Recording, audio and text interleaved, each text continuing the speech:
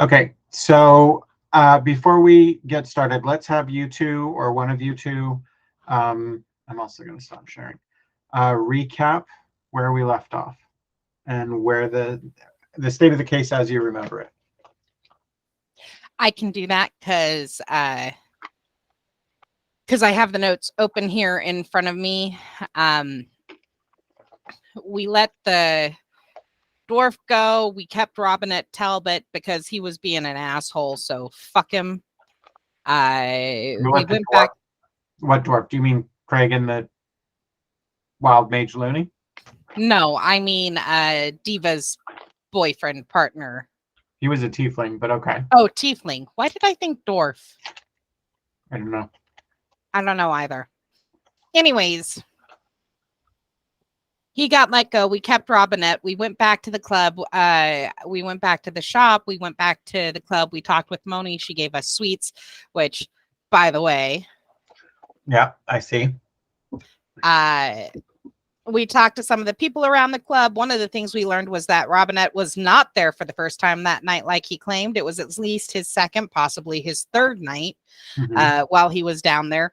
We also found out that there was a guy named, I want to say an ogre, but I think that's wrong. Orc, maybe? I don't know. He was an orc. There are no ogres in this world, but last game you said half ogre out of nowhere, and then it's stuck with you.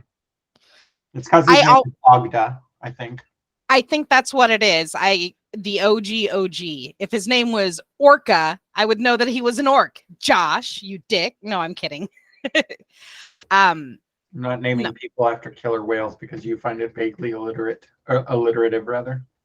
It's not vaguely alliterative. It's very alliterative. Orca the orc. Anyways, he was a yeah, it's just dumb until you go, It's all about the timing, as Roger Rabbit taught us. Okay. This is where we learned that he had a lot of blood dream powder on him. And then this is where Josh and Becky learned that an 8-ball is not a compressed ball of a baseball-sized compressed object of cocaine. Yes. Which Josh and Becky were like, yeah, partying with an 8-ball sounds awesome. That's totally enough for people to have a real good time all weekend long. And Anthony goes, no, you fucking noobs. And I did not say that. I just went, I actually said, that's adorable that you think that. And also it is, for like 3 people can have a great fucking weekend on cocaine if they have a modicum of self-control. Yeah, but doesn't cocaine take that away? As Bill Cosby, as Dr. Cosby said, come on, people. No. As Dr. They Cosby, forgot the comma. They forgot the comma. They did. They forgot the comma. But as Dr. Cosby said, cocaine heightens your personality and then immediately points out, yes, but what if you're an asshole? If you have a problem with self-control, as I and my friends said, you can clear an 8-ball in like 3 hours. Like, just everybody does a fat rail and then like a couple of fat rails, actually. That's, yeah. Anyway, blah, blah, blah. I'm muting this again. I just wanted to defend myself against you fucking noobs. I said it was no, I was just being told you fucking knew. I was being accused of calling you guys you fucking idiots or you noobs. And I was like, I thought it was adorable when you both thought kind of the same thing. Okay. Doesn't that just feel like Anthony's version of the Southern "will bless your heart"? Well, isn't it adorable? No, moving on. Anyways, Grief the Bouncer handled it. We asked him about it. All he knows is that he had a lot of drugs on him and his name was Ogda and he's the half orc.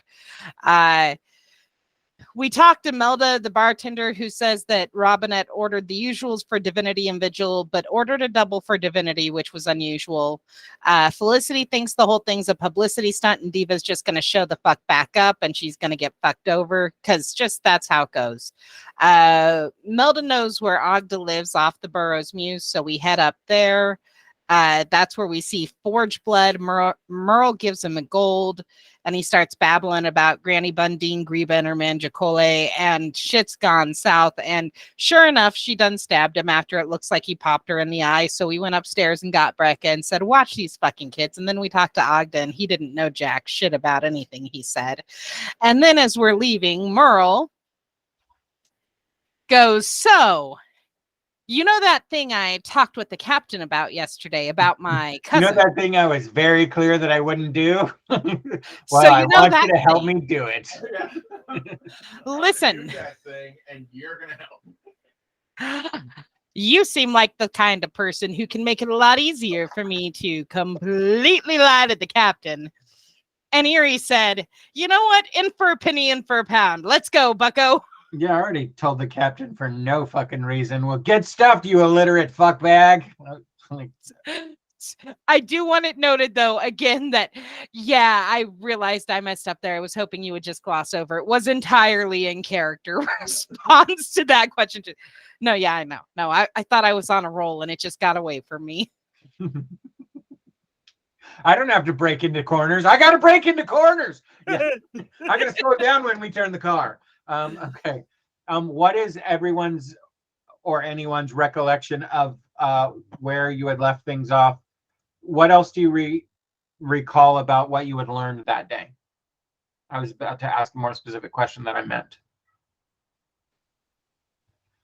Okay. We know about the drug, the not drugs, but The apothecary stuff. Yeah, the plants that were used in the powders. We figured out there's third. One a sleep aid, another a hallucinogen. Later on, we find out, and this is when we went back to the shop. And the third is an accelerant. Yeah. Not like a fire accelerant, but like a drug Evening effect. Primrose to help you sleep, Feverfew for a hallucinogenic, and Black Cohosh would just accelerate the entire process, and it would definitely mess with the memory. So we learned that much. Erie did go back and ask Terex to start pulling some records, starting with Asmodeus, Robinette Talbot, and the Rift Fiends in that order.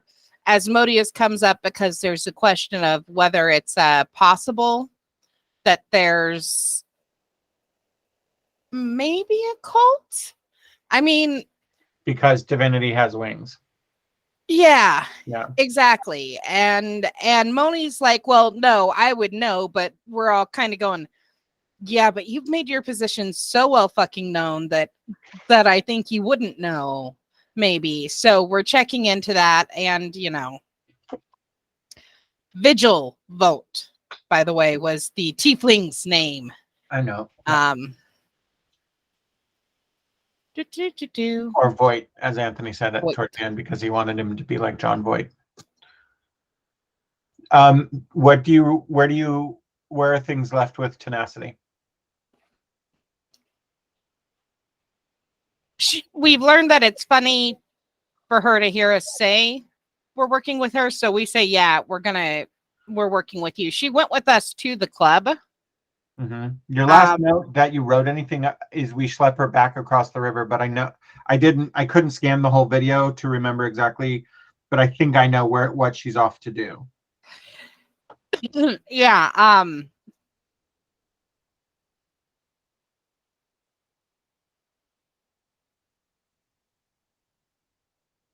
Yeah, she was going back. She was checking her own records for stuff about Asmodeus, I believe. Yeah, that's what I recall as well. Really seems like at least one of us should go back and watch these videos before we play. I just didn't. I was able to skim through parts of it. It flows way better when you watch it at 1.5 and just chop out all the long bathroom breaks and although watching it back in faster speed, it's a little easier to see. Every time Anthony does this or like that, he then immediately apologizes for just dropping napalm mats. Yeah, that. Here, let me aim it at you. I've considered gaming in another room, so but yeah, all of Okay. that took into the evening because we hung around until they were starting to get the club opened up. Right.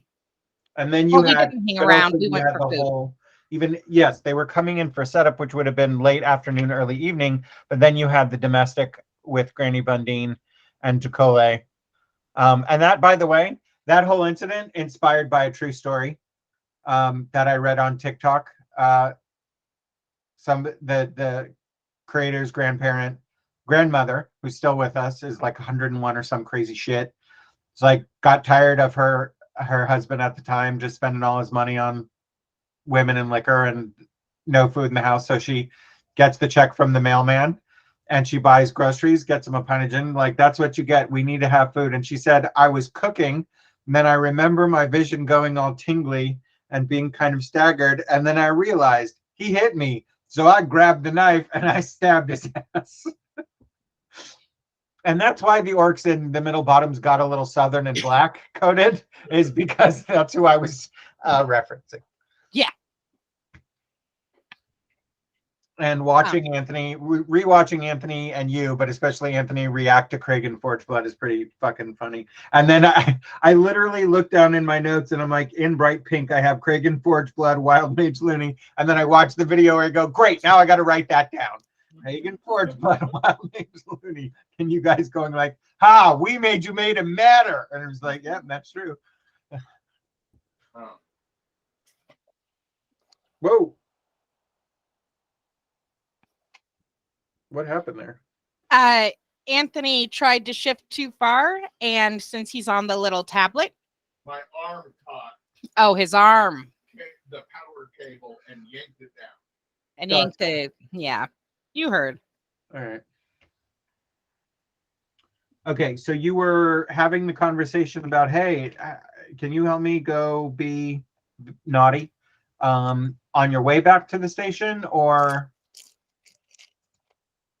on our way out? On your way out of the domestic? Okay. No, on our way out of the station, we took the. No, wait, yes, we did. No, this was on our way out of the domestic. Okay. So, because we broke up the domestic, we interviewed Agda, and Merle goes, okay, well, there might be somebody else who knows. She's up in Guildwood. You're the kind of person, Erie, who can get in there without taking too much trouble. So, and Erie goes, would this be going and doing the thing you told the captain you wouldn't do? Yes, it would. Yeah. All right, let's go. Okay, so you're gonna head directly there? I'm not sure. Yeah, we're gonna take the conveyance back first of all. Where is Guildwood? Guildwood is here. When I say here, I'm showing you on the screen that I'm sharing. So if you look at that and then look at the map. Yes, that is what I did. All right, so it's Saturday night and it's busy. Traffic is busy, so it takes you like what would be like 15 minutes in normal traffic takes you half an hour just to get back to command. And then one of you roll percentiles. I will. Okay. Pew pew. I don't know why I made laser noises. 20.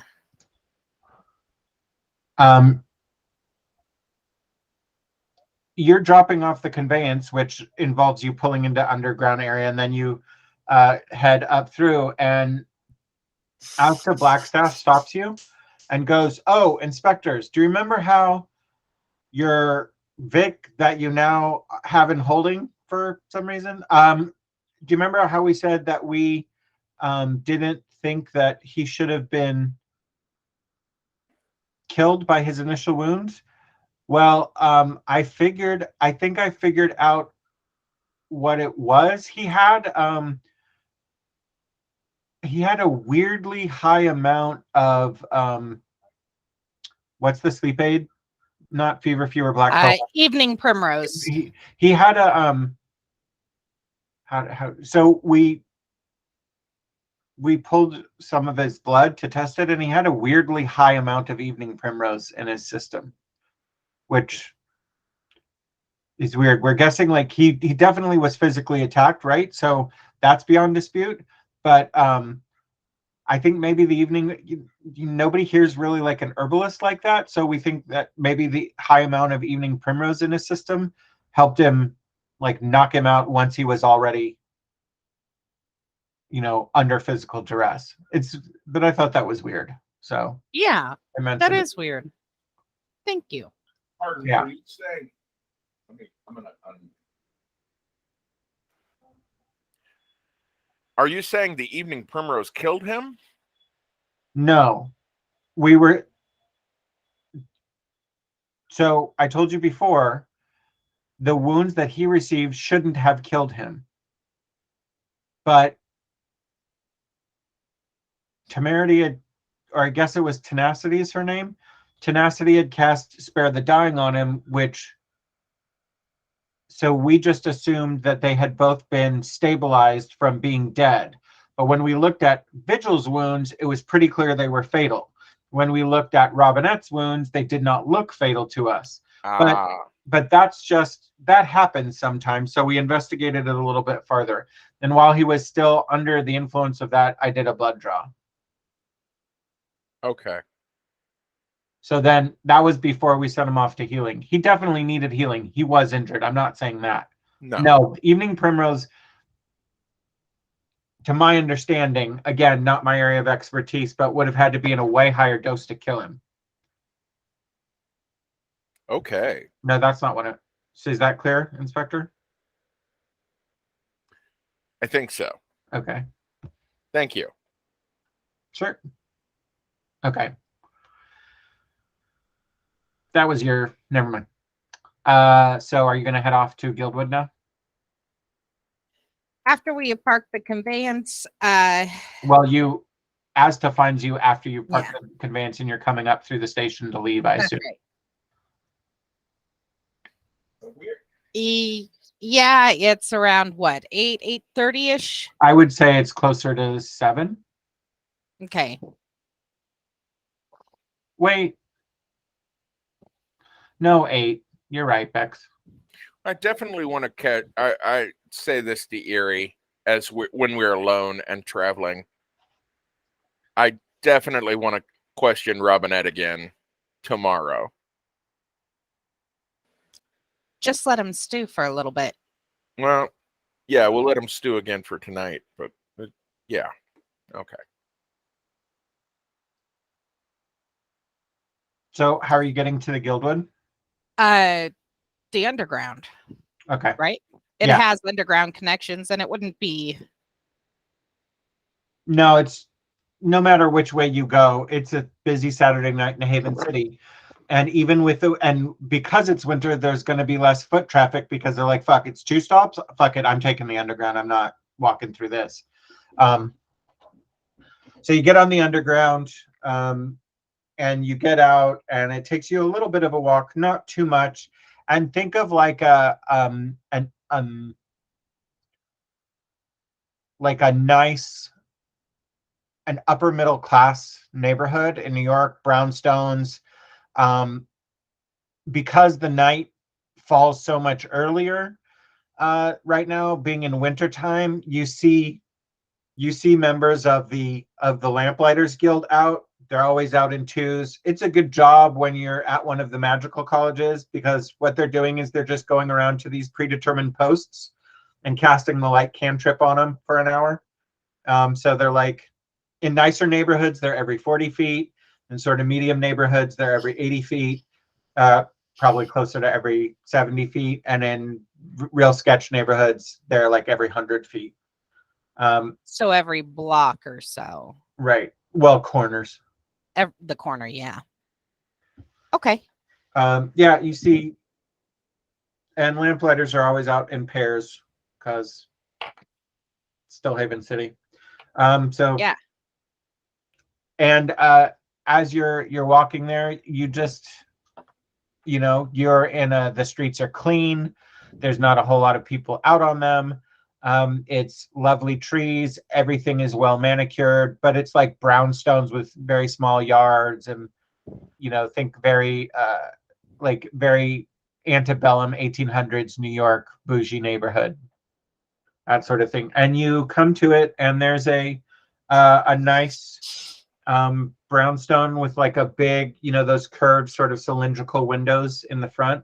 It's not a bay because bays are angled. I don't know if there's a name for it, but you know what I mean, right? It's like where it's all roundy. Right. And it'll have a bench on the inside, and it has fancy Victorian gingerbread shit above and below decorating it. All of the nonsense. All of the pretty nonsense. Fancy gingerbread shit is the aesthetic architectural term. Yeah. I think I said Victorian gingerbread shit, but sure, fancy gingerbread shit. Okay. And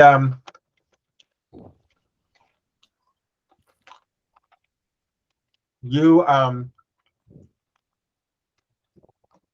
arrive at your Aunt Janice's home. Hold on really quick. I know that you set this up. Can we go back for just a minute to Erie and Merle again? Huh?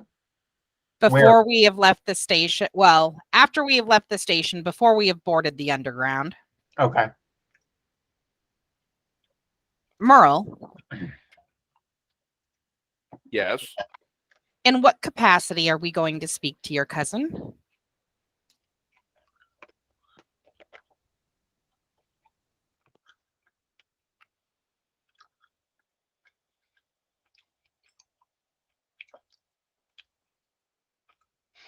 For chewing. Yeah. We're going to chew like crazy.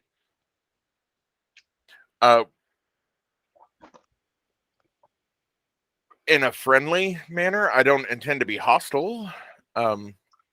You misunderstand my question. Are we going on personal business, or is this Personal. related to an active investigation? This is personal. Then we should not be going in uniform. We are not going in uniform. Nor displaying our badges. No. Okay. I wanted to be clear on that. Yeah. Yes. Then I am going to ask, actually, because Erie does have a quote-unquote uniform that she wears for work. I'm going to ask that we swing by small sales. I know it will add time. You also wear tabards, Inspector. I think Yeah. Joe and Atomic have forgotten this a couple times. You have white tabards with blue outline and the star of the Union. And I was going to say, that's what I keep thinking of as our uniform, but everybody's like, we don't have uniforms. And I'm like, I thought we did. I feel like I've had to reiterate it, so it's not just you. Okay. So we will be... Our tabard is our uniform. Yeah. Okay. So if you just pull that off, you're fine. If you still feel like that's a uniform for you because you wear the same thing every day, then that's totally a player call. No, then that's fine. So long as it's not somebody looking out at me on the street, we'll go, well, that's clearly Inspector Marisiandi. Only if they know you, but you're not in your cop clothes technically, so yeah. You don't have to wear the full, everyone wears the same. The uniformed officers, they wear tabards too, but then they have their blues under it that are all the same, right? So that's the difference. Like, you don't have a uniform, but you have a tabard, which is your uniform. So yes. Yeah. Or maybe even let's make it a little more subtle for you guys and say it's a baldric instead of a full tabard. Because a baldric's just like a sash. Anthony, I like that it's a tabard because it's got the... Say the baldric is the equivalent of wearing your thing badge on that necklace. Yeah. But otherwise, yeah. Okay, that's fine. I like the full tabard too. It's also easily recognizable. It says, hey, motherfuckers. But we're not going. It's the difference between the badge on the necklace versus the full windbreaker that says NYPD, police, sheriff, whatever. Yeah. Yeah. But just wanted to be clear, we are going as Erie and Merle, not constable inspectors.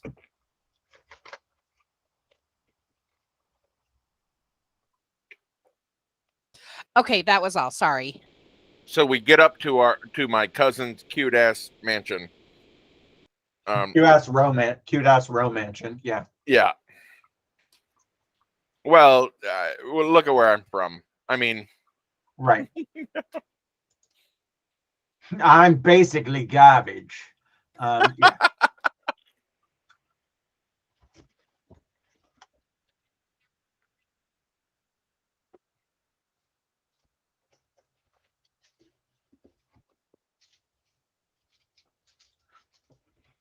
I knock on the door. Okay.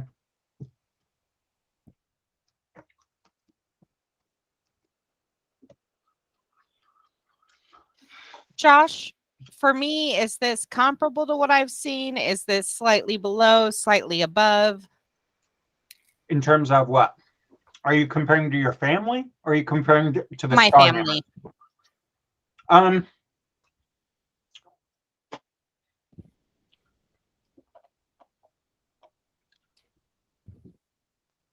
Your family is old professional money. This is sort of medium or middle-aged tradesman money. So there's a very different aesthetic to it. Like, your parents are not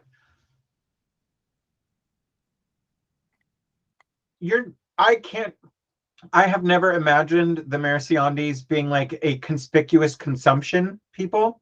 Like we don't need, we don't need a Porsche, a Tesla, a Range Rover, and a Ferrari. We just have the top of the line Range Rover and the most expensive Jaguar, right? And it's not a lot, but it's all very high quality. This is a little more, it's quality, but we're going to have 6 of what we really only need 2 of to show you that we can have 6. It's the nouveau riche It's versus not these. nouveau riche. It's 3rd or 4th generation. You are generations. Your family was tradesmen in positions of power, probably pre-union. And these are like 2 or 3 generations. They're not nouveau riche. They're not new money. But they are also like, comparatively, they're still showing off. They're still kind of showing off. Right. Okay. I was just curious if I should be odd or not, and it sounds like no. Okay. Odd as in ODD or AWED? AWED. Okay. I'm always ODD. ODD. So I want you to know, before you give me any shit, I rolled this randomly. So Becky in her face. So the door opens and a colored, similar to the kitten you just showed me, in sort of the domestic role, as a tabaxi gentleman. They're impossible to tell their age. They just don't fucking age the way non-fur covered people do. And he goes, and cat don't crack. And cat don't crack. He opens the door and he goes, "Yes, may I help you?" Hi, I'm Merle Sanderman. I'm here to visit Janie. Is she available? I am arriving unannounced. So Madam Mercer is not expecting you? No. Do you mind waiting here? Not at all. Closes the door. Actually, doesn't close the door because they're an actual butler and know how to do their job. And goes, "May I get your names, please?" You said Merle Sanderman, and you are, miss? Eritrea Marisiandi. Thank you. And what is this regarding? Familial squabbles. Familial squabbles? Am I to understand that you are a relation of Miss Mercer's? I am her cousin. Oh, please do step in the foyer then. Thank you so much. Please wait here while I go get her. Out of sight of the neighbors. Yeah. Um, he disappears upstairs, and then a few I'm minutes. going to assume he knows everything. He knows everything about everything. That's the Okay. first thing I'm going to assume about this gentleman. And then not too long later, your Aunt Janie comes to the banner. My cousin Janie. Your cousin Janie, sorry. Your cousin Janie comes to the banner and goes, "Why, Merle, as I live and breathe," and comes downstairs. Hi, Jane. He goes in for the hug.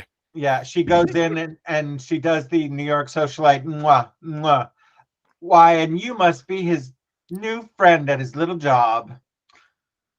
This is my partner. Ah, Eritrea, partner. Merciandi. Well, welcome to our home. Please, please.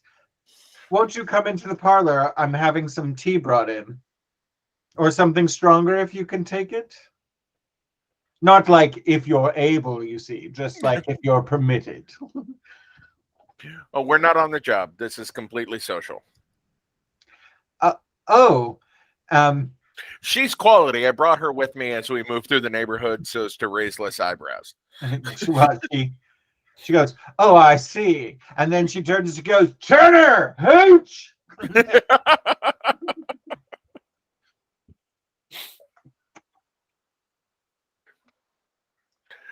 I needed one family member I could unapologetically like. So, yeah. She goes, "Oh, well, Ms. Mariciandi, then if you are here to make him look more respectable, then I can talk like myself instead of how I normally have to talk when I move in my typical circles. So do come in." And she goes and sits down on a button tufted silk settee, and goes, "So I can't say I'm not happy to see you because I very much am, but I'm wondering what brings you all the way to the Guildwood." Oh, the murders of our cousins. I wanted to see if you had a lay of the land a little better than me, or think someone knocked at the door. What's that? Sorry, kid.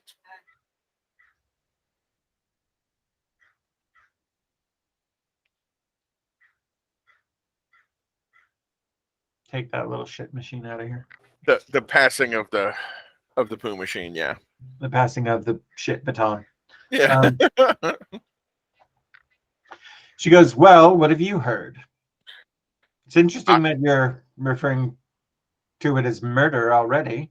Such a policeman. Oh well. And you can tell that like some of this, high society life is sort of rubbed off. Like she was putting on a full act before, and now she's dropped that mask, but it's still sort of crept in, Yeah. Well, tell me what you know already, and then I'll fill in the blanks. Oh, I can't find the name of my second cousin that got killed, Josh. I got They're the ones in strike through. well, yeah, I only got one. I got little Danny. It's right under him, dude. Okay. Danny and Little Frost. I don't have Little Frost. I may be looking at a different backstory. Sorry. No, you were just in it. Well, that's very strange. Hang on. Here, let me highlight them for you.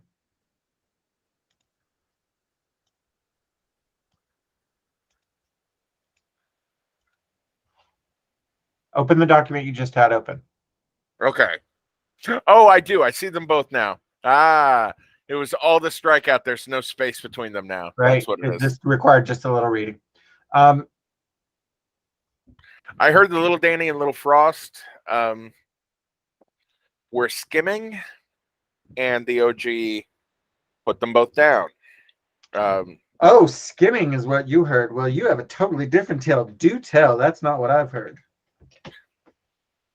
Well, I have what the cops heard when they very politely asked me to stay out of it, stay out of the investigation. I told them I would stay out of the investigation.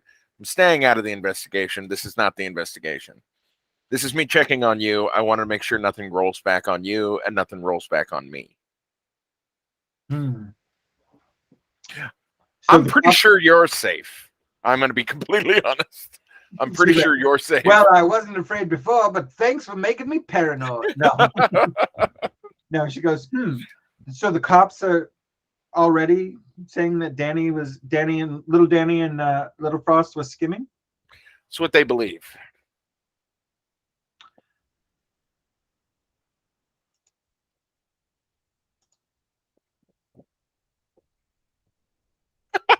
Roll a wisdom save, Vance. A save. I don't care for that. And no advantage. Yeah, I didn't think so.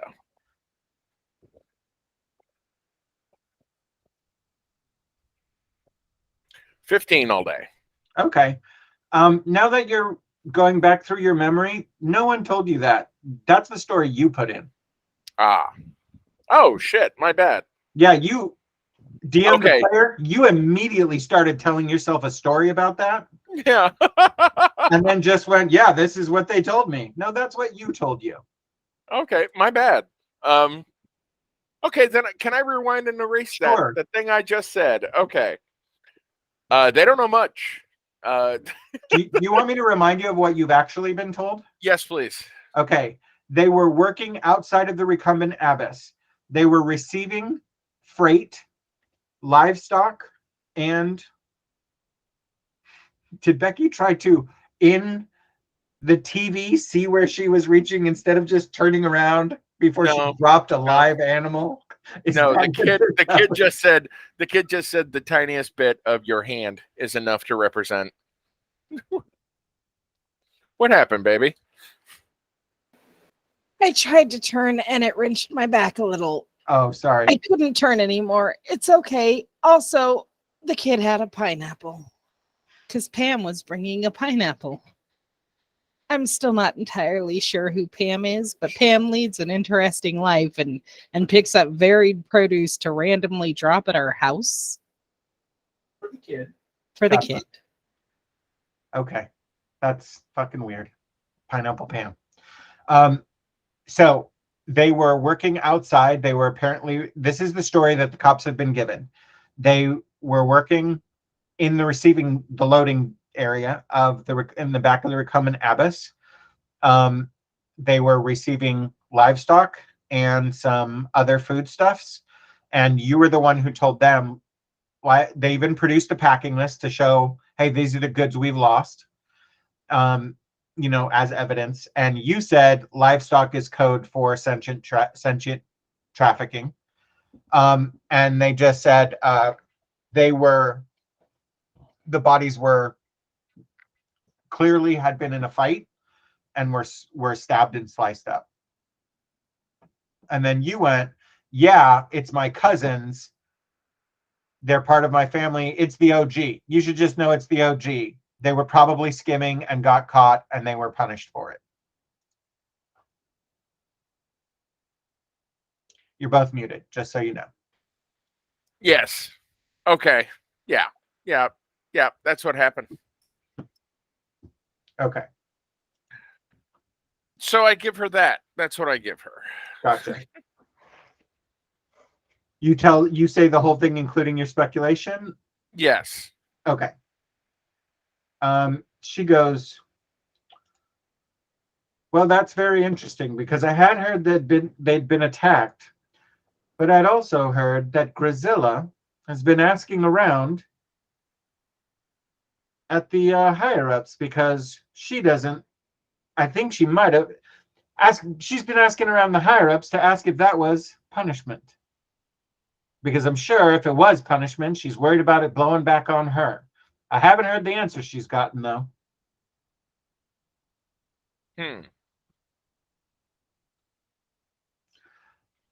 For what it's worth, I don't think it's going to blow back on you either. Because if your mother's asking if it's punishment, then she's not aware. If they were skimming, then she didn't know it.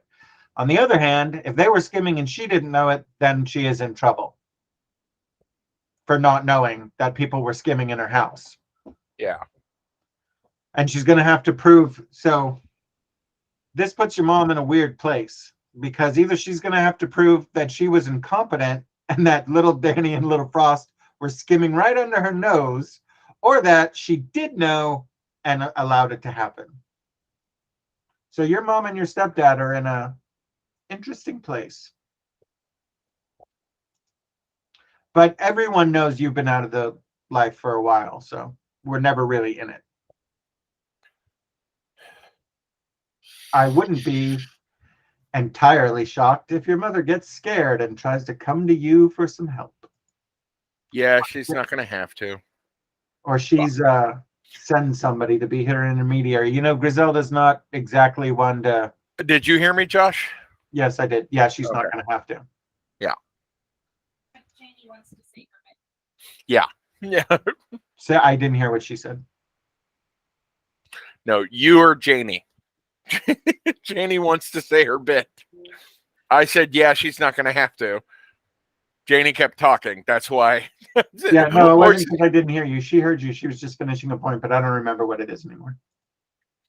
she's going to send an intermediary to talk Yeah. to me. Oh, because your mother was never really good at asking for help. No. Ah, this is a bummer. Of course, it all just could be a front. I mean, if she gets caught condoning skimming, she's dead for sure. If she gets caught just not realizing it, she can maybe make her way out of that. Maybe not make her way out. Maybe Make amends. Yeah, make amends, or blinded by family, blah blah blah. You know how the OG is. Yeah, I do.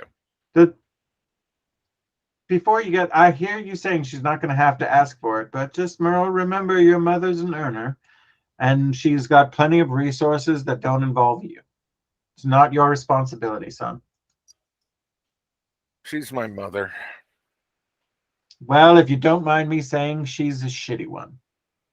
No, that I completely concur with. Grisella. There's no D. Grisella.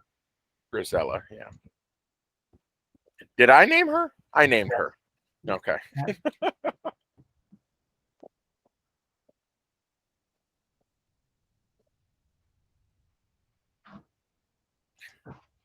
It was the stabbing that made me think that it was retribution for something from the old guild. Yeah, no, I mean, your read of the situation makes total sense, but yeah, with your mom's reaction, not so much. Yeah. Okay. I thank you so much.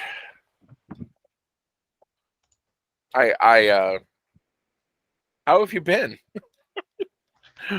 Well, I've been lovely, darling. My husband is so obsessed with his work that when he comes home, he's only got food and a couple of other things in mind, and I get to spend the rest of my day doing what I want when I want. I'm really enjoying not living in, not being Poverty. the guild. Yeah. Yeah. Yeah. No. Yeah. How And are then you? How are you? and then I proceed to catch up with my cousin, Okay. who I don't talk to hardly ever, and I spend like an hour, 2 hours, like however long she'll have me. So there's like really good tea brought, and then medium shelf, like hooch tray, like on wheels, like a fancy gilded thing, and then like cookies come, and then like other baked goods come, and then she's like, "Who wants cheese?" And then a cheese.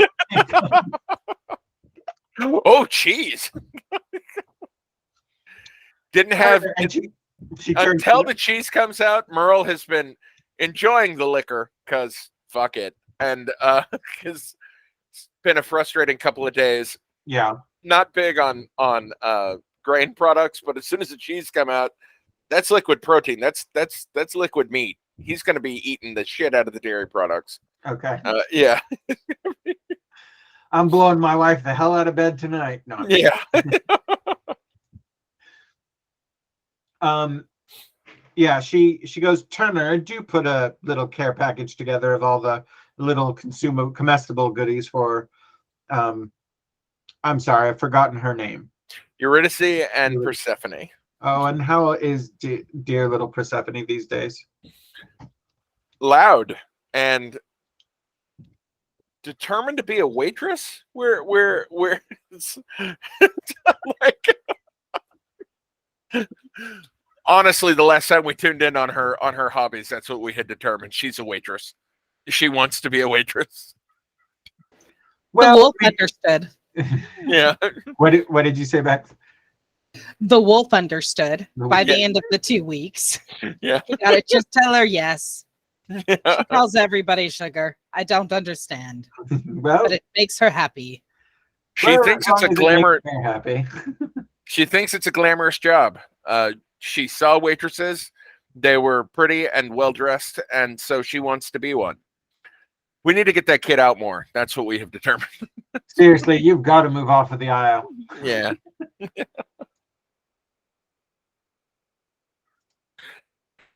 Oh, Jesus Christ! That might be a nice side project for Merle and Persephone. Moving off the Isle of Dogs. Eurydice, rather. Yeah, moving off the Isle of Dogs. Yeah. So, total fucking sidebar, and I'm sorry to break into the role playing. Does anybody remember what I told you your either weekly or monthly salary was? Not offhand, no. Okay, I think I remember what it was. I don't, of course, have it written down anywhere. So, I think I told. So just from salary, I think what did we say, Becky, that it was about three months later since your training mission. So we're going to say that your salary, just based on the expenses given in the player's hand, we're going to say your salary is 10 gold a week. And so you should both, when you remember, add, at this point, we're going to say 3 weeks. So we'll say 12 weeks, right? So 3 months, 12 weeks. So add 120 gold to your character sheets. And that's not deducting any rent, but the gritty realism doesn't have to be that gritty necessarily.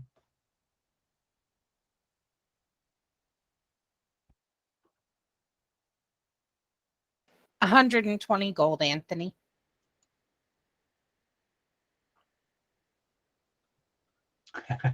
I can see Anthony using the bottom lenses. Just the way his face is. Also, I've just decided I'm not going to the optometrist. What I don't know can't hurt me. That's how I felt about the dentist. And they took 2 of my teeth. No. See? Those motherfuckers. It didn't hurt. Yeah, but they gave you new ones. No, they didn't give me a new one. Or is it? Oh, it's this side. Anyway. Okay. Well, you have a more or less lovely time with your cousin. Excellent.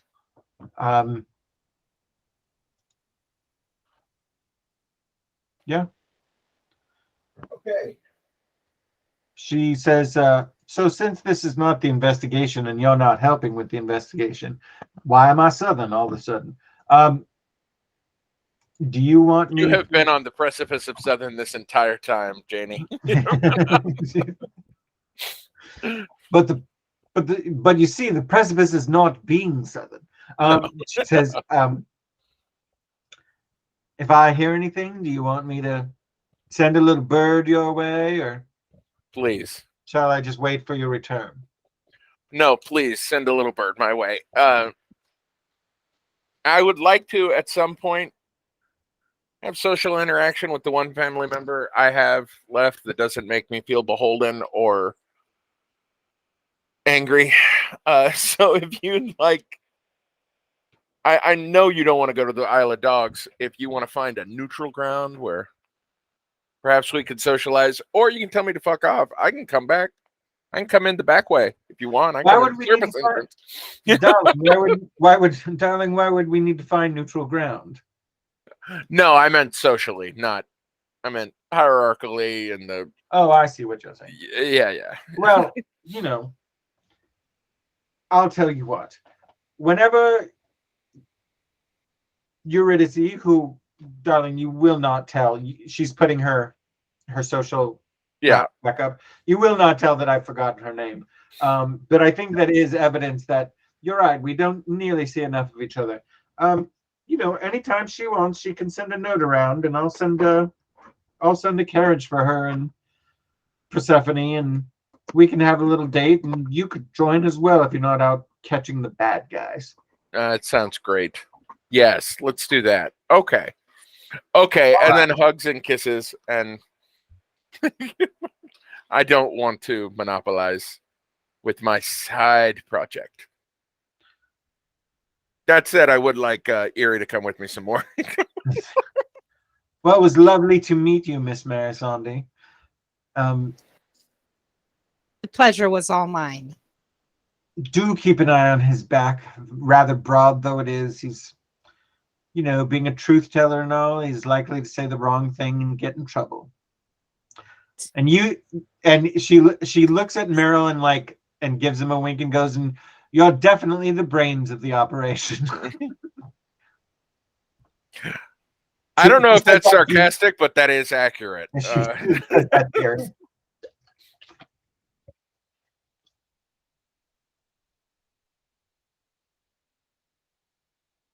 Okay, you're both muted, so. Okay.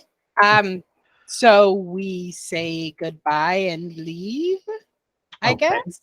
Yeah. I don't know. Sure. Okay. Well, you said for an hour, and then you wanted to not monopolize anyone's evening. Yes. Okay. How's your back, Becky? It's better. I just twisted the wrong way and got a muscle spasm where it, those ones you'll get up your side. Yeah. As we leave, I'm talking to Erie. You should unmute yourself. As we leave, I'm talking to Erie, who had to mute herself because I had to say that.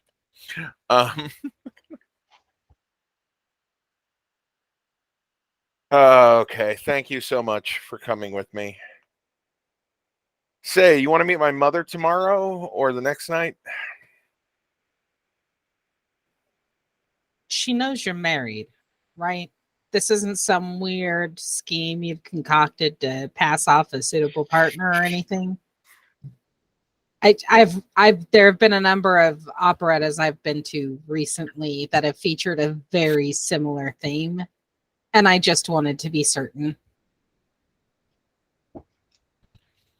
No, I want to have as little contact with my mother as possible, actually.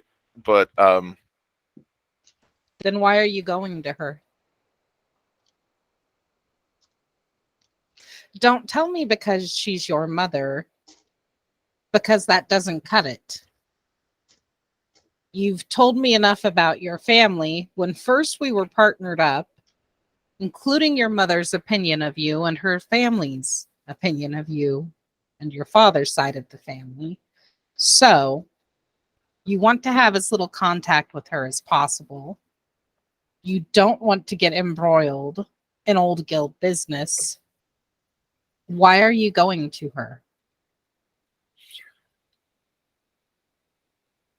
because she's the captain of the dog isle of the Isle of Dogs. Whatever else she is, as Janie said, she's an earner. Someone will take up her spot after she loses it, but if there's bloodshed on the Isle, it's not just going to be with the OG.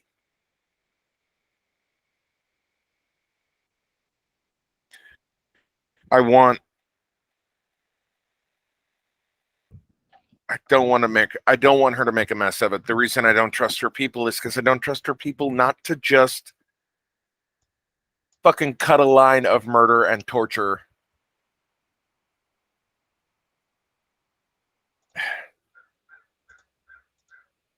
Because I'm dumb. That's why. Because I'm dumb. I think I can stop this from being worse than it might potentially be. But that's probably wrong. You're probably right. I should I should leave it alone. I'm not saying you should leave it alone. I'm asking why you want to go, and you've told me why you want to go. You want to go to try and keep the peace. I understand that. So we'll go and we'll meet your mother, but you have to talk about your wife. I swear to all of the gods above, if this ends up being an operetta, I will personally murder you. I won't even do it in your sleep. I'll find you and I'll wake you so you can see it coming. No, that's not what's happening. Also, I have no voice for singing. I know. You know who sings this song? Yeah? Let's keep it that way.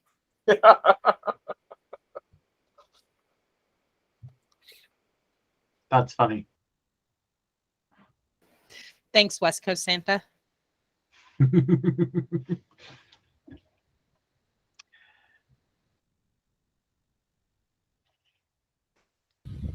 Okay. All right, so it's about 9:30ish. Going home. Going home, going to bed. Okay. Well, let me rephrase. It's Saturday night, so I'm slogging my way home as is eerie, and then going to bed.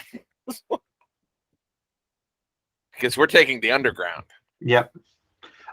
It's still kind of party night. It's busy. It's going okay. Okay, so from the Guildwood, which is there, you live in Small Sales, right, Bex? Yes, I do. Okay, so it's like probably a direct line to Whitechapel, and then go away. Okay. You guys are, I mean, you're going roughly the same direction, especially to begin with.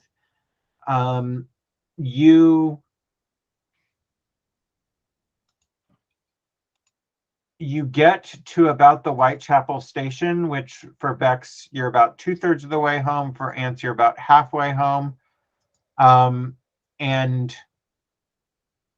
oh, where did you like just put your uniforms away in like a backpack or a bag or something? What did you guys do with your uniforms and your badges?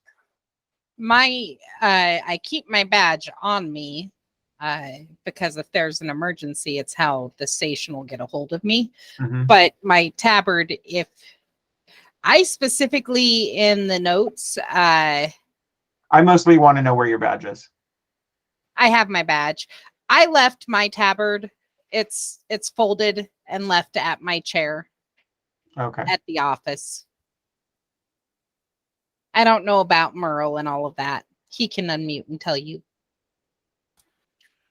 I left my tabard back at the office. I have my badge in a pouch on my left hip. Okay.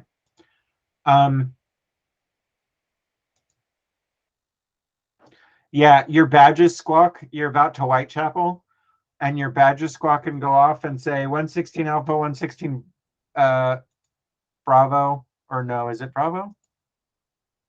What is it? Alpha, Omega? Bravo, and then Mu is the hidden third badge. Oh, okay. 116 Alpha, 116 Bravo, please report to command. Lieutenant Yavelda says there's a similar case happening in the Middle Bottoms that she wants you to take a look at. Please state your time inbound to command.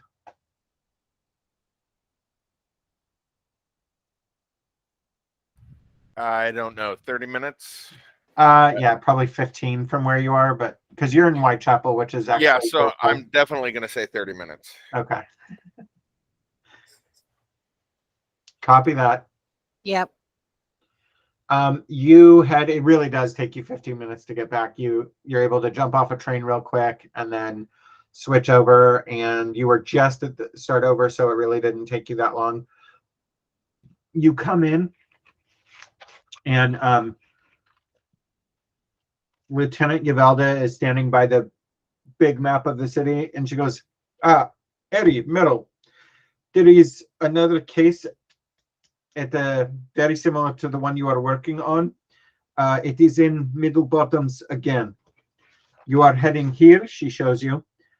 You are heading to a place called the Brass Bear.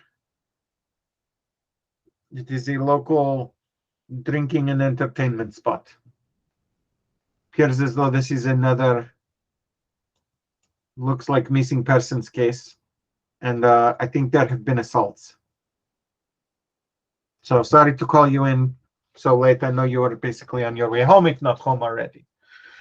But I think it might be connected to your case, so I need you to go. Unless you want me to hand this off to another team. I know it's been a long day for you. What was it called again? The Brass Bear. Yes. And then where is it on the map? She shows you on the map. It's about 4 blocks away from Ogda's apartment building. From the it's called the Something Muse, which is where The you have to Burroughs Muse. Burroughs Muse to go talk to Ogda and your new friend Cragen and Granny Bundine and all them. It's about 4 blocks away from that.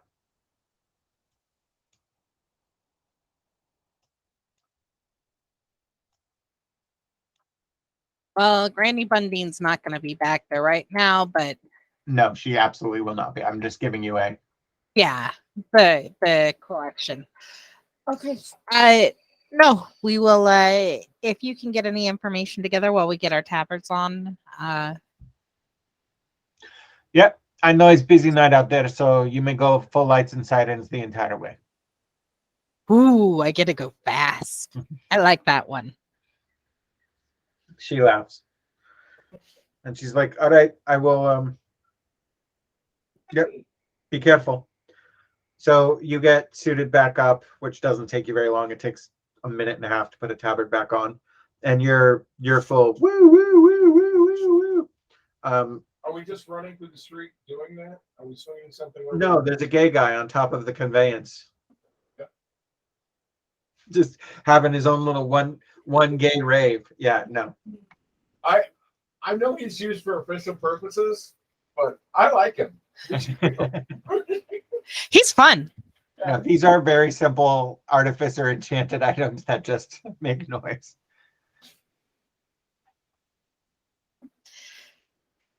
All right, I'm gonna run to the bathroom and then we'll keep going.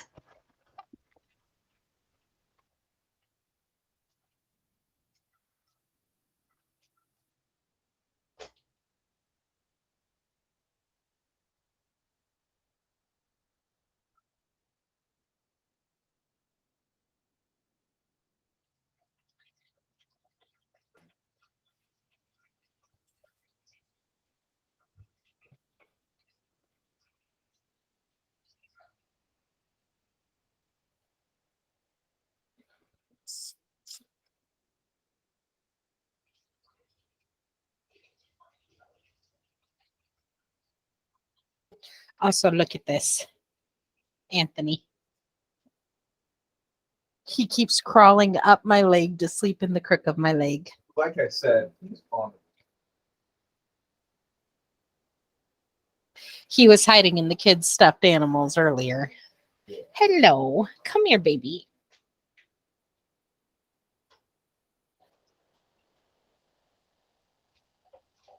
Will you turn off the fan, though? I don't think we need it anymore. Or at least not at the high speed. We'll turn it down. Hello, Josh. Hello.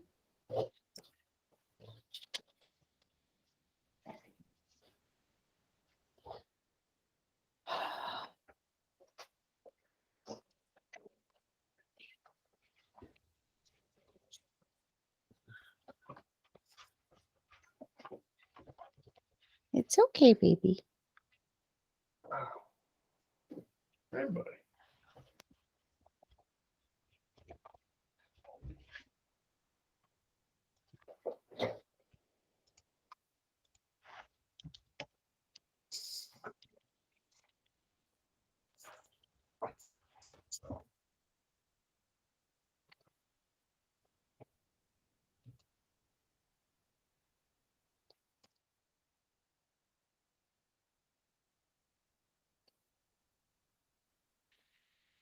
La la la la la. I'm saying things into the microphone.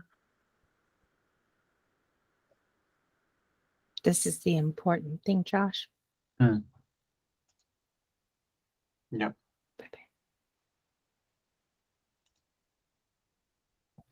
I turned it on low. A little bit of half left.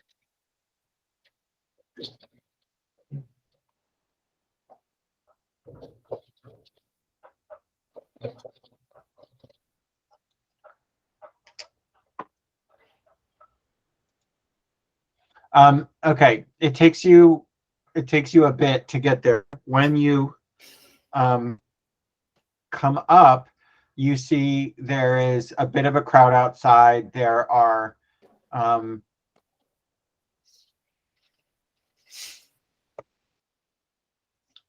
four uniformed officers sort of keeping a bit of a. The Brass Bear is not the size at all of the Haven in Hell, but it looks like it was a pretty full spot. There's no inn here. It looks like it's just a tavern that maybe it's a largish tavern, and she said there was some entertainment. That Lieutenant Uvalda said there was some entertainment. There's four uniforms sort of keeping a bit of crowd control, and then there's as you walk up, there are two others who have three people in shackles separated. There are two to one side, and then there's one to the other. The two to one side are a tiefling and a half orc, and the one to the other side is a human, sort of a light-skinned Latino complected looking human.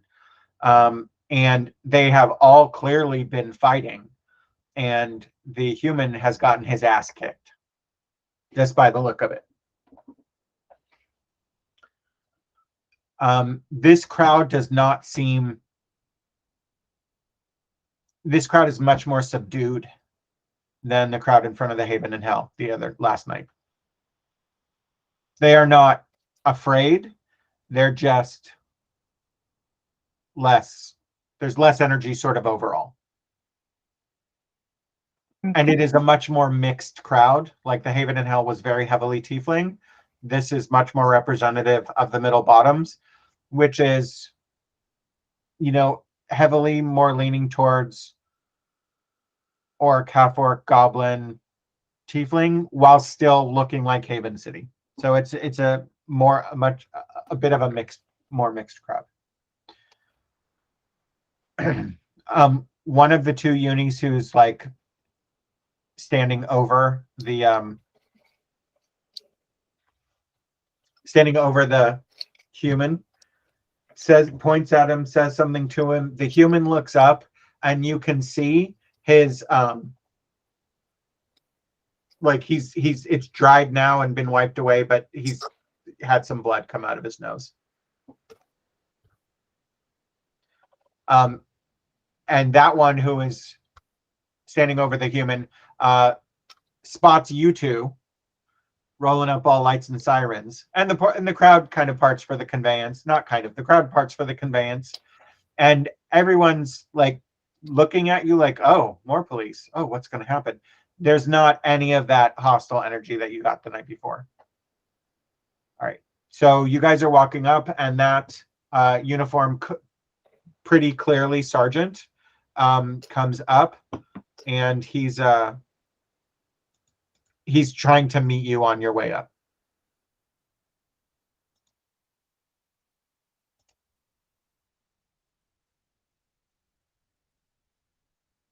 Sorry, I see you guys doing. I'm waiting. As we go walking up, and he comes up to us, we'll stop if he wants to talk to us before we reach the rest of the group. Yeah. Not like stop and make him come all the way, but like when we meet, we'll stop. Right. He goes, "Hey, I'm happy to see you two. So you're taking over for this mess, or I'll tell you, do you want to know what we got so far, or are you just in a holding pattern too? Let me know what you got so far. Well, I mean, he goes, well, if you look at these three, you could definitely tell what happened. These two jumped him, but the reason these two jumped him is apparently somebody broke into the back where, the entertainers were like in their dressing room or whatever and snatched the top act. Who's the top act? They're telling me her name was Rumor. I don't know about her, but apparently it's some very special tiefling named Rumor. And they're thinking it's sorry, I just want to be clear. Old light skin over there who broke in and snatched her? Well, Or apparently words. Did you know? Do you hear about what happened down at the Haven in Hell last night? Yeah, we caught wind of it. Friday night. Yeah. That's last night. Becky, it's Saturday. He's like, that's not your case, is it? Oh, well, it's already gotten out into the community. There was something with a Humie, I guess. This is a hobgoblin, by the way. There's something with a Humie, I guess, and so another tiefling gets snatched, and these two civic-minded gentlemen, he says with a sneer, apparently took it upon themselves to, and he's not so loud, and there's crowd noise. He's talking at a normal level. I feel like I'm shouting because of the computer, like I'm doing the old person on long distance volume level. He said, well, apparently the cell phone. Yeah, apparently exactly. Apparently these two civic-minded individuals took it in their head that he had something to do with it because he was human. And the next thing I know, we're getting called to beat up. We first got called for the break-in, the snatch and grab in the back, and then on our way to here, we got another call that a fight had broken out.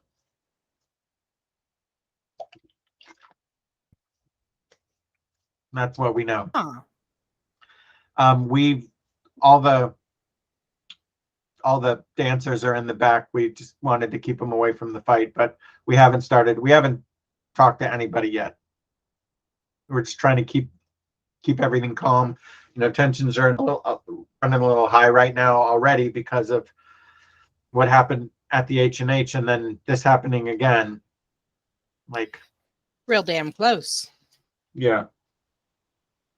All right. Can we actually have myself so I can see my camera now so I can tell when it goes weird? Yeah. And sometimes it's like when you move out of center and sometimes it just does it on its fucking own. I don't understand. The camera has strong opinions on how much of seeing me you need to do, and surprise, it's way more than I'm comfortable with. All right, Sergeant, what's your name? I'm sorry. My name is Gothrak. No. Gothrak? Gothrak.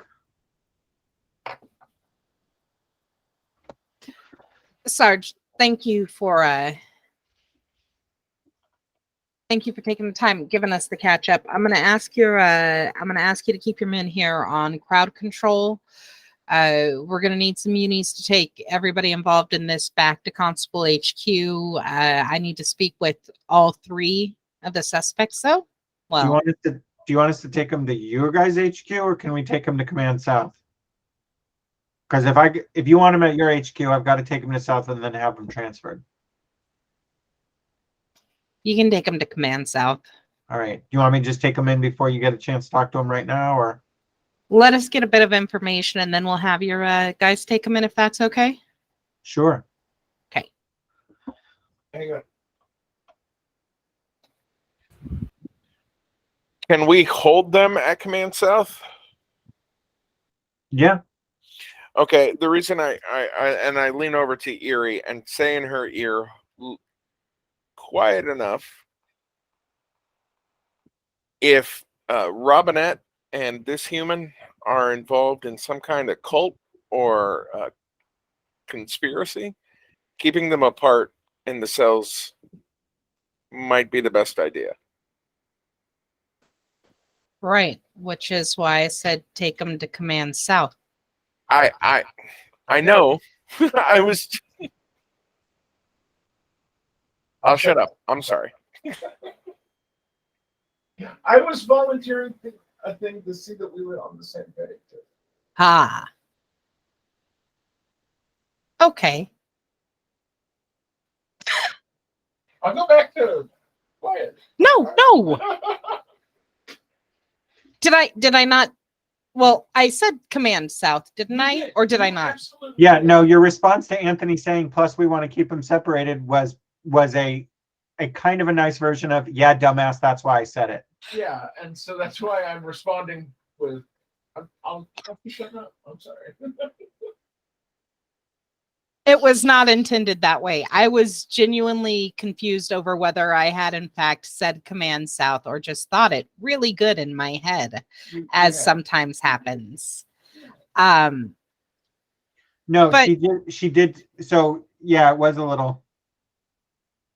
Anyway, we're all on the same page now. Okay. Yeah, well, and Erie will respond tomorrow with, it's a very good point, and I'm not opposed to it. I honestly wish we had, well, I don't want to say more places to hold them. That just seems like we'd look for more people to fill up those places. But Oh, all right. Do we want to separate the two over there? You take one, I take the other. sure. Question them together and see which one is the leader, which one is the brains. Yeah. Okay. All right, so we're going to walk up to the handcuff pair, the tiefling and the half-orc. Okay. They're like out on the street here. Yeah. They're like sitting on the curb, such as it is. You walk up to them. They're looking like the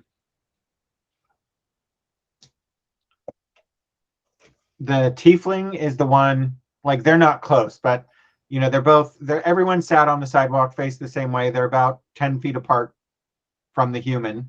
The tiefling the human is 10 feet to the left of the tiefling, and the tiefling is turned just full on mean mugging the human, who is just, well, his hands are bound, but he's just doing that. Have you ever watched an episode Cops where like kind of an entitled, like a, just, this is the, how can the police do anything to me? I'm a white boy. And then just like this, just doing a full, he's not saying anything, but his whole body language and his head shaking is just giving, this is all bullshit. Like he's as annoyed with it is anything that you're getting off of, and he's not saying anything, but like the tiefling's like staring at him like, I'm gonna fuck you up. I'm gonna fucking kill you. And the human is just like not paying attention. He's not like he's pretty studiously not looking to his right. While also got that, this is bullshit. I can't fucking believe this. That sort of situation. Does that make sense? Yes. Okay. Internally, Erie is on his side thus far. Sounds like dude got jumped and tried to defend himself and shit went sour. But she's saying none of this right now because we're walking up on all of these guys and I'm just observing them. What's the half-orc doing? Ogres don't Half-orc, exist. so like the tiefling is looking, I'm like, look at, I have my picture muted, so I don't, how about I am able to see myself. So they're both like hands behind back, and the tiefling's like,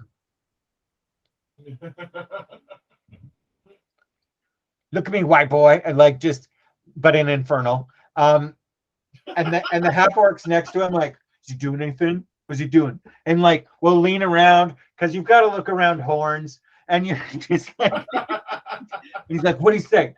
And then occasionally, look over here, motherfucker. Just like the two of them are still pretty riled.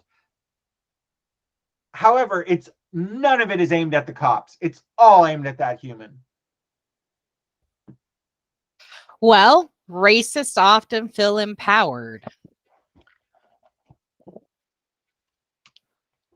Okay, so you walk up and that's what you see.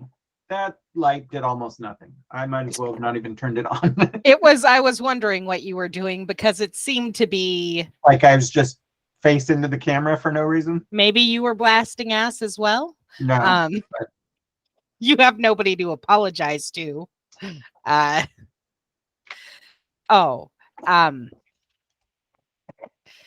right. So I'm going to go up, and the way I'm going to walk up, I'm going to purposefully go up so I'm in front of the tiefling, and I'm kind of nudging Merle in between the tiefling and his view of the human. Right, so you create a physical block. Yeah. Yeah. And here's the good news. I don't need to kneel down to be on eye level with these guys, even though they're That's true. I made the joke before anybody else could. You are crazy.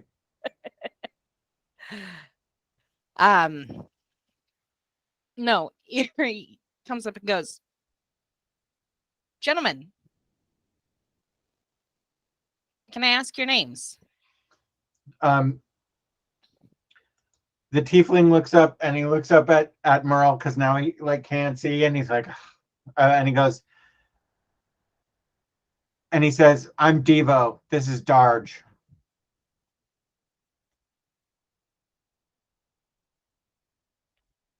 Devoted? Devotion. Devotion.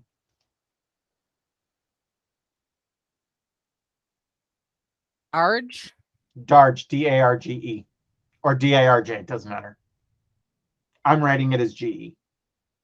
Well, then I'll put it as GE as well.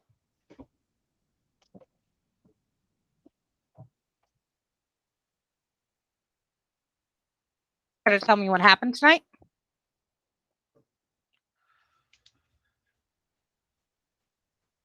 And he goes, well, I mean, we were between songs inside, and everybody heard the door slamming and a bunch of screaming from the back. And then one of the girls comes out and says, rumor's been taken, and everyone kind of looks around at each other, and then that hairless ape starts looking all sketchy and dodgy. So we figured he was probably in on it because everybody knows what happened in the H&H. And everybody knows that it was, that some human had to be involved some way. And just double checking my memory, but you let Vigil go, right? We let him return to his home, yes. Yeah. And he goes, I had to remember which one was Vigil for a moment. Sorry. What? You mean you haven't been writing this for weeks and weeks and you don't just have the entire main cast memorized? How unforgivable of you, Becky. Accurate. Yeah. So he does not mention Vigil. That's just the DM sort of backcharging. And, everyone knows in the alley that it had something to do with some human, or that there was some human involved in Diva's disappearance. So, I mean, what is he even doing here anyway? I'd imagine trying to enjoy a show at the club. Same as you. Yeah, or maybe on a lookout for whoever took Rumor. What can you tell me about Rumor? Wings, wings, wings, wings, wings, wings. George goes, they don't know who Rumor is?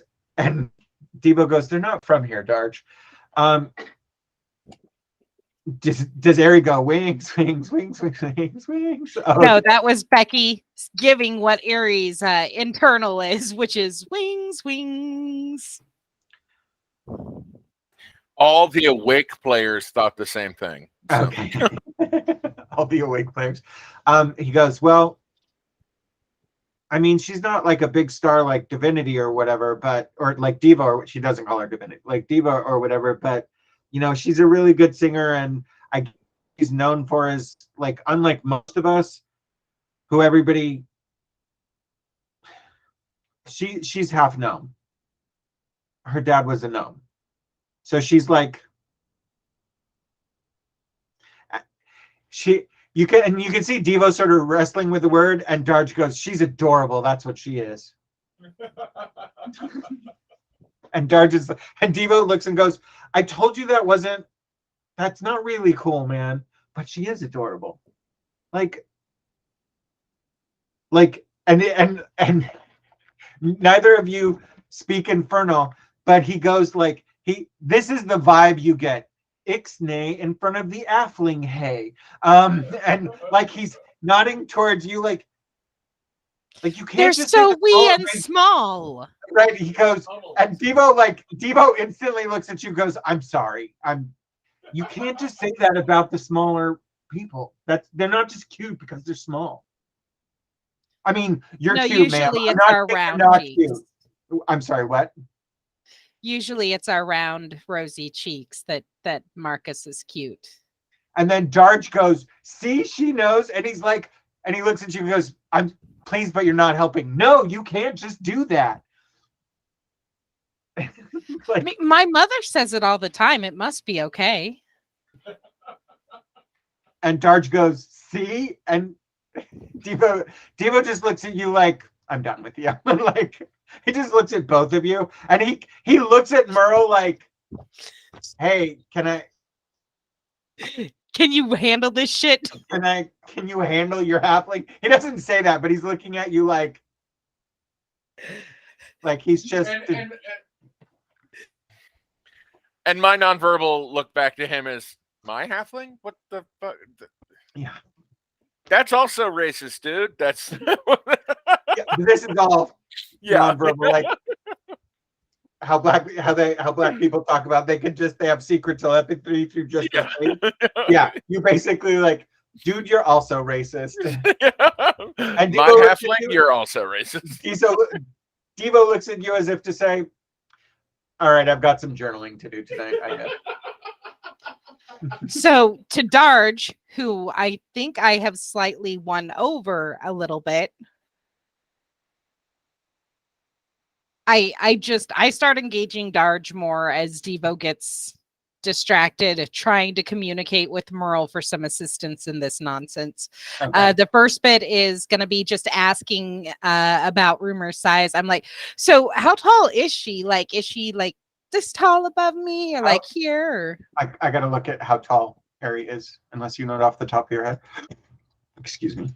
I believe she's 2'7", but let me double check. No, 2'10" is what's on your sheet. Okay, then, yeah. He goes, oh, she's like maybe like a head taller than you. She's like a 3.5 feet-ish tall. And her mom, well, they say her mom was red, but I think that's because she's kind of bright pink. So I think that's what everybody assumes. That her mom sounds adorable, is what I say to Erie. Devo. Guys, you can't say that. It's not cool. No, that is not what Erie says. Anything else about her? So she's like, is it like a bright pink or like a pale pink, or? They look at each other for a second. It's pretty bright. This is a red tiefling, and he's like, I mean, but he's more of like a deep, like a brick red. Like, yeah, like even like a dark brick red. He's like, yeah, she's pretty. It's a pretty bright pink. Okay. And you can ask anyone in the crowd. She's pretty well known here. Like but it's not just because she's small and because she's half gnome. It's like she's a really good singer.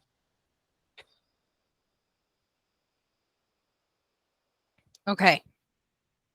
But also special. Well, anything else about her? Like what she looks like? Anything else special you can tell us? I'm asking because unfortunately what occurred here tonight is assault. You are going to be arrested. You're going to have to go to headquarters south. They're going to process you in. It's going to take some time. You're probably going to be pretty tired by the end of it. And I'd rather not have to wake you up from a dead sleep to answer more questions.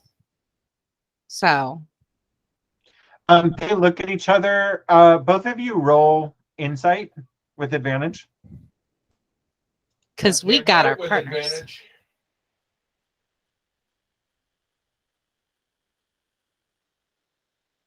I had to find inside. 16 all day. 17 all day. So competitive, Becky. Okay. I'm winning. What you're getting off of both of them is they're not holding anything back. They don't. The question's a little vague. They're not. They don't know what to answer because the question's a little vague for them. Okay. They're like, I'm Let pretty me sure she's rephrase. from around the way. Like they're now like casting about, right? They don't. Anything else about tonight you think is important to tell us? They go, oh, other than somebody breaking in, no. And they look at each other like, no. How often do the two of you come here? Oh, we're regulars. Like, we're from around the way too, so probably, I don't know, twice a week. Okay.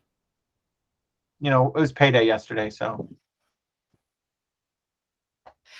I suppose this means you'll be saving at least some of that payday then. It's probably going to bail now. These are the risks. All right. Well- Officers are going to come and take you off. All right, well, Darge goes, well, if we're going to jail anyway, can we finish beating him up? And like both of you on your same insights, it's a genuine request. No. No, Darge. That's still assault. And the crime that you're accused of, Is assault. you So want to go ahead and not tell anyone else in uniform that you were guilty of assault.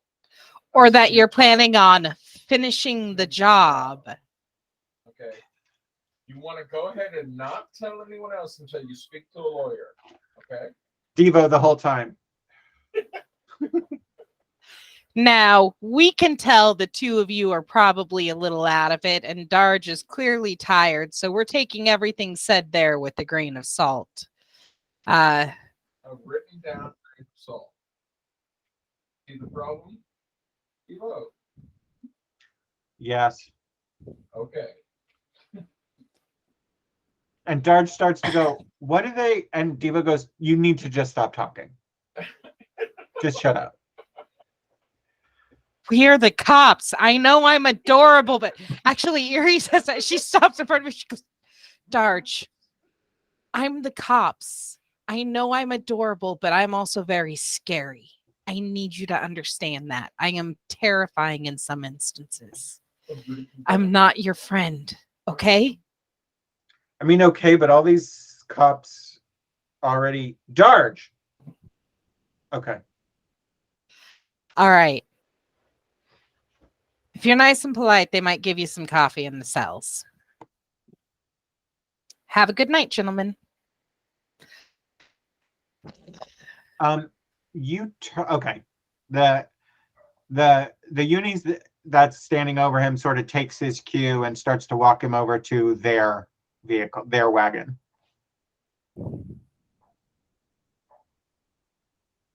Give me a moment to catch up on notes. Okay. Let me know when you're ready because I've got a bit of narrating.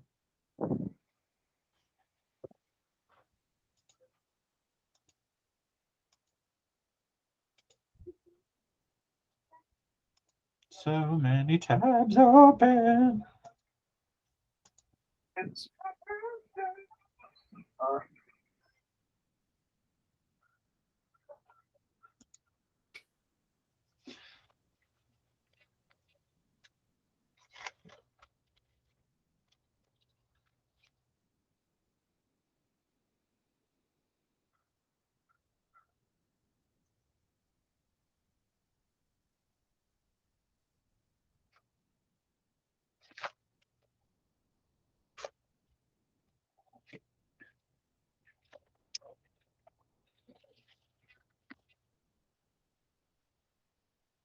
Right. Oh no, it does help some. Okay.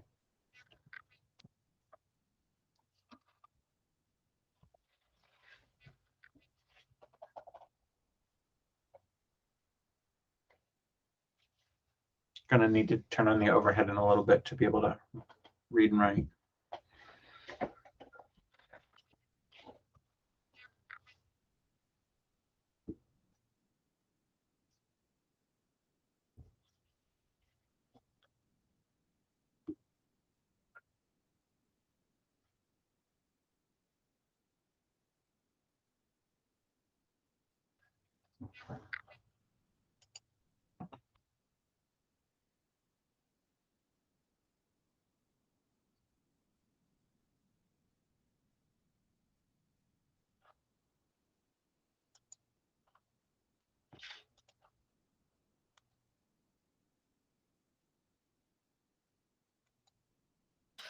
Okay, I am done with my notes. Catch up. Sorry. Okay, There's what's your next move? Are you walking over to the human? That's my plan, unless Merle wants to. Do you want me to take the lead on this next one? Because you said we were going to split them up. I didn't. Okay. I will take the lead on this guy. Okay, I'm gonna mute myself then. Okay. Merle, as you two are walking over, you notice the front door of the Brass Bear open, and Percy, the maitre d' from the Haven in Hell, is talking to a gnome in super fancy clothes, and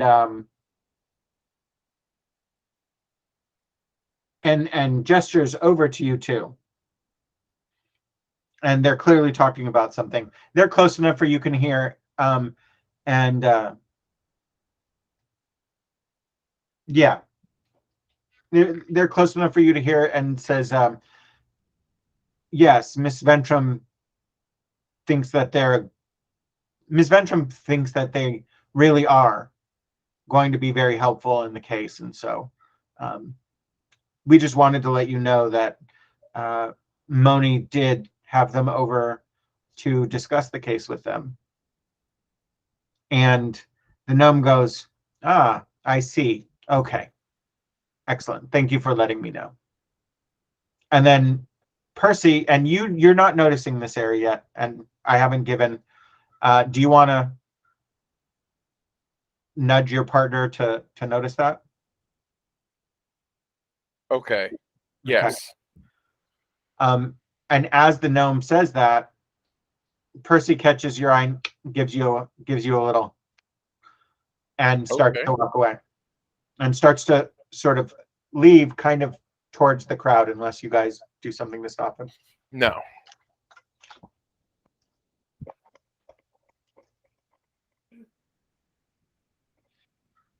All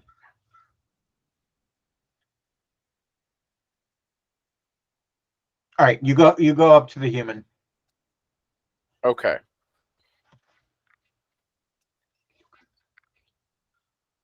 Go up to the human.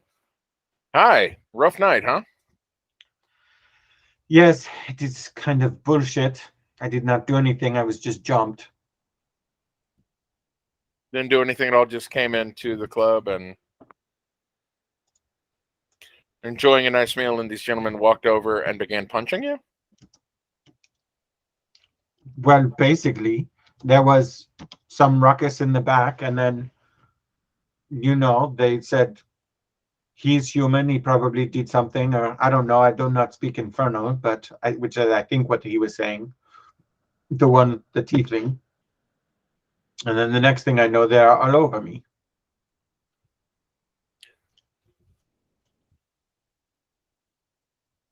Sounds like a bad night. Say, you weren't in the back earlier for any reason? No. You just came in, sat down to have a drink. They saw that you were human and they attacked you. No. I had been here drinking and eating and enjoying the show. You can ask the wait staff, you can ask the bar staff. And then the ruckus happened, and then I'm the only human in the crowd, so of course they come for me. It's rough. It's a rough night.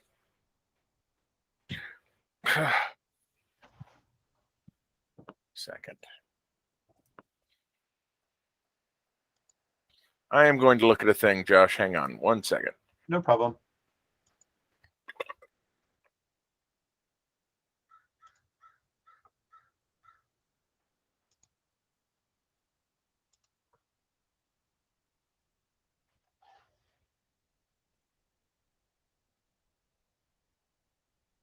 Both of you make a perception with advantage. Thank you.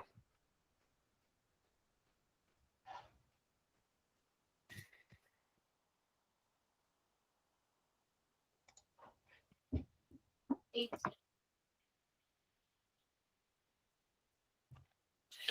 23. Nice.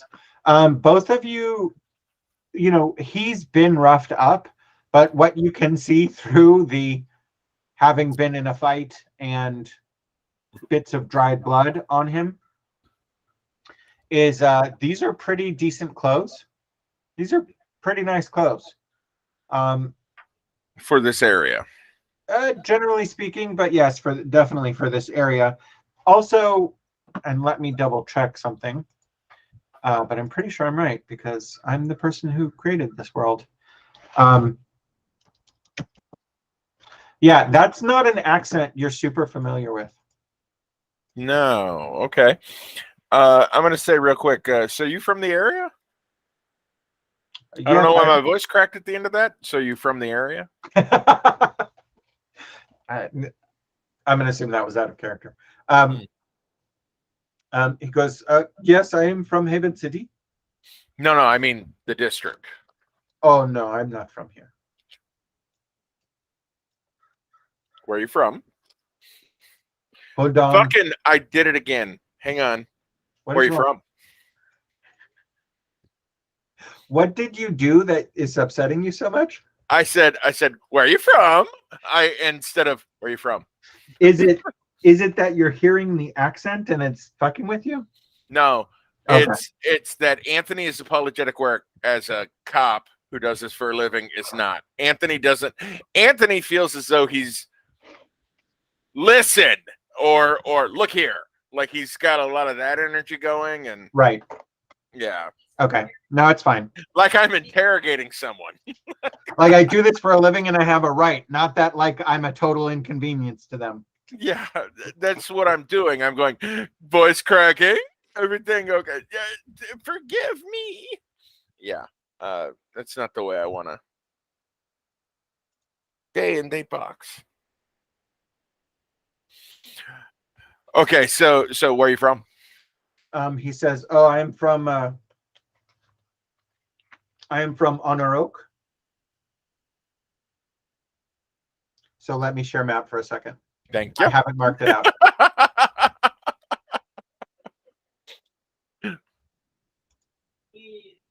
It's more of the unmarked territories.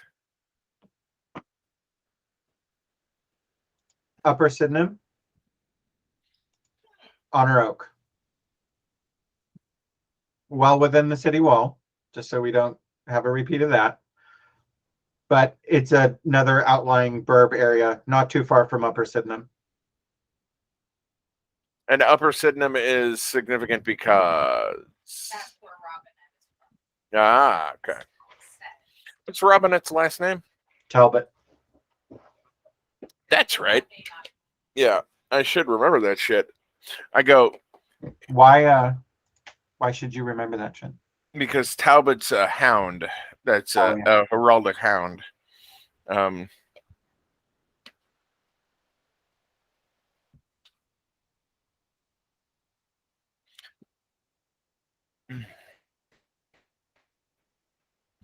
Is there any chance you know a? No. To turn and look at Erie. I go, never mind.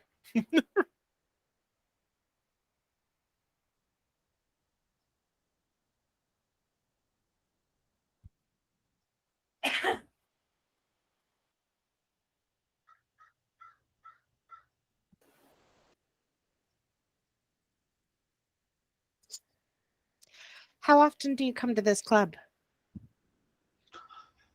Oh, Not so often, but on our oak is pretty boring.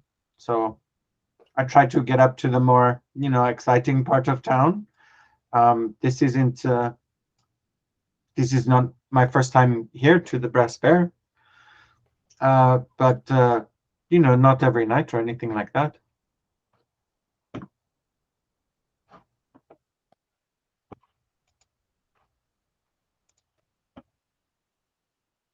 All right.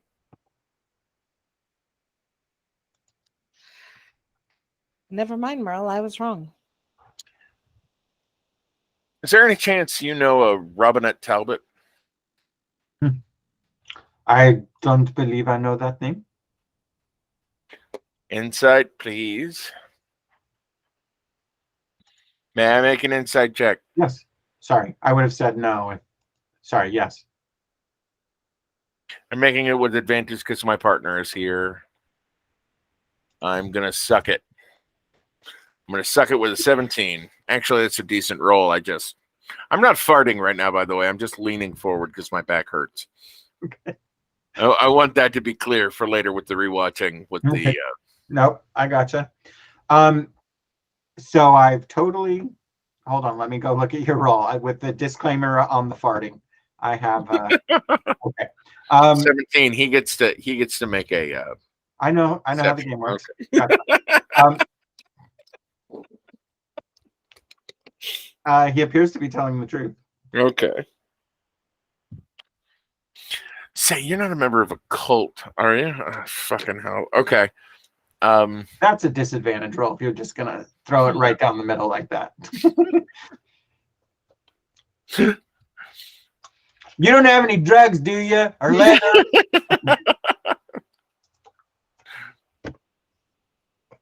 You see, cops can ask that question and then search somebody for drugs.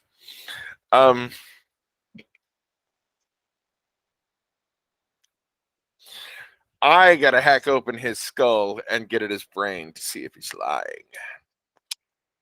Cut out his lying tongue. It does, doesn't it? I am at an impasse. Would I ask him next? You don't know Rumor personally, do you?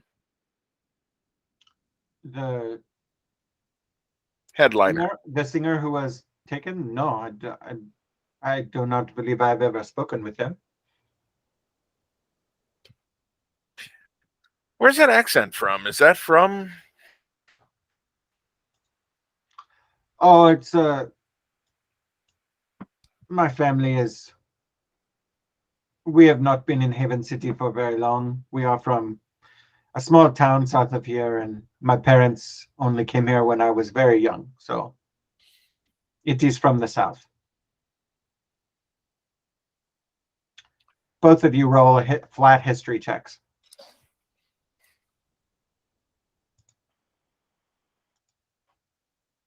18 all day. I keep my string of 11s going with the 16. All the 11s. It really has been, hasn't it? Yes. Yeah.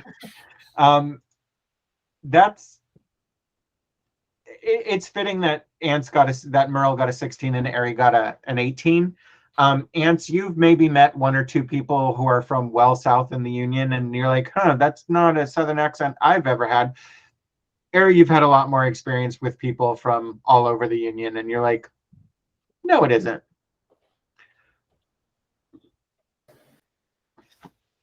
What area in the south?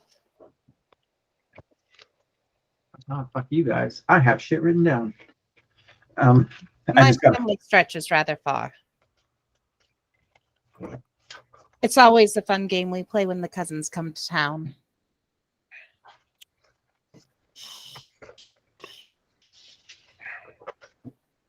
Oh, he goes, my family come from a smaller town. Well, I suppose everything is smaller compared to Haven City, eh? But it is called Oniosa. Not Quebec? No, it is not called Quebec.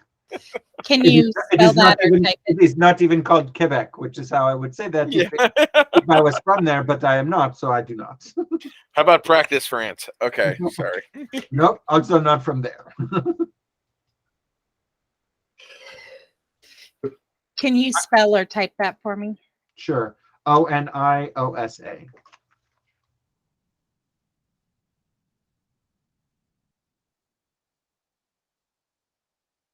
Am I familiar with that at all? Roll me history. Do I get a bonus or a There's no way he flat? can help you on this. This is flat, and the DC is 20. God damn it. I'm gonna- 19. Has that jogged my memory at all? Can I try it? Same DC.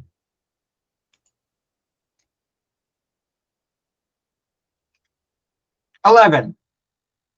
Oh, nope, but still 19. It's right on the tip of our brains. You're like, oh yeah, no. Yeah, no.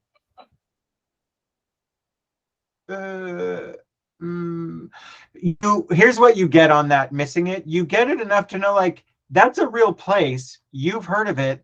It's like, so I've developed sort of a system, and I'm calling it tiers. Like, Haven City is the tier 1 city. It is the capital. It is London. It is a big ass city. And then tier 2, tier 3, tier 4, tier 5.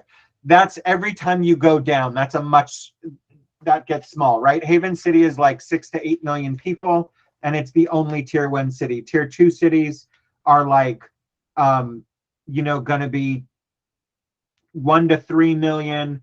Tier 3 cities are 500,000 to 1 million.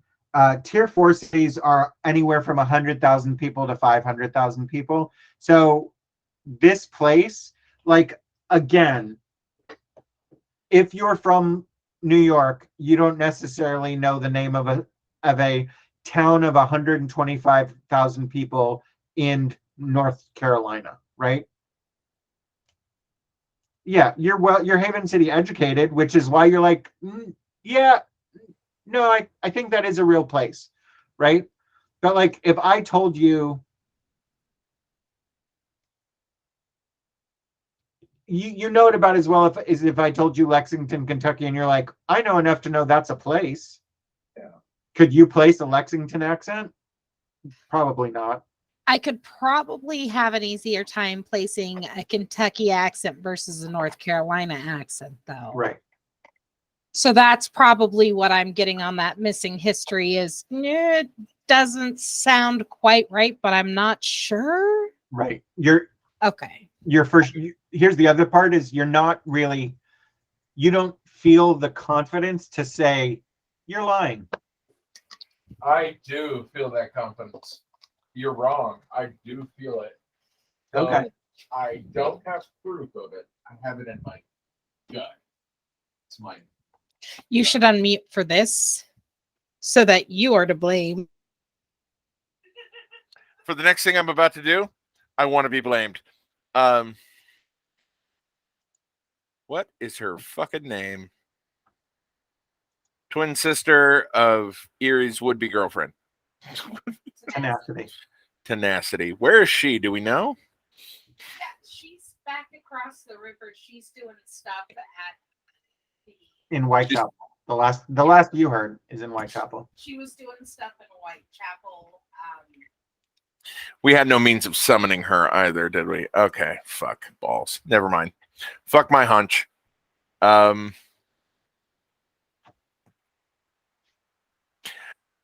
You know what Merle's going to say? Merle's going to say, I don't believe you.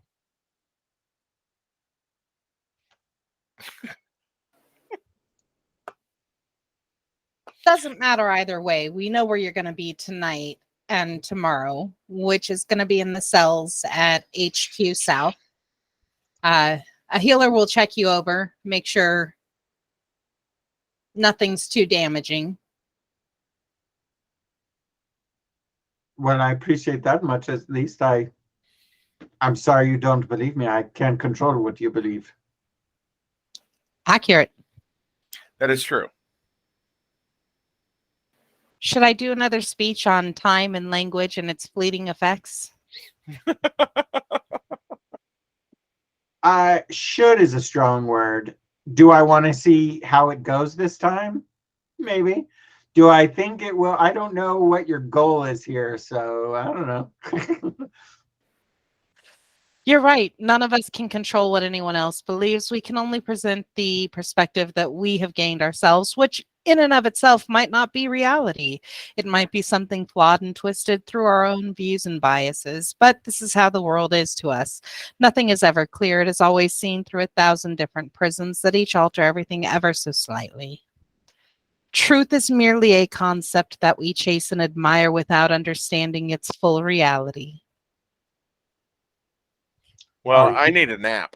I he looks at you and goes, right? I mean, that was. Are you a philosopher cop? Is that what?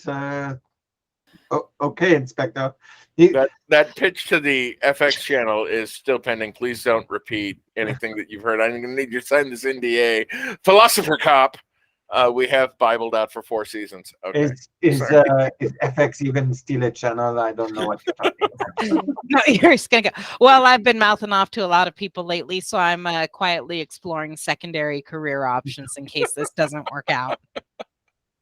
Well, I hope that works out for you then. You will find out soon. Have a good evening. Both I'm of sorry, you, I missed your name. that's because you all just started in on the questions. You didn't even establish his fucking name. I'm just like, oh, please send him away without getting it, and then have to admit to a uni, we didn't ask his name. We just gave up. Fuck you, Hume. Okay. Hey, I know where he's Hey, from. we know the entire staff will verify that you were literally sitting there eating and drinking, looking around like who, me, and then got jumped. But fuck you, you're getting arrested. Where are you from? You're not from here.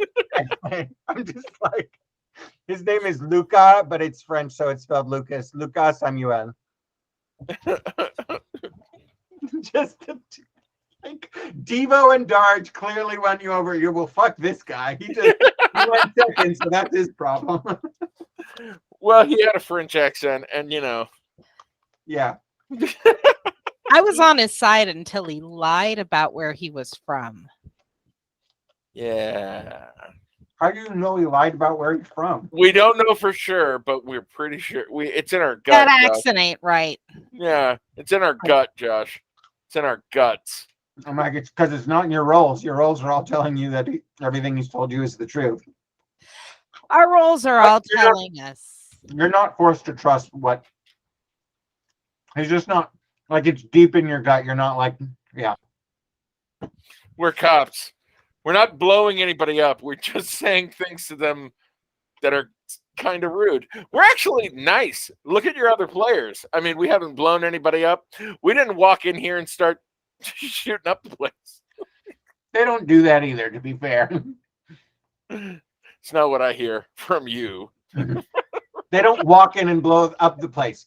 They wait for somebody to run and then they blow up the place. Well, that's just poor planning. Okay, well, untie this guy. Let's let him run.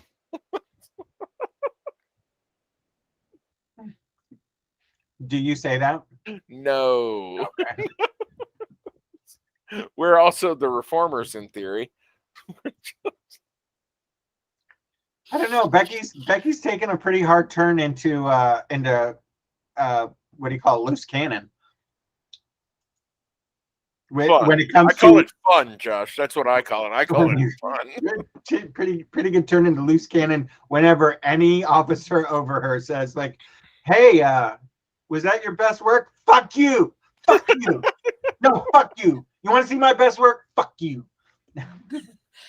Here's my best work. Fucking you." If you go back and look, it starts when Erie's partner points to her and says to others, "It's people like her that are the enemy." Oh, does it? Okay. I don't recall that. Now I want to go watch it. Was that in part 1 or part 2? Part 1. That was at the domestic disturbance we got called to on a Tuesday. Oh yeah, I remember that now. And Erie said everybody who was involved in the fight gets arrested. And Merle goes, "We don't have to do that." And then separated them and basically pointed to Erie. That's right. Yeah. Yeah, the sort of random encounter domestic that you guys got called on. Yeah. Okay. So you have the unis take Luca away? Yes. Okay. There is a that well-dressed gnome is wearing like pimped out is not the right word, but he's got kind of like he's all in black and you can see some shiny bits here and there like gold buttons and he's got black feathers on his shoulders of his coat. He's some sort of poobah here at the Brass Bear. He's fancy. He is fancy.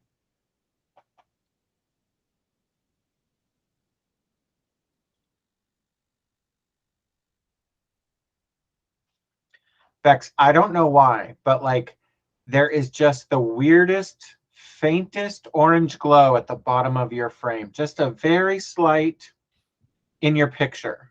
I You see it too. Yeah, I'm not saying it's not a problem. I'm just like, is your keyboard backlit orange? No, what I think it is I had it angled down further while I had Crybaby. Uh-huh. Oh, damn it. That's too much up. And yeah. I had it angled down further, and what I think it is the light, because it was aroundish here. I think it's the light because it's a dark wood desk, and the bright light of the screen reflecting off of it and off of my white keyboard kind of maybe created some weird glow. But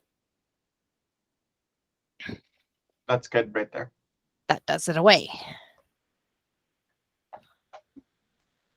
All right, what's your next move? We got everybody in custody. We're going to go inside. Well, no, we're not. We're going to talk to the gnome, I guess. He's in the doorway, so you could theoretically do that. Excellent. I'm going to go walk up to that gnome. All right. Well, he's a gnome, so he's pretty small. He looks up at you two. Good evening, inspectors. I am Erky. This is my place. They call me Crow.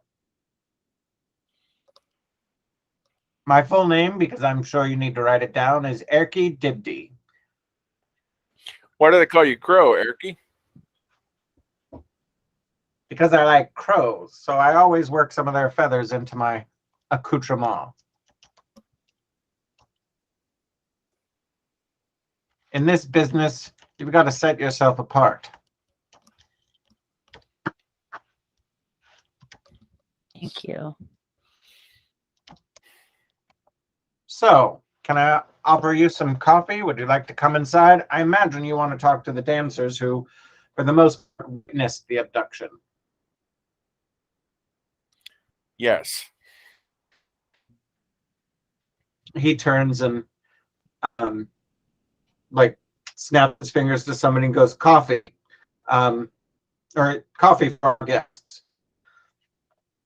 You see... You're breaking up, and it sounded like you said, coffee, fuck your eyes. At least that in is my head. exactly what I said. It said coffee for our guests. Coffee, fuck your eyes is a weird name. Well, fuck your eyes is a weird name. Well, it's a weird thing to say to somebody, too. Yeah. Fuck your eyes. He is a crow. He might... Crows have a weird relationship with eyes. So, Yeah. you know. As you come in, you can see, it is a nightclub. Basically, there's a big bar, there's lots of tables, and there are 8, what you assume based on how they're dressed, and there's clearly been some crying and sort of upset entertainers, dancers, singers, you're not entirely certain what, but they're clearly dressed up for some sort of show. It's not like the Haven and Hell where it's a big, like some of it's a drag show. It looks like it's, Saturday night entertainment, right? A review. Yeah. How many would you say this place can hold? Maybe 60 or 70. You look like you're wearing a very ornate beanie. Um, Who, me? yes. Now you don't. You lean forward a little. I don't know about ornate, just large. No, it's got a antenna on the top with the second beanie going up into the sky, Oh, and then the big propellers. Yeah, it was. You're just silly. He's got such a tall hat. I want to listen to him. Like the Pope. Yeah. Who is my nigga? Okay.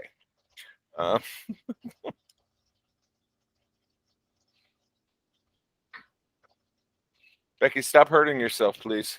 You're not the boss of me. I'm not, but I want access to your down belows at some point. You keep hurting yourself, you're not going to be in the mood for that. Oh, I'm not muted. We're not both muted. Hi, Josh. How are you? I did not realize that. I did not either. I'm fine. As I suppose are Becky's down belows. I don't know.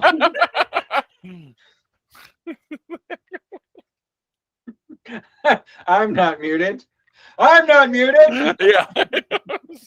I didn't put snakes in the garden. I didn't put snakes in here. Yeah. 100% that. But also vaguely, this reminds me of the time Josh and I were having a conversation at your apartment in Vacaville, and Anthony came out of the bathroom with his pants around his ankles, just shuffling out while we were in the middle of talking.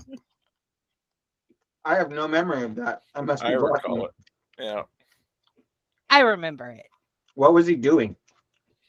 I was just shitting, and then instead of pulling my pants up afterwards, I just came walking out, and you guys lost your fucking minds. Well, we were getting ready for bed, Yeah. and you went in to use the bathroom, and you were going to go to bed, but you came back out to say something to me. So we were standing there conversing, and it was actually a very serious conversation. And then Anthony just popped around the corner. I'm waddling out.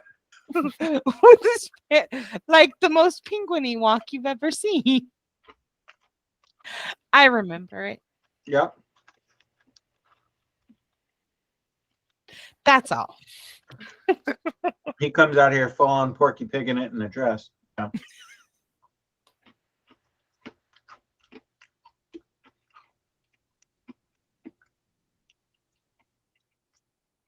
And you said currently there's like 8.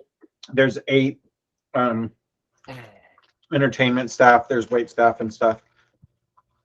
You know, they're not, unlike when you rolled up on the Haven and Hell, they're not like trying to. First off, this club is like a third of the size of Haven and Hell. Second, they're not trying to like run drinks out and keep people, you know, like, Okay. we'll be back soon, right? Okay. There's a uni hanging out here with them too. Not hanging out like talking, but standing here as well. Okay. So is that 8 performers and then additional wait staff, or 8 total between the performers and wait staff? I'm sorry. It's 8 performers, probably 3 or 4 bartenders, and about that many wait staff. And the constable. Okay.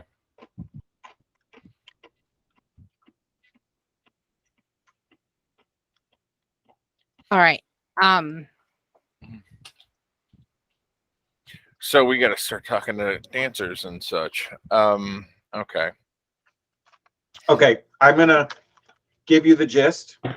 Here's what they all agree on. It was between Rumors, the headliner. It was between the second and third act, or the third and fourth act, rather, when it happened.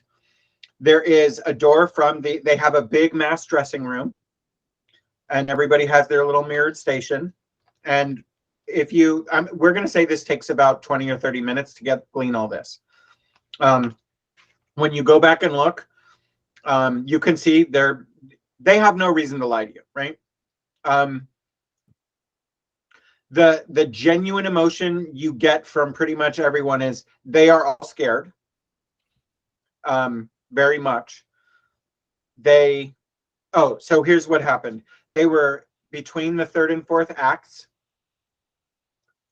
There's a side door right onto the alley from the dressing room. It was kicked in, and some sort of dust or smoke came through the door. They were all screaming and were up out of their seats because most of them were not seated, and scrambling away from the door before anyone came through or anyone got hit by the dust. Rumor was only 3 stations away, and because she's smaller, got knocked down in the scramble to get away.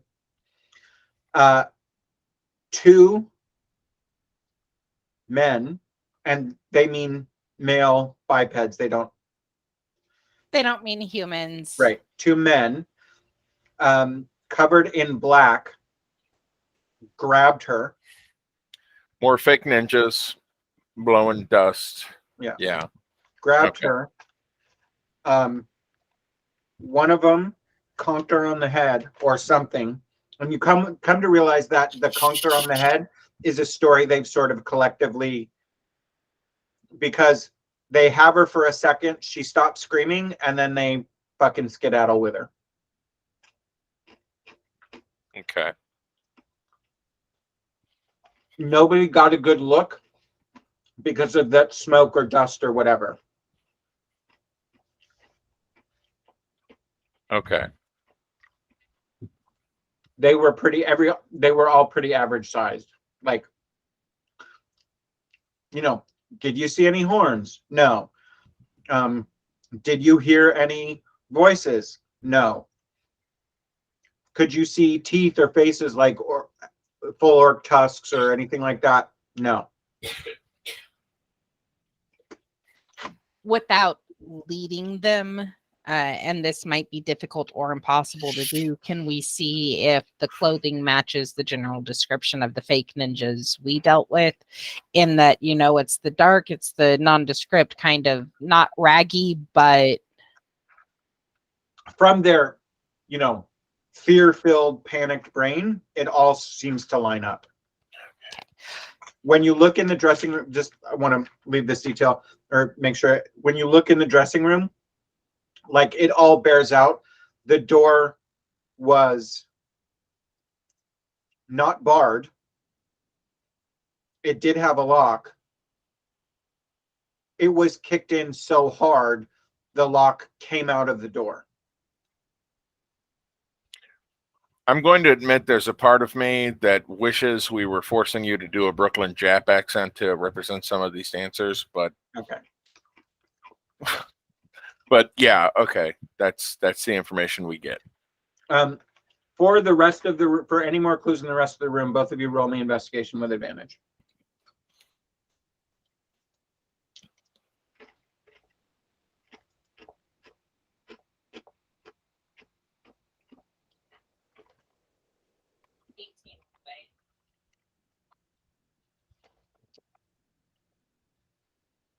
Hmm. 23 all day. What the hell? What the hell? I didn't roll an 11. I rolled a 1 and an 18. No, it wasn't showing up in the game log on your character sheet. Yours showed up on Aries though. Weird. Also, did you change your background to a dark green? Yeah. Okay. Okay, now I see it on yours. Aries, that 18 you? yes, actually, yes. The 18 total is me. The whole plus 7. Yes. I can't hear her. Yes, the 18 is me. Okay.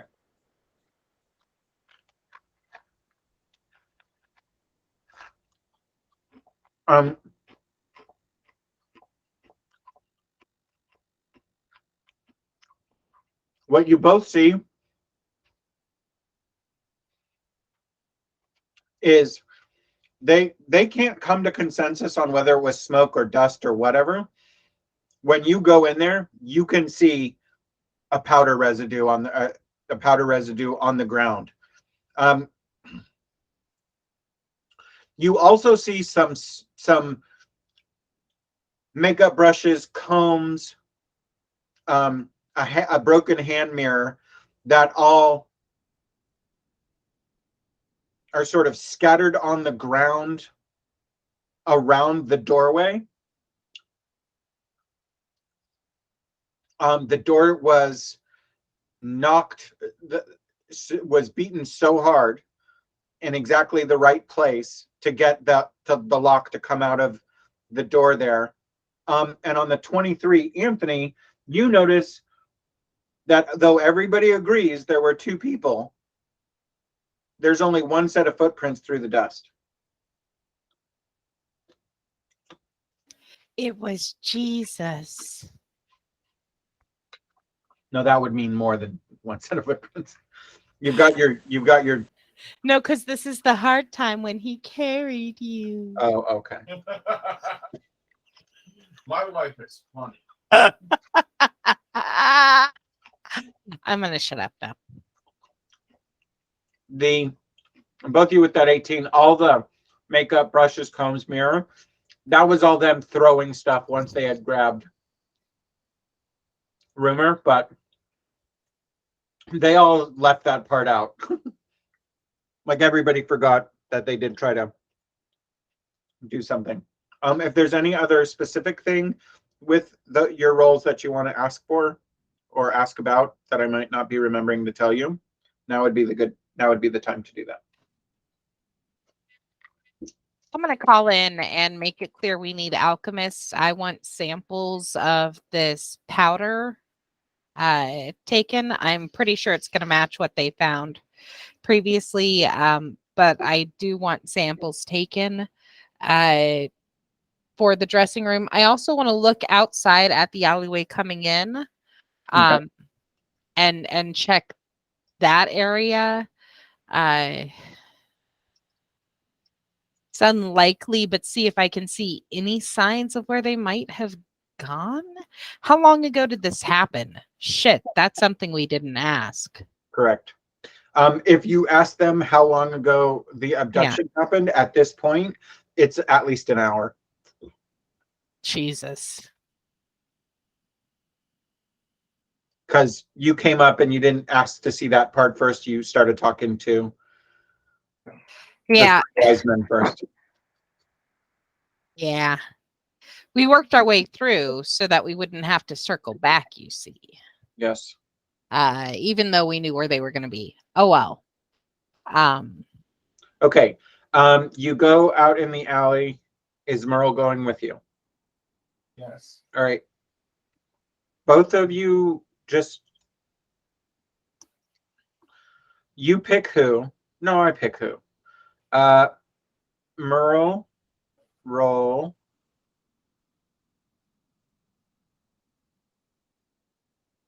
Hold on.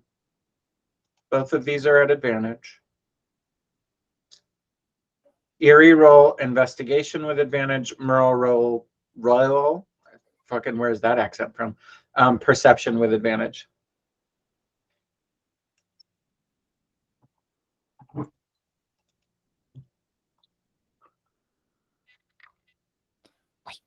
24. All right, we'll do Erie first. It's what's wrong?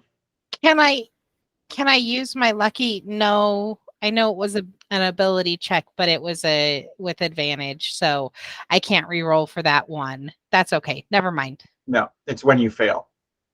Well, it says when I roll a 1, but I rolled with advantage, so I don't think the 1 on my roll counts.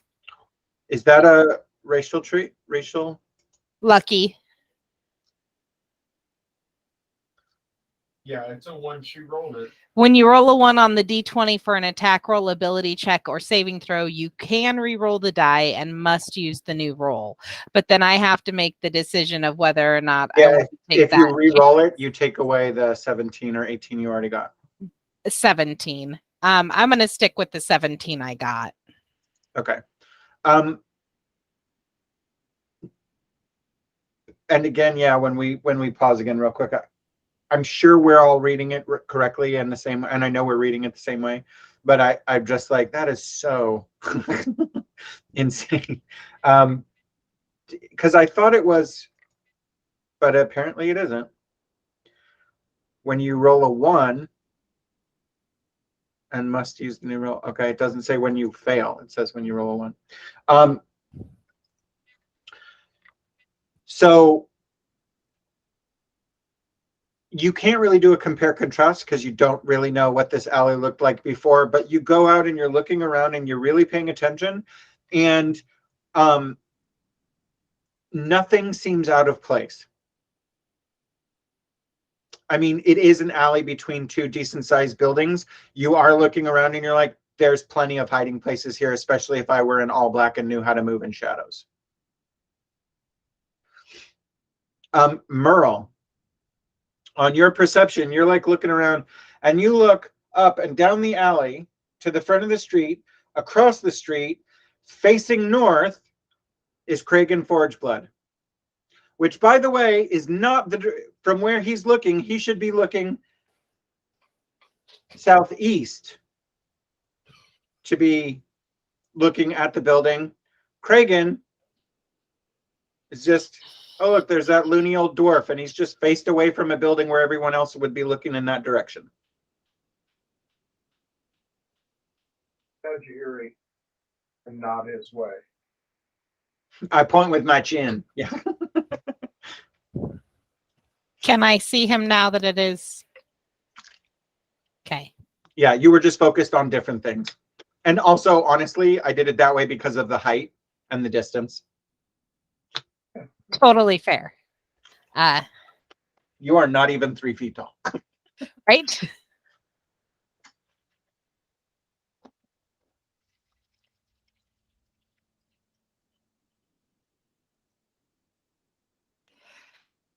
Huh. Wonder what he might know. What he may have witnessed, yeah. Got a couple of gold still floating loose. Want to talk to our friend again? Yeah. With an abundance of confidence, we go walking over to that crazy old man. Crazy old dwarf. Abundance of confidence. I'm going to walk up to that crazy old man. Yeah.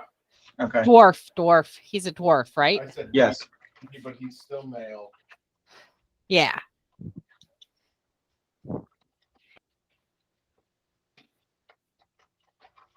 Yeah, he's a wild mage. We go walking over there to him. He is a dwarf, though. Yes. Yes, Kragan Forge Okay. Dwarf. That's what I was trying to be sure of. That I was thinking of the same guy as last time. He is both. Yeah, he's the His old first blood is dwarf. homeless dwarf who has no inner monologue. It's all outer. Yeah. Kragan Forge blood is both. I can't hear what Ance is saying. Get this joke out. Kragan Forge Blood, it's both a dwarf and an auto parts store. Fucking finally said it. Jesus Christ. Oh, hey, Josh is not standing anymore.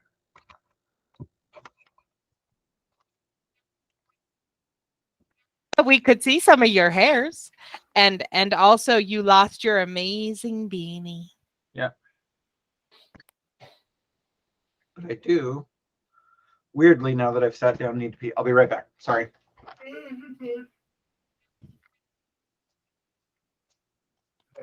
Well, I'm going to wait until after we talk to the auto parts store. Well, you should go pee now Okay. while Josh is peeing.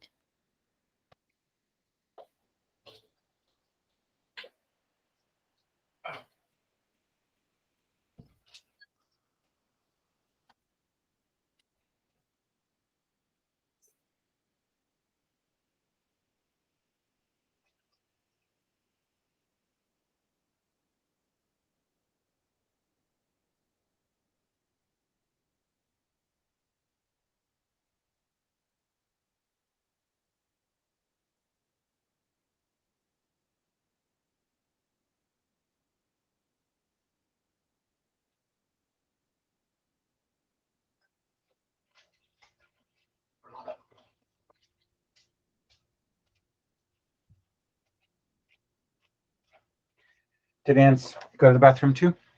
Yes. He was going to wait until after we talked to the auto parts store, but I convinced him to go while you were gone. Yeah, why wouldn't he? Right.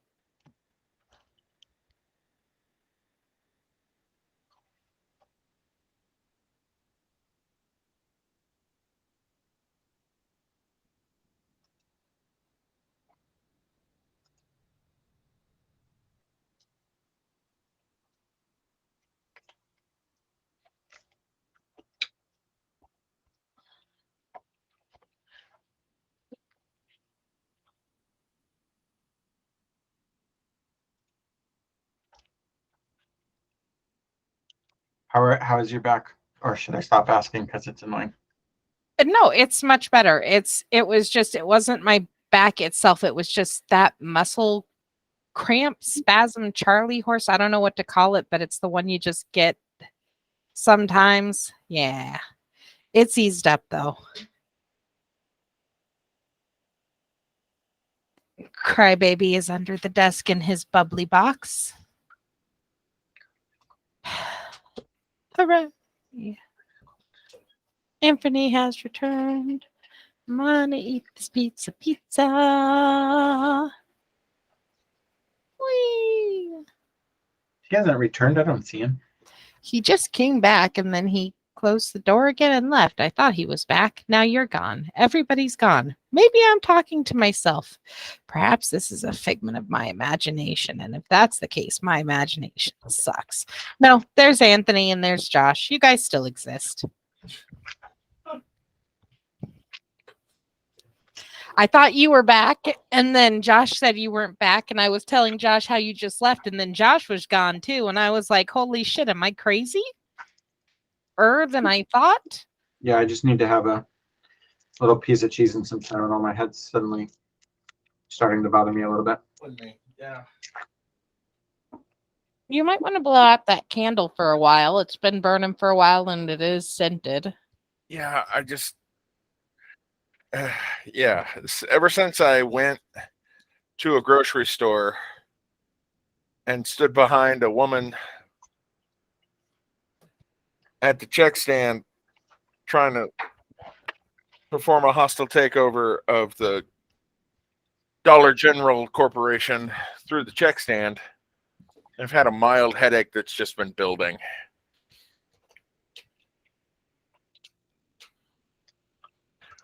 Anyway. Is that related to the scented candle? No, I just took I stepped back into the room and then I went, hey, you know what I can do about my headache? I could take some kind of ibuprofen. So I walked back into the other room to take ibuprofen. Yeah, I'm just having a little bit of cheese so I can take some Tylenol. I didn't stand behind a lady at Dollar General, but yeah. But I feel you, is what I'm saying. I've been having headaches for a few days, but it turns out that's because I'm a dummy who bought lavender scented trash bags. I did not pay attention to the box. So, hooray. Are you around the trash bag so much that it produces the headache?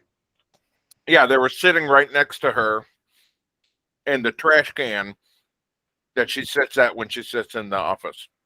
Oh, I assumed you meant like in the kitchen. Well, there too. But it was used here in the office, and I was in the office all day yesterday doing work from home. Gotcha. And I stayed in the office more Thursday night as well with Crybaby. So I know what happened there. That's why Anthony had to go to Dollar General, was to get trash bags that wouldn't give me a headache. Right. How about lavender scented garbage bags? And then somebody tried to choke me with them. So that's fine. I have a headache because somebody attempted murder.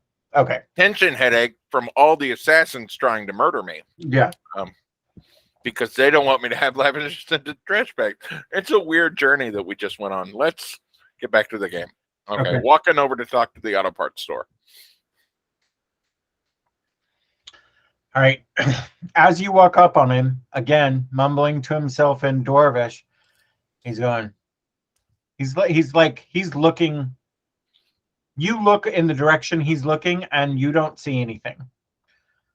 But as he's mumbling, it's like, Oh, those were definitely the ice lads, and they don't put coal in the forge no more neither. But nobody cares anymore. Kragan Forge good.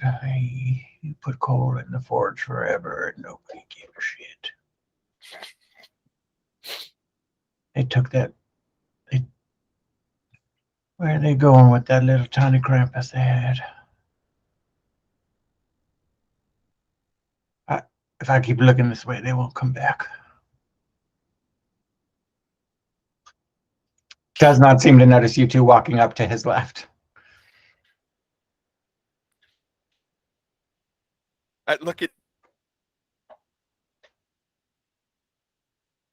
You're muted, Anthony. Oh, fucking! I'm an idiot. I go. Do you want me to talk to Crazy, or do you want to talk to Crazy? You and he seem to have a rapport. But I'll give you money. Hi, Kragan. Ah!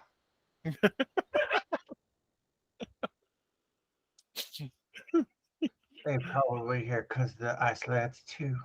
Maybe they're gonna find out what tiny Krampus. And then Does he keep saying Krampus? he said tiny Krampus. Tiny Krampus. Okay. He is saying Tiny Krampus. That's what I thought he was saying. Yeah. Saying, hey, He Kragan, says like, happened to see. hey, wait a second. I think that might be the half-orc who gave me those 2 electrum pieces in the form of a gold coin the other day. That was me from yesterday, Kragan. Kragan, you remember? Did you see some ice boys who don't put coal in the fire no more steal a tiny Krampus woman? Maybe. How did he know? Kragan was a few hours ago. Because that happened at the domestic. Yeah, it was. And we went straight from the domestic. At this point, it's 6 hours ago. Ish. Okay. Yeah. In insane people time.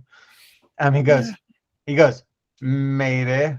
How do they know about the ice lads and the tiny Krampus? If I get more electrum from them, I'm definitely buying some hoot owl tonight. Krampus, you think you could get? Did he just call me Krampus? No. And then he goes, he reaches up to his head. Do I have horns? Do you see horns? No, I don't. I misspoke. I'm sorry, Kragan. I said Krampus, and it's the K sound. It's inherently comical. So I was going to ask. They think you're cosmic. Don't let them know. What were you going to ask? I was going to ask if you could use some electrum or gold to get yourself some hoot owl, and in exchange, you'd be willing to tell us what you might have seen with the tiny Krampus being stolen by the Ice Boys. You got to try not to think anything because he knows exactly what you want. Yeah.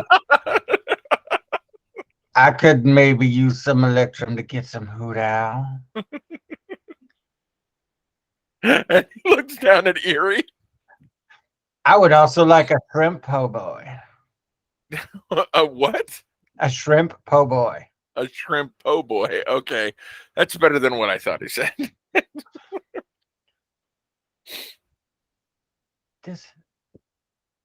This here grumpy face got himself a little half one. I think the half one got the money. Look at the half one and ask her if you could have a sandwich. And he turns and looks at you, goes, hey, little half one, could I have a sandwich?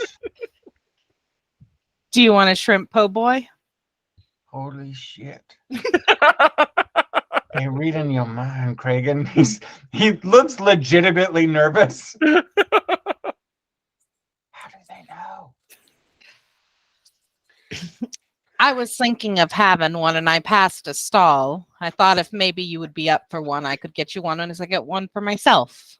They don't like to sell them shrimp po' boys at the stall to Kragan no more. They say Kragan don't smell too good. Well, I might be fancy if I had a house.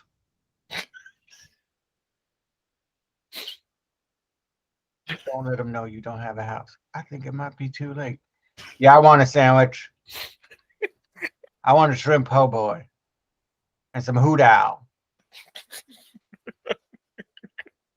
And a couple of reading books. And a new suit.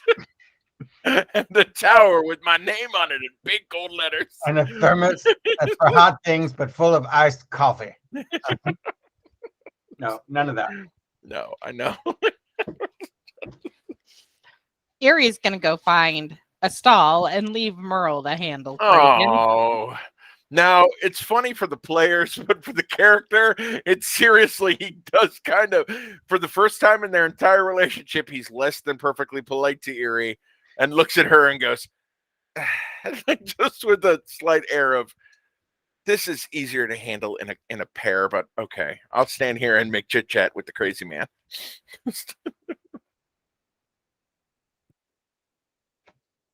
Do I got horns yet? No, you don't have the hoot owl. You need more hoot owl to get those horns. Hoot owl turns you into a Krampus. Who you been talking to? Jim. Jim's a goddamn liar. You think Jim puts coal in the forge? Jim is a Jim don't put- soft-handed little monkey. No, nobody puts forge in the coal. Not no more. They don't. Not like Kragan.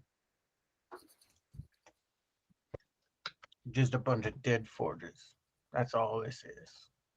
You just don't even know it yet. What am I actually talking about to him right now? Did you see them ice lads too?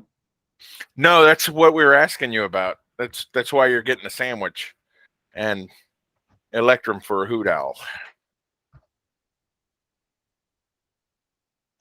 By the way, hoot owl is like or night owl or whatever it is. It's like basically Mad Dog. Yeah, I assumed. Yeah, I assumed it was the analog for Night Train. night owl, night- or night train. Yeah, Night Train. Yeah, Mad Dog. Oh God, Mad Dog. Mad Dog Jeez. 2020. This is not how your vision is after drinking it. And he goes, well, Kragan can't be sure, but I'm pretty sure I saw them ice boys with that little tiny Krampus running up north, and they just turned before that last block. I think they went in that building. If I keep watching that way, maybe they won't come out. Ice boys is no good. Roll me religion, Ants. I was gonna ask, what is the significance of Ice Boys? I'm gonna go ahead and roll a 10 all day there, Josh. Okay, you know there's some dwarven folklore about like a Yule season Christmas monster who has some minions.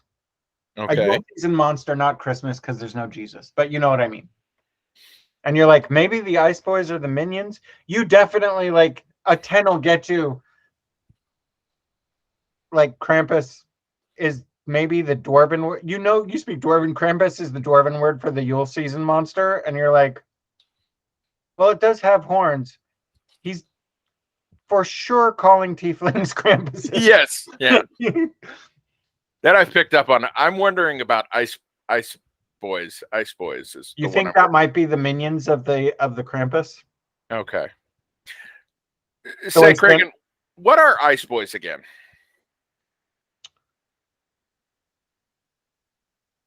He don't know what Ice Boys are. Hmm. He might be a pretender.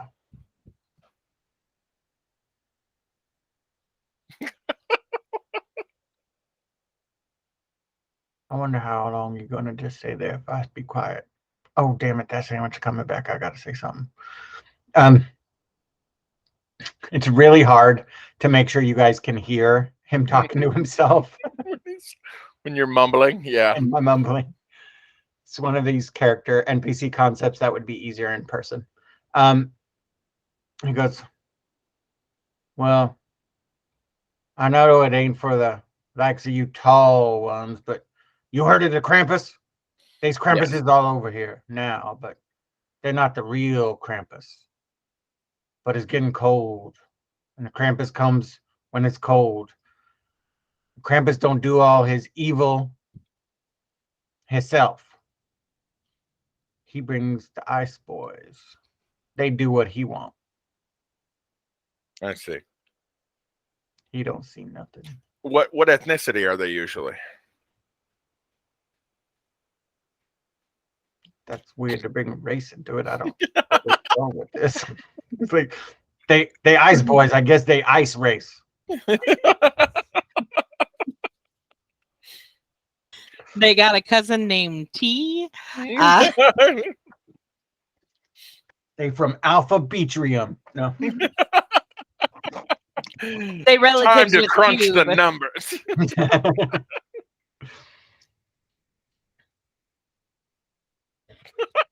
I like how you'll laugh and turn away, and then every time you look back into the camera, steely eye.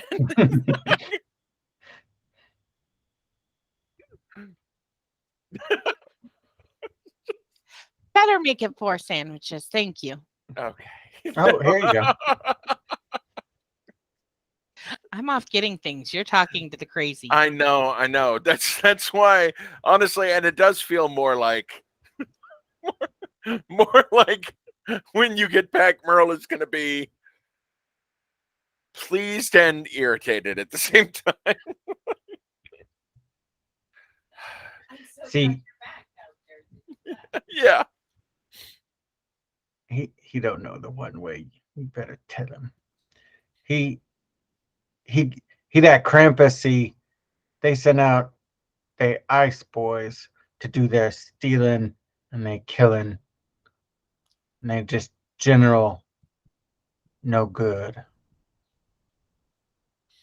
What's the Becky? What's the festival for Hogfather?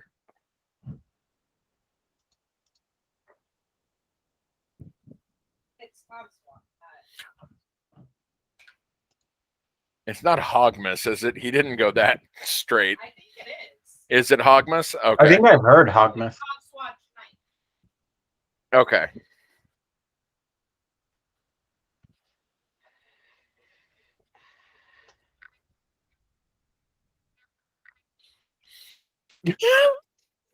I'm gonna make. You didn't ask for it. I'm gonna make a wisdom save. Proof that I'm honest. I didn't pick one of my actual saves. Oh, holy shit. Okay, yeah, I don't laugh in his face. Okay. I would have said that's a charisma save, but okay. Okay, yeah, that's fair. I'll let you have that 18, and your charisma save is 1, so 19. That'll still keep you from laughing in his face. I don't think Yeah. it's that high. He is a homeless, insane person, like, yeah, and Merle's not a complete Chad, so yeah. Anthony has been in the past with certain kinds of street crazy. right. I don't do the best. But Merle is not Anthony, so No. Not a complete Chad. Has Chad caught on as the okay. I don't know. Okay. Sandwiches. Hooray. Hey, look, yours back with sandwiches. He turns he's been looking kind of at you, Merle, but he keeps looking north. He keeps looking towards, and from standing here where you roll me a perception even before Ari gets back with advantage.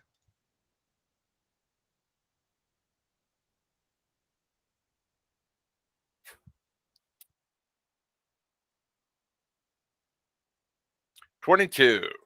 Yeah, you think you can, if you, when he's not looking at you and talking to you, and even when he is looking at you, he's kind of locked on this one building, and you can figure out which one it is.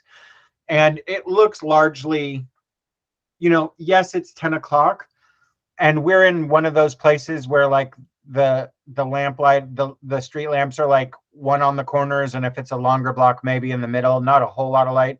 But this place is right on the corner, and it looks fairly derelict. Okay. So there's that. And then when when Ari walks up with sandwiches, are you coming around to the front of him, Ari, or are you offering them to the side of it, like so he has to turn?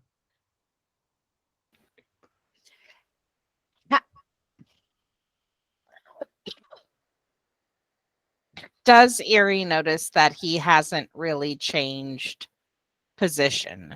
You, as you're walking back up, you see him sort of like if down the barrel of the camera is where he's looking, he's turned a couple this way to Merle, but then he's still mostly If she's noticed that he hasn't really changed, that he's staying focused, she'll come around in front of him and kind of stand off to the side so he can look over her shoulder, if that makes sense. To still keep an eye on it, but offer him the sandwich. And say that again. So who can look over whose shoulder? she's going to walk around in front of Kragen. Okay. Yes. And position herself so that she's not directly in front of him, but again, if straight down the barrel of the camera, right off to the side while she's. I'm with you. I got twisted in my head. Sorry. Well, I use nothing but pronouns there. There were no proper names. So okay. So right, he's like 4'2", so he can see over the top of you anyway. Dwarves are medium, not small. Excuse me.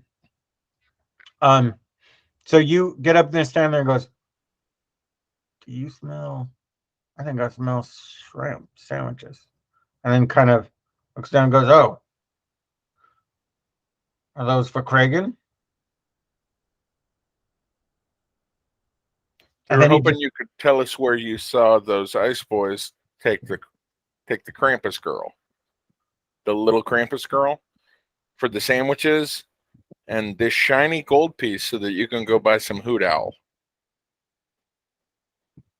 Them ice boys in that building on the corner. That's their domain. Bring a jacket. Hey, ice boys. And then he, depending on how Ari deals with this, he's got a bag of sandwiches in one hand, and he kind of goes like he's about to put his hand on your head like this, and he just reaches out and he shouts out, and I'm not going to shout into the microphone because I think Google Meet will mute me for overloading the sound, and goes, I see you cold motherfuckers. You can't hide from me. I'll burn this whole town to the ground to get you. I can't burn this town. I don't have any more coal. I do got these sandwiches, so. Hey, Erie. He turns and looks at you, like looks you up and down. Where's my hoot owl gold? My hoot owl electrum. I'm gonna give him a gold. Okay. You going to get those ice boys? Gonna go see if they're still there. Don't let him free the tiny Krampus. Krampus is the leader. Krampus gonna get us all. That's why they want her. They ain't got no Krampus. Okay. Erie. From potential eyewitness. Goddamn tiny Krampus! Let's have this conversation over here. I give him his gold piece. Go walking away from him. Okay. Seem to be aggravating the street crazy. Also, I saw the side of my wife's head. It was comforting to me. I haven't looked at it in a bit. That's all. He shambles over. He shambles away. Yeah. Even after he said "goddamn" whatever the last thing he said was, he shambles away, and he's like housing that first sandwich as he's walking away and mumbling to himself some more. Potential eyewitnesses identified this building down here on the corner as the place where minions of Krampus took a little Krampus. I believe that's Tiny Krampus. Tiny Krampus.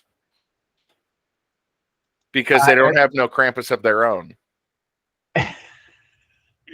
See, it just sounds silly when you say it out of cue. And you're not Craig and Forge Blood saying it.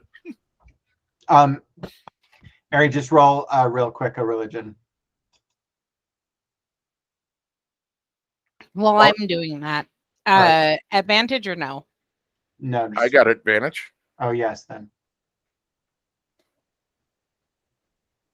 No, you didn't. When you rolled that 10? No, you didn't. So flat. Oh, my bad. As I am rolling this, so as I'm trying to figure it out, you will say, I like the story better when the dwarf is telling it. It sounds less forced. 16 all day. Yeah, there's a you heard me talking, like literally in my head, Ari was going away to get sandwiches. So was Becky here when I was talking about the dwarven folklore about the Yule monster? Yeah, I have so locked in on playing with Anthony. I'm like, oh, Becky was out of the game. Becky was out of the room for a second. No, you catch all that. Mm-hmm. And like when he's calling ice boys, the dwarven is a corruption of the dwarven term for them, which is an old dwarven term that means Yule mischief lads or something like that. But they're known for being little, like, you know, the Krampus in dwarven folklore is like an evil horned, super shaggy dwarf, maybe a little bit larger on the dwarf end, but the ice lads or the ice Yule lads are little chaotic mischief people who are maybe, you know, 3 feet-ish, 4 feet-ish. I mean, 3 feet-ish. They're like smaller than a dwarf, and they're his little chaos minions in the stories, right? And they usually, in the stories, you would guess that they have like an aspect of an ice elemental to them, while still looking, you know, as one would expect from a dwarvish folklore tale, everyone to look dwarvish, right? Right. So it's basically their Christmas monster, but there is no Christmas. Yeah. Their Yule season monster. And, you know, where Santa Claus has elves, Krampus has the ice lads. It's Hogswatch. That's what it is. Okay. It's Hogswatch. That's what it is. I don't watch. I don't know the Terry Pratchett books. So. I don't watch the Terry Pratchett shows. It's the new version. It's his version of Christmas and the Yule season, and the idea is that it was the longest, darkest nights of the year, and so you would sacrifice a hog and watch as it roasted to feed the people through the long, dark part. And it was supposed to be about community coming together, but also there was this fundamental sacrificial aspect to it. And anyways, it's a whole thing. It's a really good, Hogfather is a really good book. I recommend it. It's light reading for the holiday season. I'm going to mention something about that book in particular that Josh will appreciate. There's a character written into the Night Watch series named Nobby, who's this disgusting, dirty little human that's like, he has to carry a piece of paper proving he's a human. Yeah, he's like this little fucking like creepy little weirdo. And Terry Pratchett specifically wrote him with the guy who played Baldric as Baldric in mind. Oh yeah. So when they made the Hogswatch movie, or 2-parter for the BBC or Channel 4, I can't remember which, he was obviously too old to play Nobby, but he plays the store manager in the segment where Nobby and his partner go to talk to him. So it was for the fans of the books and the fans of Blackadder. It's a Easter eggy kind of wonderful thing. Cool. We were I was very happy when I saw it with Becky. I squealed when he came on screen. It's like, ah. Okay. So, anyways, Hogswatch is just got it. Non-Christian Christmas. Yeah. There's I actually looked up like Christmas monsters, Europe, Scandinavia, and apparently there's like the Scandinavians have a lot of more shit going on around like scary monster things or in the winter. So the ice lads or the Yule ice lads or something, I totally lifted that from. What about complicated and, well, What about problematic blackface characters? Any of those? No, No? those were. Okay. No, that's from Christianity. There's no Jesus here.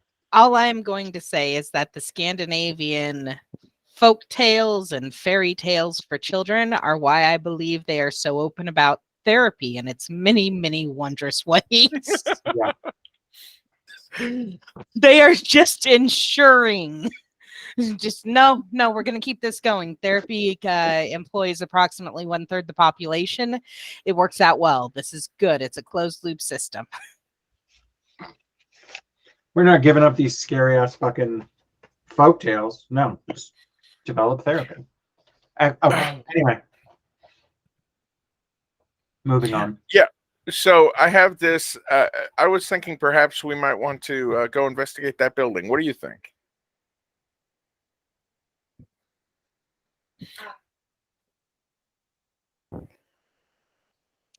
I think that if we are going to do that, we don't want to do that alone.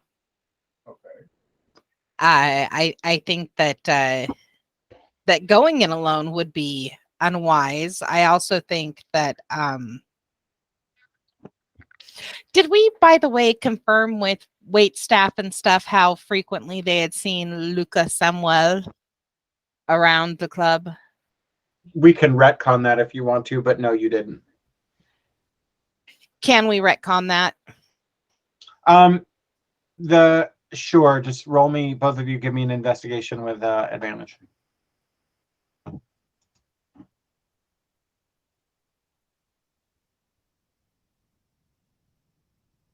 $22 all day. 21 and 22. Yeah, several of the wait staff and the bar staff, first off, completely verify his story from tonight. They not verify, corroborate his story from tonight, which was basically, oh yeah, we don't, middle bottoms, we don't, the humans we get are mostly the darker ones here. But he has been, this is maybe like the most anybody can remember him being there is like maybe this is his third time in 3 weeks. But that nobody remembers him with both of those hitting over a 20. Even the entertainers are like, no, we don't remember any human named Luca or fitting that description, because you had him taken away before they you went to talk to the entertainers. So they're like, doesn't ring any bells for them. But all the wait and the bar staff are like, yeah, we've seen him before. He stood out because he was, kind of a lighter one. But he just comes in and he enjoys the show and he orders his food and drink. And yeah, he was just sitting there. And then Devo and Darge just kind of like saw a human. He was the only human in the crowd tonight, saw a human and went, street justice, and went off, and he defended himself. He wasn't incompetent like Devo and Darge, and they weren't untouched. They were just not like Fucked up. Yeah, like a big half orc and a tiefling. It was a two on one unarmed fight. The human didn't get, stayed on his feet the whole time, right? But he got his nose broke and was clearly more bruised and all that. But like it very much to their eyes sounds like wrong time and place. But they do say that he was here last week, and what you get is this is his third time in 3 weeks. Okay. All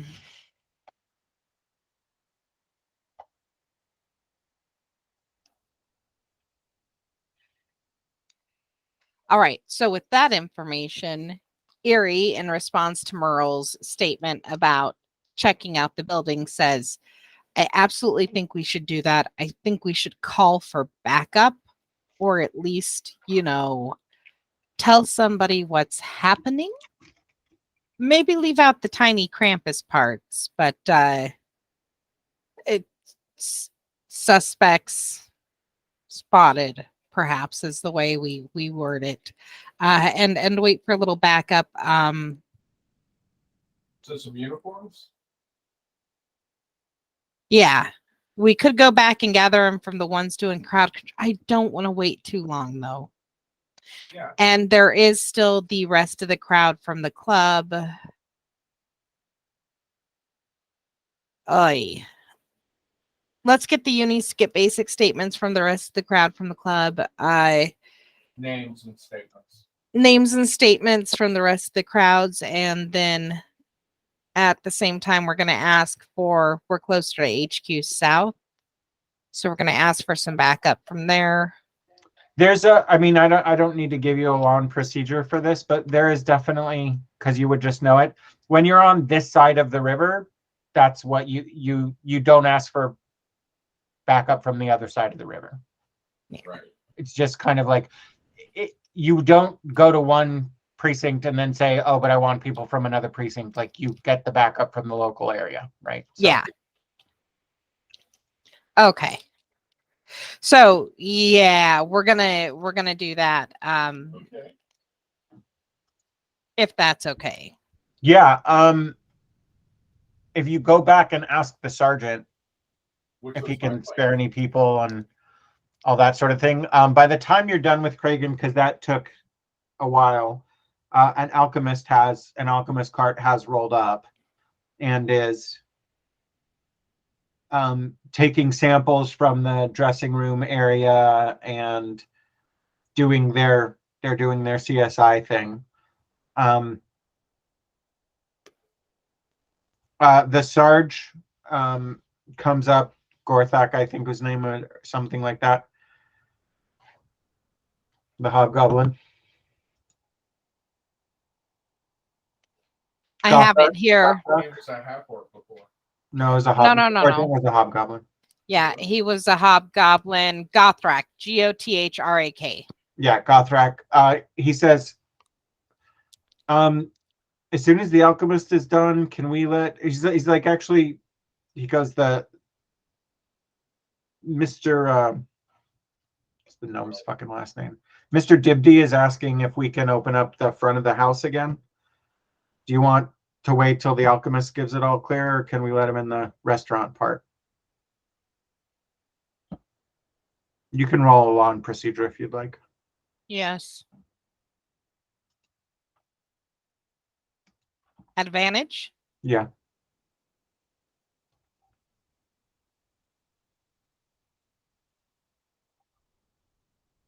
Dirty Dirty 20, 20. it looks like. Yeah, I mean, your gut tells you that front of the house is probably doesn't, the alchemists probably don't need it, but letter of the procedure manual is no, wait until the alchemists are fully done, and that it's the alchemist's call on when you can reopen the area. Okay. I'd also like to not open until we have names and statements. Did you hear that, Josh? Yes. Okay. So the sergeant goes, gotcha, Inspector. We'll start making sure everybody's got a name and statement. Do you need anything? Yeah, can we get like 4 uniforms? Or We've got a possible sighting of the suspects in the missing persons case in a building not too far from here. We want to go in with some backup to check it out. And also, I'm sure you're... I can spare you 2 guys right now, or if you want to wait a little bit, we can call for 4 if that's how many you want. I'll take the 2 right now. Okay. And once you all free up a bit, she's gonna, whatever a reasonable amount of money is, 5 gold, 6 gold, she's gonna hand it over and say, I know we've kept you out late. Please make sure you guys get some sandwiches, get some food. We appreciate your work. He smiles and takes it and thinks. She's like, all right, you got it, Inspector. It's not there. Literally just had it. Seriously? Okay. All right, so a couple of the uniformed constables join you. And they go, Sarge said you wanted to see us? yes. Yes, we did. We've got a possible sighting on the individuals from the missing, the abduction case. So, Oh.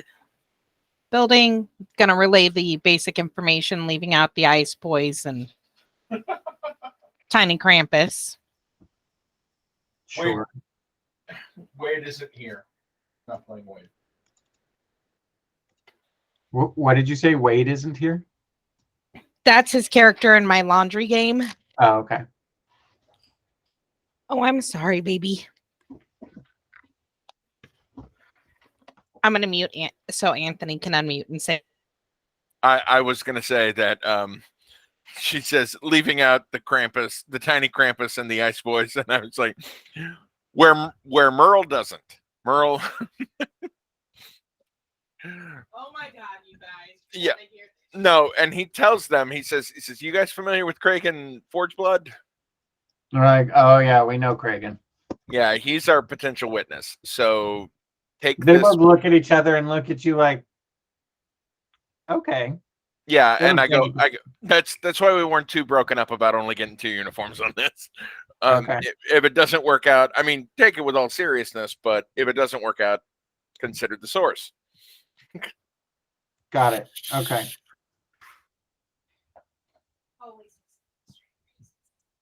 What's that, baby? Always listen to the street crazy. Of course. Well, that's story wise, but also, you know, for the degree of verisimilitude, he's fucking street crazy. He's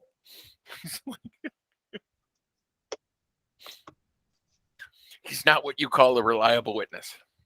I mean, if you look at it, she does kind of look like a tiny Krampus, though, based on the descriptions given.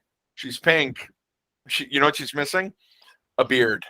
And some fur. But yes. We don't know what her performance outfit was.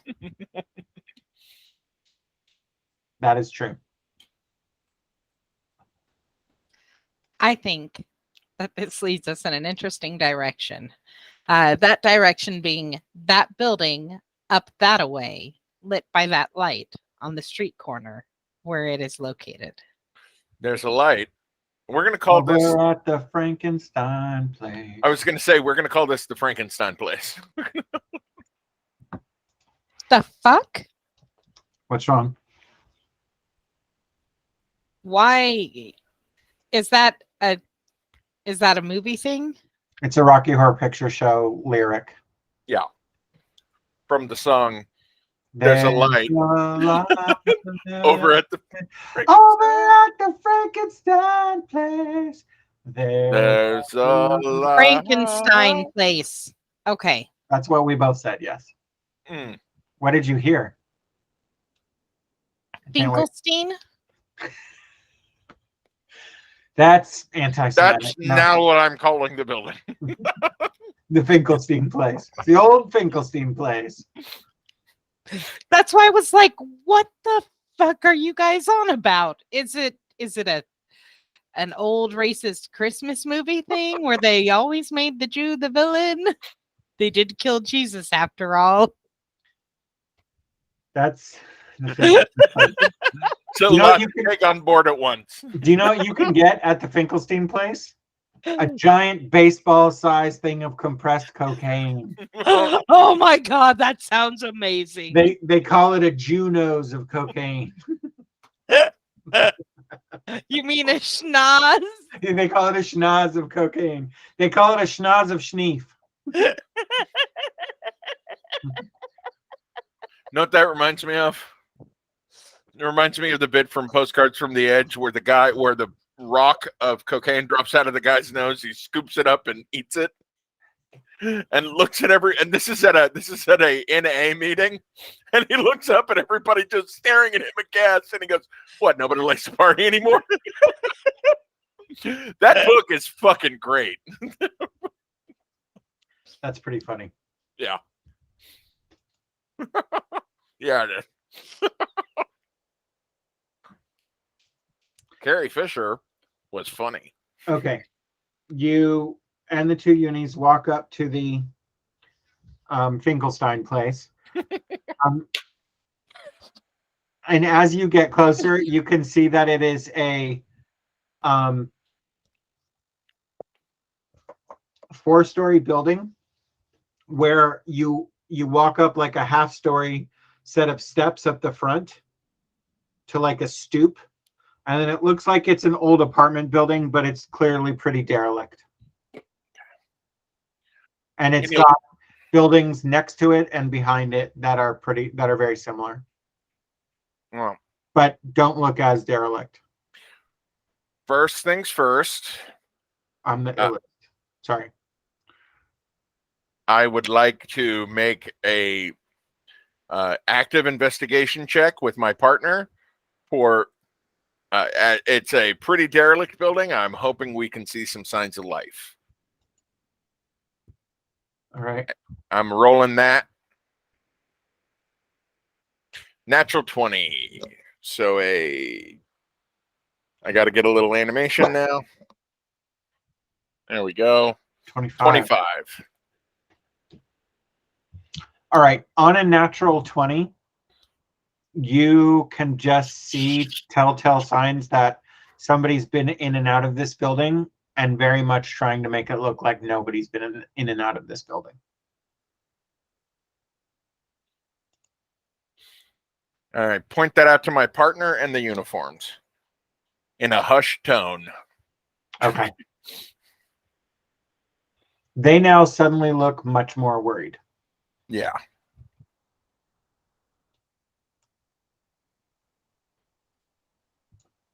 Did Erie just give Merle that nod? No? That's Becky, Okay. Because Merle does look down at Erie for input after pointing that out.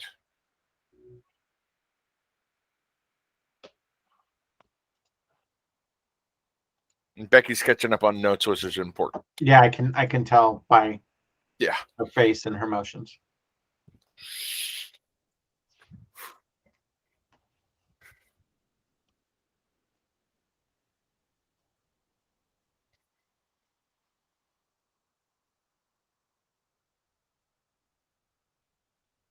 Yeah, I can tell by her face.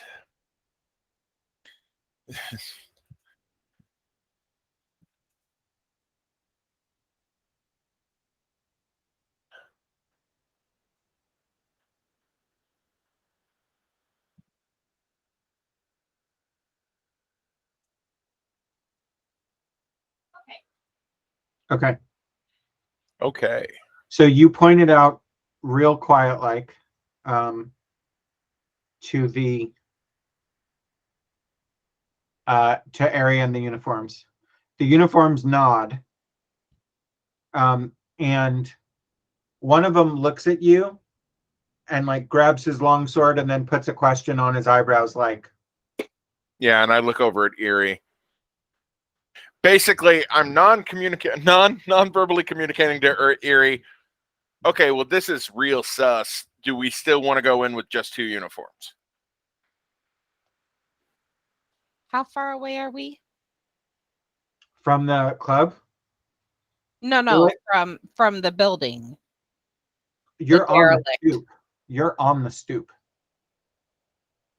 Is my dagger going off at all? No. I would have mentioned that to both of you.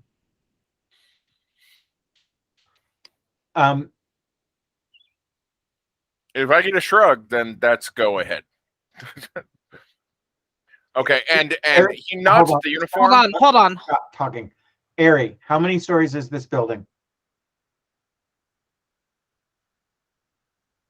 I think you said 3? 4. Okay. 4 at 10, 40 feet. Is 10 the average? I would say 12, but Between the 10 floor between and 10 and 15. Yeah. so 12, 48, that leaves, well, 24. That leaves potentially 2 floors, actually, depending on where they are and how far out they are ranged from us. We could probably secure the bottom floor. Wait for a perimeter and further back up. Yeah, but they got buildings on either side.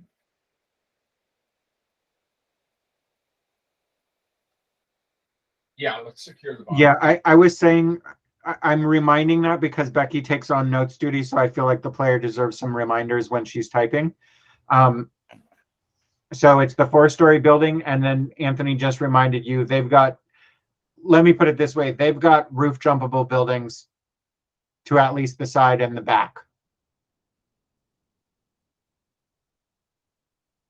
So we secure. Okay, so we secure the. Will you unmute and talk to I him? will unmute. No matter how many times I hit the little mute icon in the corner of my picture, it does nothing. It does nothing at all. I can hit the mute button on the bottom, or I can hit the space bar. See that? Okay. Fucking Jesus goddamn Christ. It's like the 5th time I've done it. Okay. Sorry, Josh. No. The funny thing is, because I have host controls, I can mute you by clicking on your picture. You can't do it to yourself, though. Okay. So a little funny. So anyway. It would be funny if you just started doing that to him, right? I feel like that's such a dick move. I would not do it. It would be funny, but no. It's very funny. I don't disagree, but I'm also like, I feel Anthony just struggles with it so much, clicking on the wrong thing, that just to add to it is just like salt and funnier. lemon in It'd the be wound. funnier. It'd be funnier All if okay. Maybe So, I'm nicer than you think in my old age, but I just think that would be it would piss me off. Let me tell you that. the guy without his long sword out. Neither of them have their long sword out. They're Oh, I looking thought at you he like, drew it. huh? I No, thought no. he drew it. No, the other one hasn't necessarily, like, he's like, oh, okay, we're going, but the other one is like, are we going in drawn? That's what he's asking. Oh, okay. He goes, okay, so here's the plan. We secure the bottom floor. We listen carefully for the roof, and we get word to south. That puts us down. No, we get word to Division South through our badges. Yank. He pulls his badge off. He pins it to his chest, and then he taps it. Okay. Dispatch. You should tell them more than just Yeah, he does. What's my call sign? 116. 116 Bravo to dispatch. Yeah, go ahead. Need uniforms dispatch to address. Copy that. We will relay to Constable Command. We will relay to Command South. Yeah, to Command South. ASAP. Understood. Okay, and then we secure the bottom floor. What's that? Cautious approach. Do you add that? That would be good. Okay. Yeah. Okay. Make sure to use up one of your 4th level charges on your badge when you call the base. I do that. Okay. Let me find it in my inventory. Actually, don't go to your inventory. Go to your spells and scroll down. And you don't have to scroll that much. And to the base is a 4th level setting. So just click it once, and it will charge your it will do your 2 charges. That's what 2C and 1C mean on a magic item. Okay.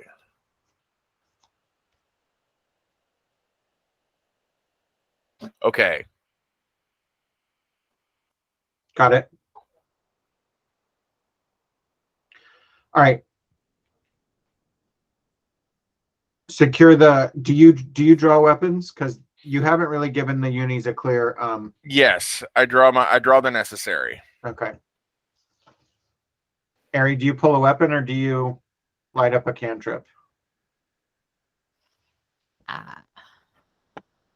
Which you don't really need to light up a cantrip. That's a dumb question. Sorry. No, I just kind of keep myself ready to cast Blade Ward if I need to. Okay. But I Merle did say we're gonna secure the ground floor. Yes. So. All right. Merle puts his whistle in his mouth. Actually. Say that again. I said Merle puts his whistle in his mouth and goes walking around the side of the building. Roll a con check to see if you sneeze with the whistle in your mouth. I'm just kidding. Oh, that was a dick move. Okay. No. I'm just kidding. Am I allergic to whistles now? You got to get a hypoallergenic whistle. Hyperallergenic. All right. So when you say the ground floor, do you mean inside or do you mean the perimeter? I mean the perimeter first, and then we work our way inside. Okay. Everyone roll stealth checks. Boo. You're with advantage.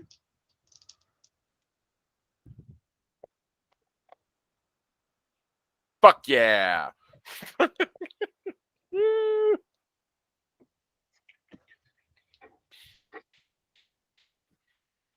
Nice. Is that a 13 I see before me, Ari? Yeah. Yeah, it's goodness. It's everything about that is great. Listen, these steps are made for bigger people. My legs are very short. I am quite wee. It is. It was. Is that a 13? Yeah. That was. It's good news. That was the best. That was the best, Becky. Yeah. That was 13. That's what that was. Did you roll with it? Yeah. All right, It's Becky. gonna go well. Becky, you can a free roll. You pick a die. Odds are outside, evens are inside. Meaning, because you did the perimeter, if you roll the odd, then you Fuck up outside. fucked up outside. If you roll an even, you fucked up when you were securing the inside of first floor. I'm gonna roll. I'm gonna roll a D17. That doesn't exist, Becky. I'm calling odds on a D20. Okay.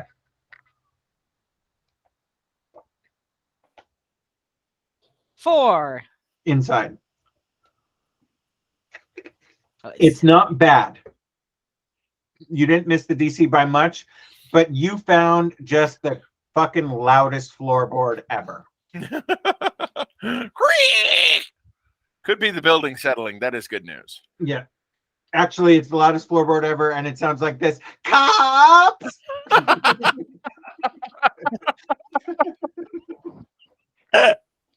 Shut up, sneaky poor lord. It's what Erie shouts. That's what ruined it. No. Go right ahead, my love. I'll be right back. Okay. She's got to get the baby food because the baby's starting to scratch her. That was what was happening earlier. It's ow, crawling up legs, huh?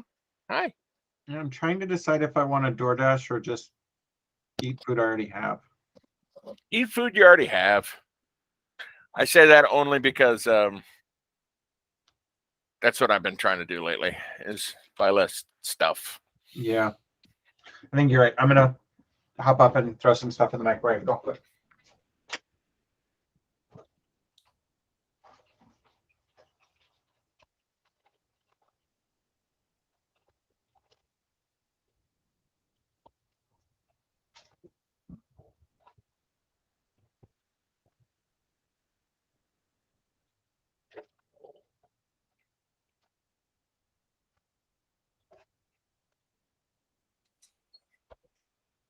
Scratch.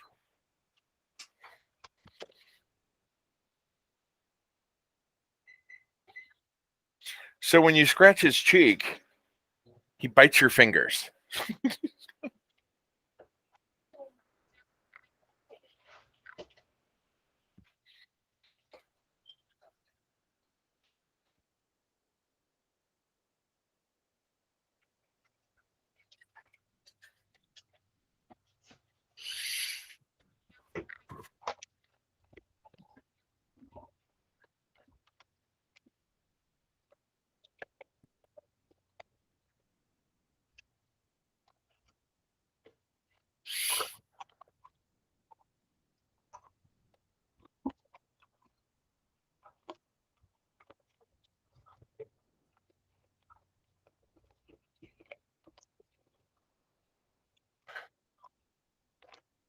All right, what you find on the first floor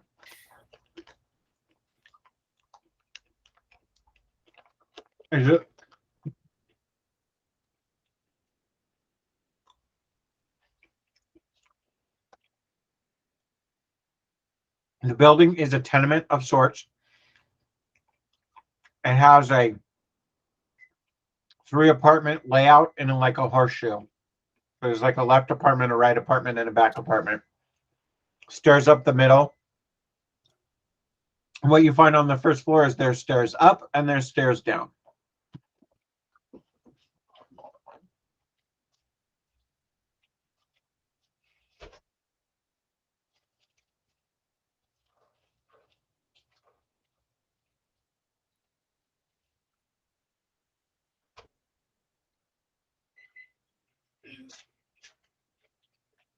It's 2022. I don't know how you don't know how many seconds on the fucking microwave to put in your directions. Anyway. Because the world is bullshit. Okay, so we hit starting on our right. Each apartment, we leave one of the uniforms at the staircase, right? We only have 2 uniforms with us. Right, So there's only 4 of us total. right. If there are stairs going both up and down, that means there are more potential exits. Are the stairs going down as well, Josh? Yes, that's what I said. Oh, I suck. Okay. Okay. Fuck. So I think I'm gonna mute.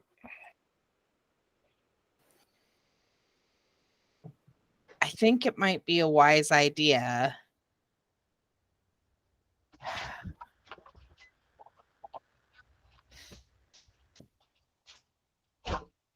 No. I don't know. There's the part of me that wants to say hold off and wait for backup, but I don't know if that's actually a good idea. If they've got stairs leading down, there's a potential for secret tunnels and losing their trail. Then again, it's been an hour since they took her, so we don't know that we haven't lost the trail already. We might just be holding off and being overly cautious for nothing. This entire place might be empty. I don't know. Right. We're just securing the first floor right now. So that's why I was like, leave one at the stairwell who can alarm us if anyone's coming up or down. And then we hit each apartment, starting with the one on our right, then the one at the back, and then the one on the left. Okay, I thought you were saying leave a uni at each apartment and one at the stairwell, because we don't have that many people. No, once we check the ground floor, then we go out, leaving the front door open so we can see into it and hopefully see the stairwell. One of the uniforms at the front, and then we secure the outside until we're reinforced. Okay. All right. Becky, just because his was a little muffled because yours, you're unmuted. So what's the plan? Okay, the plan is for us to go in. We're going to station one of the 2 unis with us at the stairwell. That way they can alert us if anybody is coming up or down. And then starting with the apartment on our right, the other uni and Merle and I are going to go in and clear each apartment, ensure that there's nobody hiding or whatever there as best we can. And then we're going to withdraw outside, keeping the front door open so we can keep an eye on the uni who's at the stairwell to alert us until the rest of backup arrives, which we have requested. One of us Right. will go to the back of the building. Yeah, one of us will circle around to the back of the building. Right. So you're And the back, we'll have watching the front.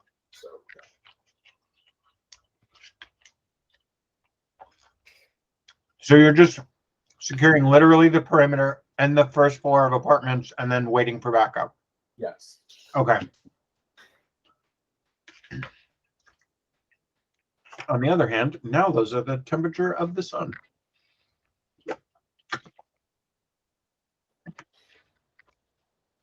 Josh, what are you doing? Those things are hot. What are you thinking, buddy?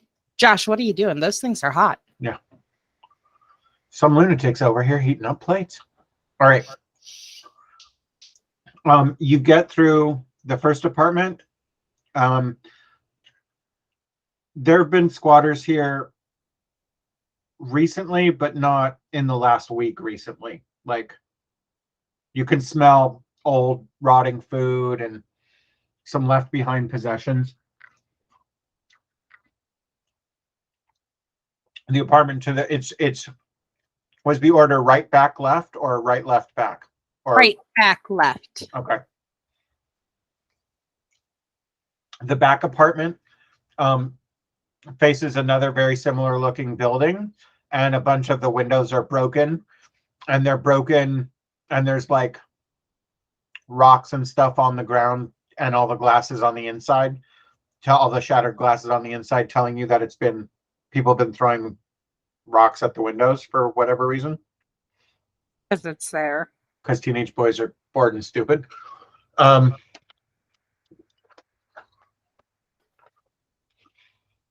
Because in 6th grade, my friend Zen and I thought it would be fun to climb to the top of the apartment, one of the apartment buildings in our neighborhood that neither one of us lived in, with a wrist rocket, and just test out how good we were with it by shooting out windows at a building 3 buildings away. That seems smart. Yep.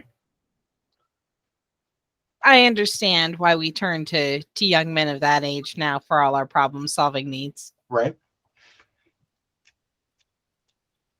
And 12-year-old boys, the cause of and solution to all of life's problems.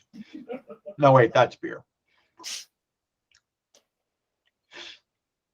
What if you give beer to 12-year-old boy? Oh, wait, no, that's a crime. That's illegal. Usually leading to other crimes now that I think about it. Never mind. Let's divert. Yeah. Okay.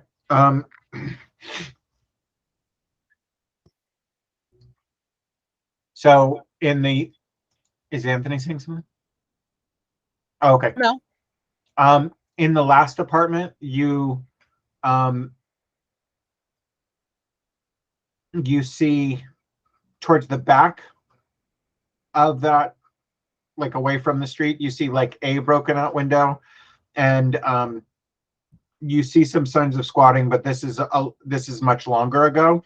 And when you think about it, it makes certain sense. These windows show out onto the street. The apartment on the right goes to another building, much less street visibility in that one. And yeah, other than that, you don't really find anything. Are you leaving? Okay, so you've cleared the apartment, and then remind me again, what was the second step? Leave the uni at the stairwell. The other 3 of us withdraw. I nominate Merle to go around the back of the building while I stand at the front with the other uni. That was Merle's plan as well. Because we do great when we split up.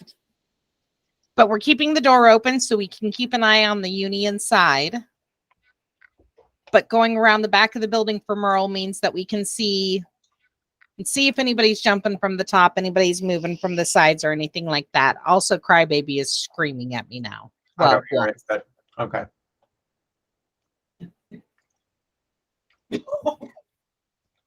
does that make sense? It does.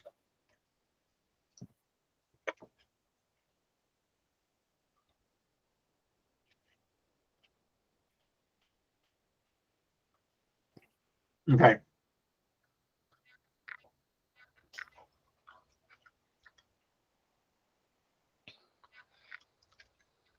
You go, you come out, you leave the uni, you tell them to pay attention for both up and down activity. Yes. Merle goes and starts to walk around to the back of Merle walks around to the back of the building. Tell me what you're doing once you get to the back of the building, Merle. Well, I'm doing the non-cop thing, which is look up. Yeah. Watching the building as I walk around it. Okay. Do a cursory glance down the side I didn't walk, and look up. I don't recall if the side he walks down is the side you said is it both sides and the back that they can escape to, or just one side in the back? It's no, one side is the front, and the as you're facing it right. No, I have it flipped. Left are street, facing the street. Okay. So it's it's the right side and the back Okay. where they could escape to if they were leaving off the front. As he's walking down the right side, he's checking up. Okay. And then he gets to the back and he's standing at that corner Mhm. so that he could see them escape on the roof from the back or to the right, checking both sides. All right. Just as you turn the corner Yeah. onto the back side, so you're coming down the right side because Yes. the left side, because that's the street side, right? Right. Coming down the right side, which is the building side, not the street side. Oh, the right. Yeah. Okay. The right side, which is the building side. Eating and DMing, not the best choice.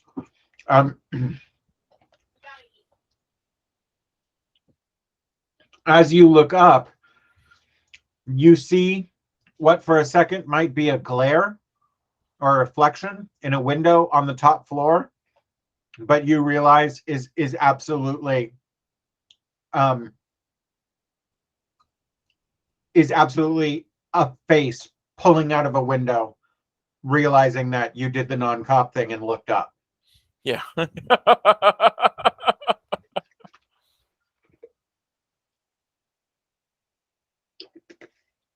And it's on the back right corner of the fourth floor. So based Yeah. on what you're seeing, somebody is in the fourth floor apartment. Okay. Fourth floor back apartment. He still has the necessary drawn. How about your lighter, baby? From down here, that window is easily 50 feet away from you. Okay. Yes, I know. It would also be exactly Merle's luck to be separated from Erie and to get jumped on the ground floor. So that's why he has the necessary drawn. We're Not going the- to need a moment while Anthony opens the window because the kitten shits are back. Stop feeding it. That's not an option. But also, yes. Perhaps we should just eat the kitten.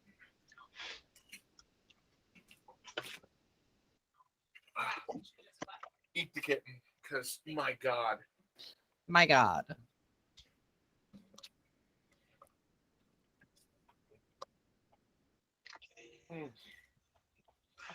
The Becky faces. They are so good. It is. Turn that candle back on. You don't turn a candle on. Light that candle back up. You just did. Okay. Turn that candle on. Make it sexy. Anyway. How would you describe Josh's DMing style? Intense moods, which he then kills himself. Okay. Are you trying to hide from your smell as well? God. It is so loud. Okay. My God. Okay. What is? The smell of poo. Turn the fan back on. It is on.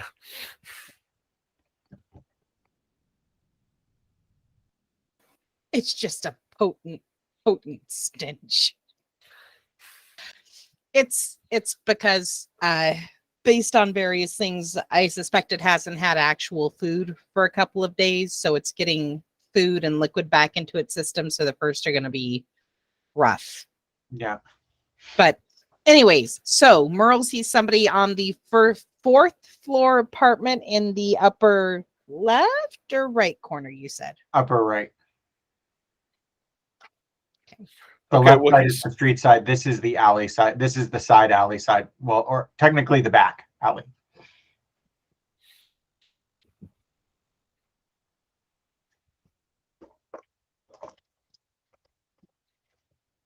What is Merle doing?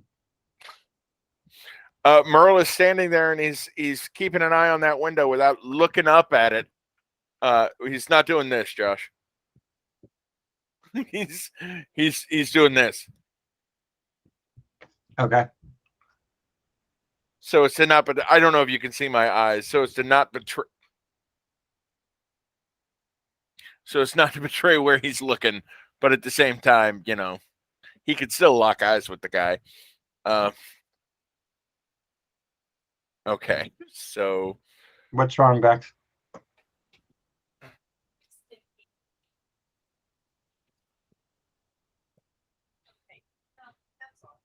it's a dangerous pastime. Thinking. It's from a movie. I think you've seen it. It's from Beauty in the Butt. Okay, It's I got okay. no big plans other than to wait, Okay. Josh. And you're not using your badge to alert your. Yes, he cop? does. Yeah, he does. He tells her. Yeah, Yeah, there. which is what she was just pointing out to Anthony because I'm dumb. Burn another charge off your badge. Yeah, I Okay. accidentally burned 2 earlier, so I'm good. Okay. Well, it's 2 to call the station. It's 1 to call your partner. Did you use? Oh, You should have used 3. Let me check your character sheet. Give me that character sheet. yeah. I don't know what I did wrong. I don't know, Joe. I fixed it. You're fine. Thank you, baby. I called him baby. I heard it too. It was weird. I didn't mean to. I talk to my wife mostly only. Okay. Okay. Ari, you've now got a piece of information. Any change in your behavior?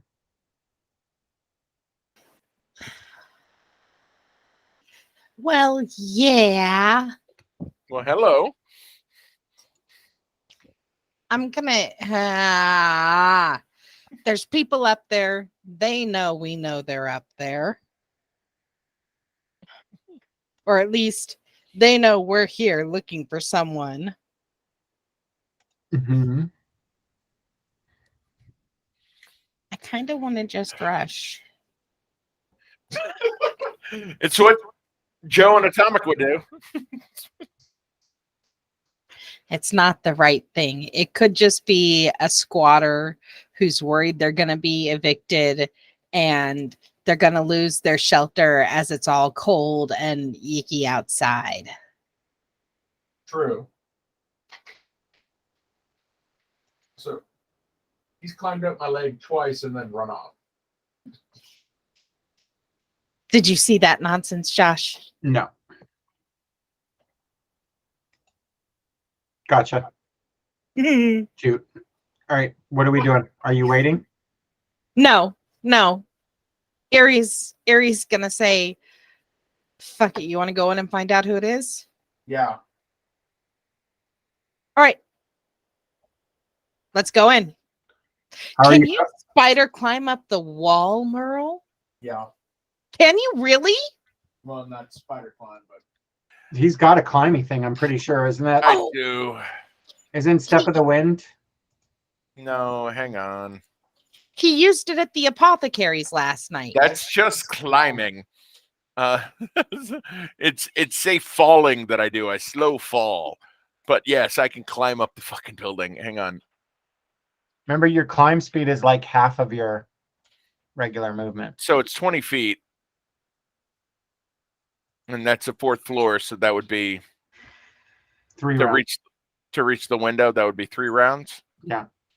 Okay. Well, if you make a good acrobatics check as your initial jump up and catch, then I'll make it 2 rounds. It's athletics. It's what I fucking say it is. Okay. Can I keep the roll at 20 though? No, because you argued. Okay. Yes, you can. That's fine. That was Okay. in that 20, right? Yeah, I was in that 20 before. My acrobatics was an 18. Okay, so I'm going to say something and it's going to make things awkward, but if I don't say it, I'm going to be resentful. Okay. I really need you, Anthony, to stop telling me how the game works. This is the second session in a row where I feel like you've been doing it. And I know when acrobatics and athletics are used, and I know how passive and active are used. And I don't mind you asking for checks that you might want to do. That's totally fine. But like that correction, totally unnecessary. Okay. I understand that. All right. So on that note, I mostly agree with it. I completely agree that I shouldn't be correcting you on the thing, and that's fucked up. Climb is specifically mentioned in athletics, and I am not optimized for athletics. I am optimized for climb. I am optimized for. Do you I mean am not you're not optimized for acrobatics? acrobatics. I'm optimized for athletics. Okay. It was built into the character. The reason I have there's a difference. So first off, nearly everything in Monk says one or the other. Second, there's a difference between can I do athletics instead because I'm better at it, and no, it's athletics. Okay. I will stop that shit. Because had you said that way, I'd been like, sure, totes. Okay. Okay.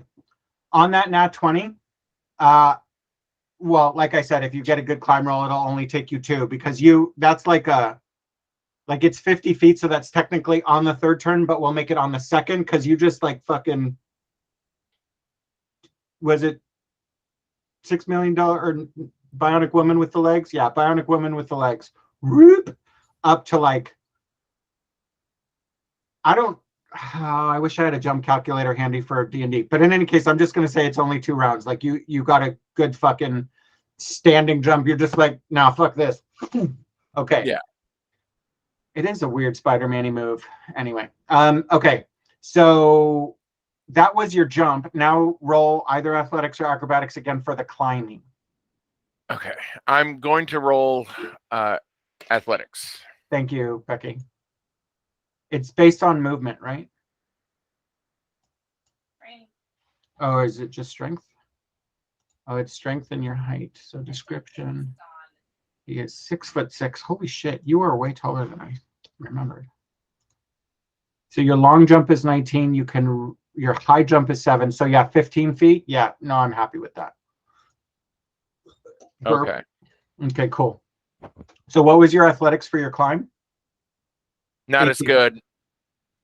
Well, yeah, that was when I re-rolled. No, the 18 is your last one just now. Oh, okay. Oh, yeah, it was. My bad. It was a 12 plus 6. Yeah. Yeah, okay. So you don't have to roll again. You're climbing up the fucking window. All right. Bex, you and the uni that was outside are coming in. All right. No, actually, I can't hear you. Sorry. yeah, I just realized I was muted. The uni who's outside is going to stay outside. The one who's at the stairs is going to stay at the stairs. And I'm going up to the indicated apartment to meet my partner there. That way, I don't know, there's somebody to go, yeah, those idiots ran up there and got themselves killed when we get ourselves killed. Loose cannon.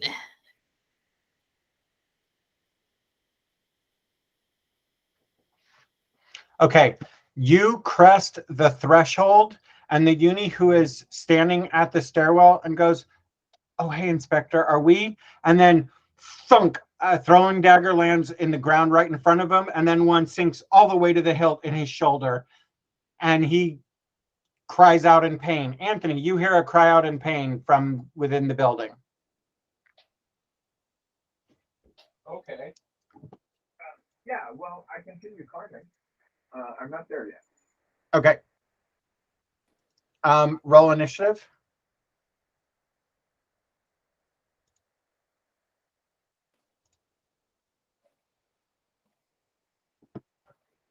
$18 all day. Ants, did you remember to roll with an advantage? No, I did not. Bex, did you? Yes. Okay. 16 is better than 5. Yes. Oh, that's cool. Ari, you win initiative. What? Okay. We're fucked. Wait. Ari, what's your Plus your one is my dex? modifier. Ants, what's your dex? Better. Okay. So the problem with the encounter thing is it doesn't take that into consideration. I guess you guys tied. So actually Ants goes first. No. I lied. Becky got 18. Ants is tied with the soldier who just got stabbed. So for right now, we're not going to worry about that. So Ari, go ahead and go. This is at the ground floor. So I look at him, Mm-hmm. the one who is crying in pain. I don't have anything to help him with. I say, An open staircase, in like old tenement buildings. So just FYI, that's how obviously he got involved with a throwing dagger from. I tell him, get outside, and I try and see if I can spot who threw it. And if so, I want to throw firebolt, I think, at them. Firebolt. Yes. I will set this building on fire. Kragan and I, it turns out, have a lot in common. All right. Roll a perception with advantage. Yay!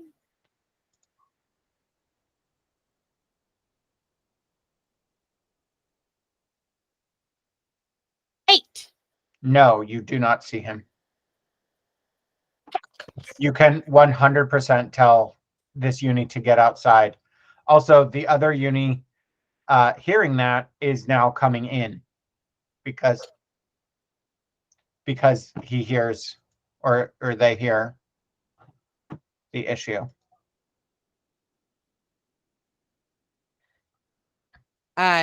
Yeah, if I can't spot them, I'm going to try and run up. Okay, I couldn't spot them. You can tell me whether or not I can do this. I would like to try and cast Blade Ward on myself as I start up the staircase.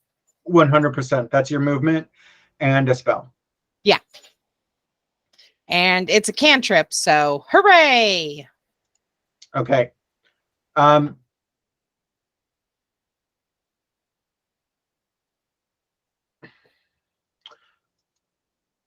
Merle, you're the necessary.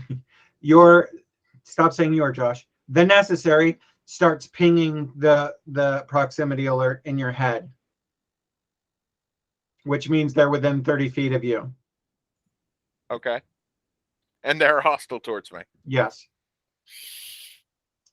Well, I keep climbing. Okay.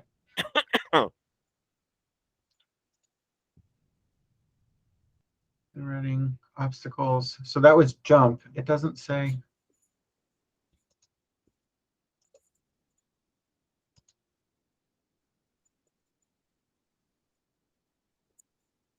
Oh man, you could have, according to this Ants, you could have used Step of the Wind and gotten 24 feet off the ground. I said Step of the Wind at the beginning. My bad. No, it's okay. Playing a monk is like playing a martial caster. We have been forgetting on your floor when you use Flurry of Blows that you have that automatic. They have to make either a strength, a dex, or a something else save. Mm-hmm. For Way of the Open Hand.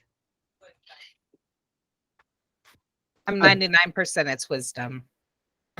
So it's Flurry of Blows. You can impose one of the following effects. Target falls prone on a failed dex, gets pushed 15 feet on strength, or it can't take reaction until the next turn. Can't take reaction until end of your next turn. I can read. Where is... Yeah, Step of the Wind. You can spend 1 key point to take the disengage action, or as a bonus action on your turn, and your jump distance is doubled for the turn. If you want to make a Do you want to do some wire fu shit and like push off and try to? Sure. Okay, so spend your key point and then roll another athletics check.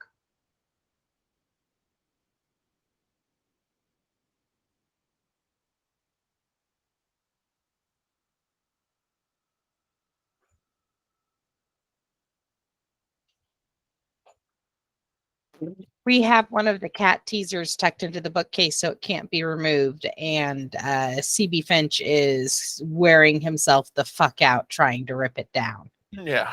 Because fuck this thing. What is this thing? I don't know. Fuck it. All right, on a 9, you can throw yourself through a 3rd floor window, but you're not going to make a 4th floor window. That's fine. Can I continue climbing upward quickly? Yeah, you can do that too. That's what I do. Okay. Using Step of the Wind now, so doing it correctly. All right. The guy who got hit just runs out like you told him to.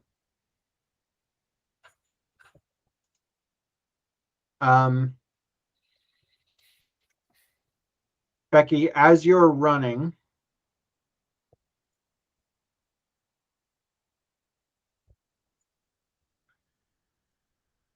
Remember, little legs. My walking speed is 25 feet. yeah, but you're, oh, right. So you're 25 feet. Okay.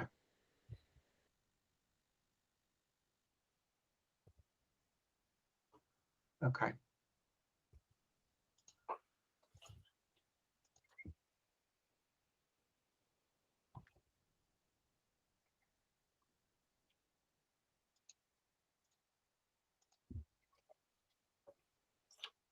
Okay, you hear throwing daggers hitting the ground within a couple feet of you, but you are pulled over to the side enough that they're just missing, right? You get the feeling that they're moving off of, they're going off of, oh, these are terrible.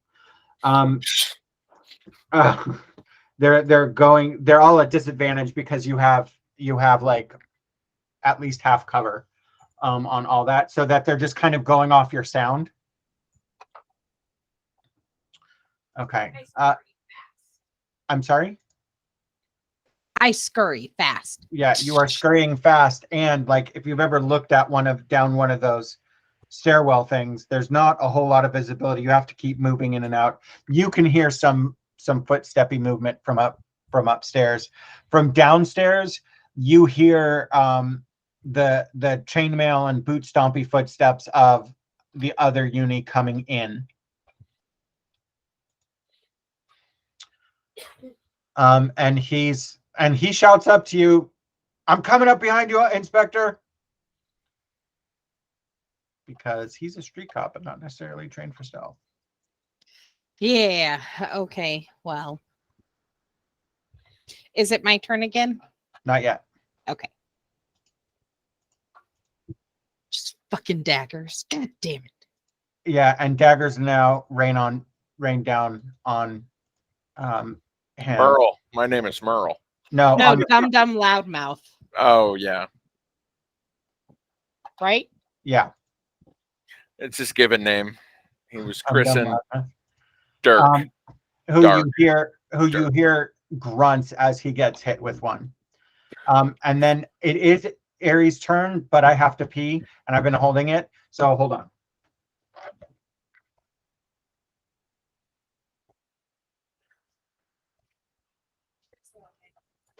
He's over here fighting for his life.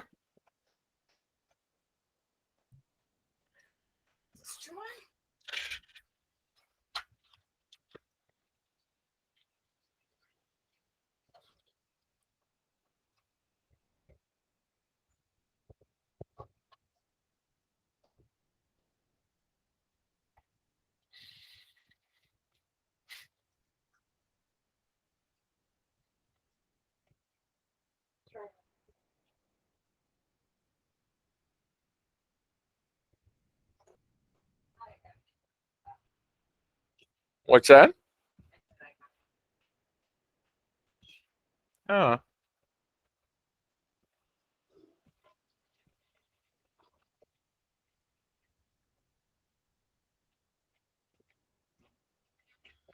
Oh my God, do I feel better? Okay. It's your turn, Naked Pork Rinds, Becky. Okay, I'm gonna try the same thing I did last time, which is see if I can spot somebody to take aim at. So I'm guessing perception roll Yes. advantage. No. Okay. 19 all day. You see one leaned over and clearly forgotten that he's left himself exposed because he's turned and looking. He's not looking down. He's looking away at something. But yeah, you can see him.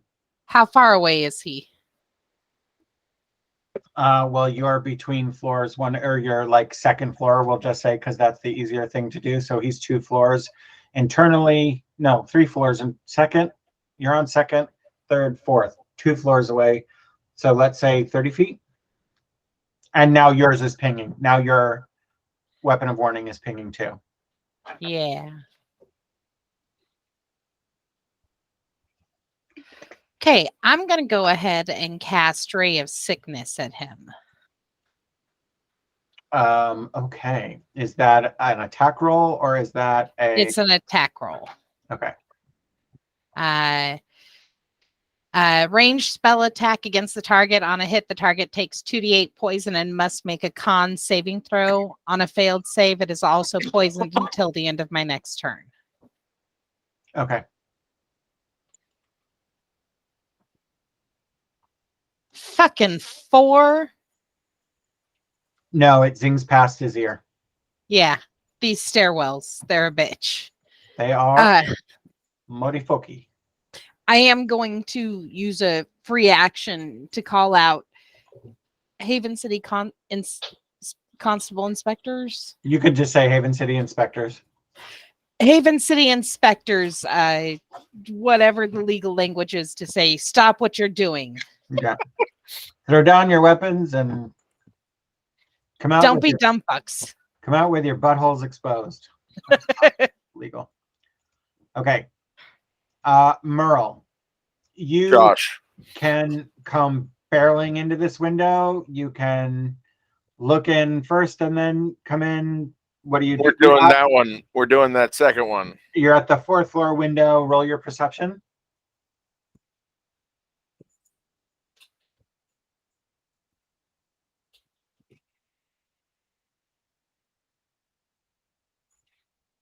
$23.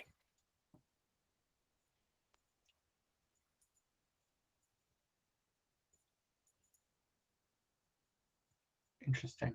Okay.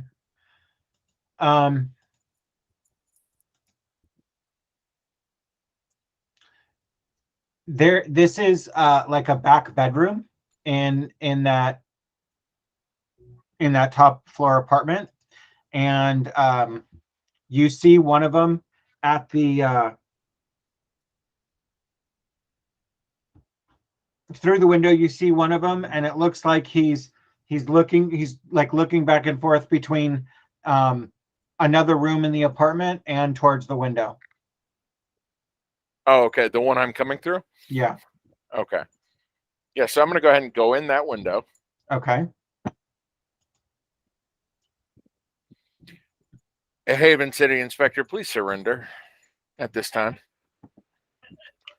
He doesn't say anything, but he charges you, and he's got a short sword. Okay. Well, we're going to kick him a lot. That's what we're going to do. All righty. I'm going to go ahead and spend my key point now. Well, roll your attack first, and then you can do your key point for flurry blows. Unless you want to do something else with your main action and do flurry as your bonus. But I don't know what else you do on your action. I'm going to stab him. Okay, then roll your sword attack first. 16 hit him. Yep, 16 hits. Roll your damage. 7. Okay. And then you spent your key, and your flurry of blows is, I think we said 2 more attacks, right? I have Two more. not spent. I have not spent my key. Okay. Yes, it's 2 more attacks. 2 unarmed strikes, yes.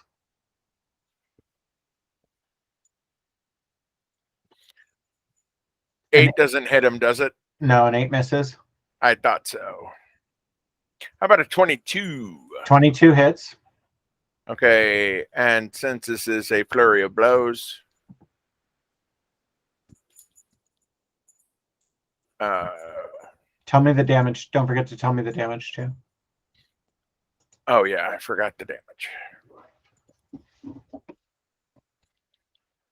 5. That would be 5 damage. And now let's deflect missiles, key point, key fueled attack, open hand technique. Whenever you land one of your blah blah blah blah blah blah.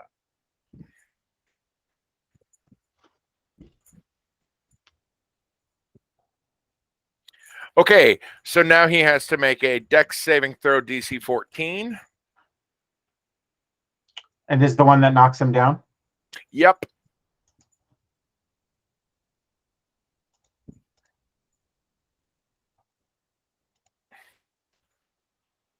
He falls down.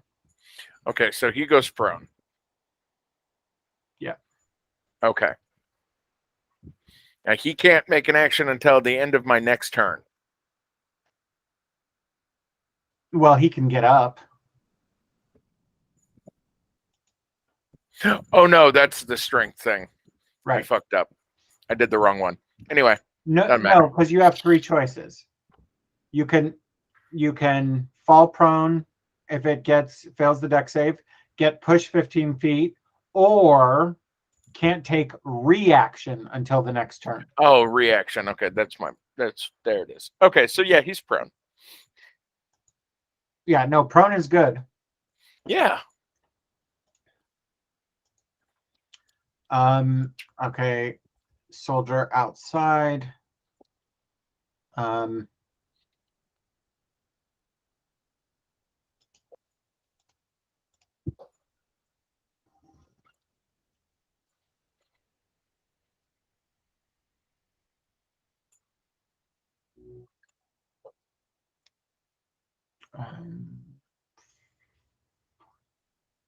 Oh wow, okay. Becky, you catch a dagger for 6. Fuck. Fuck you, get off throwing daggers at my partner.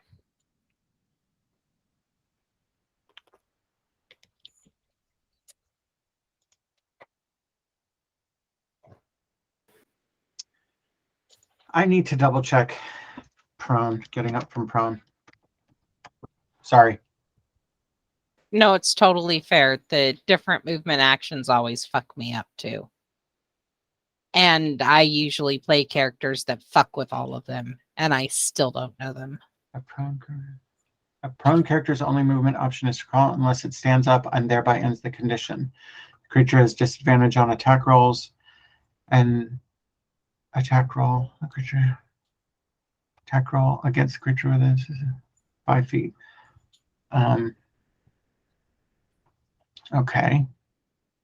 What I want to know is, does getting up Produce a reaction. Yeah, does it produce a reaction, or does it cost them? Is it his whole action to stand up? Being prone. Let me see if. Okay, being prone. You can.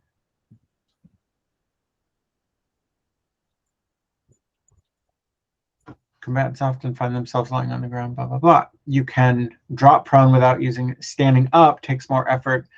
Doing so costs the amount of movement speed equal to half of your speed. Oh, okay. For example, of 30 feet, it takes you 15 feet. You can't stand up if you don't have enough movement left. Got it.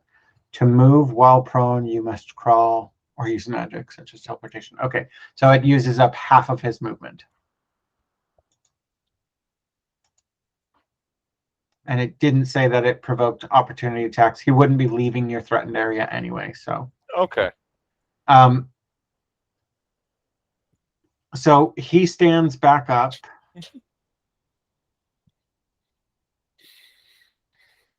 Also, I forgot to narrate something. Ants, you knock him back down, and this is why I forgot to narrate it. And two, from a corner that you couldn't see from the window, two throwing daggers go sailing past you and miss. Oh, So you're in the room with another person that I didn't see before. that you could not have seen him from where he was versus where the angle you had in the window. Gotcha. Okay, he stands up and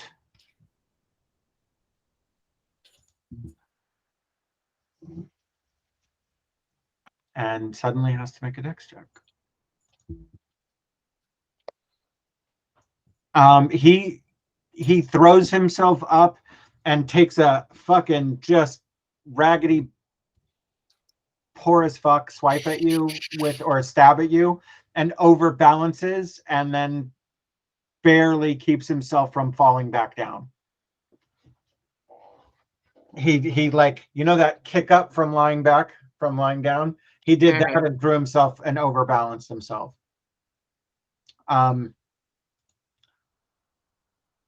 Okay, what does the soldier have? The soldier has nothing. He's just tromping upstairs. Tromp, tromp, tromp, tromp, tromp, tromp.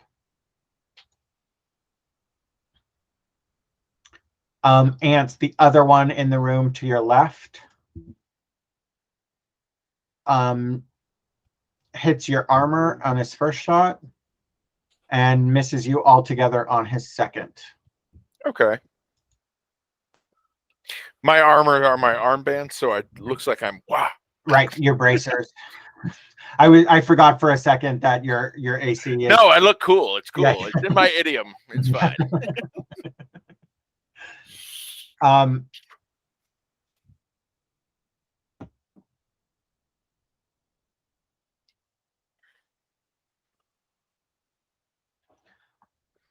Bex, you suddenly have a stronger ping from your weapon of warning, and one comes kicking out of a door on the 3rd floor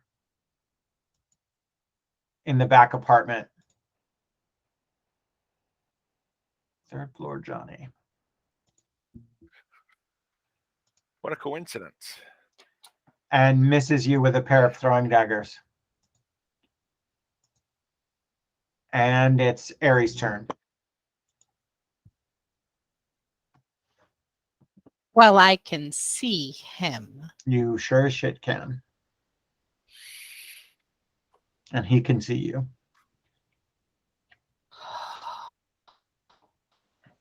How far away is he? Like 40 feet max. 40 feet. Okay. Like he's catty corner to where you are, but it's not that much space. Like I'm willing to say, well, no, if he's pinging your weapon of warning 30 feet. 30 There- feet. Okay, let me see something. I want to see if I can do this. I have to double check. I apologize. No, you're fine. Okay, so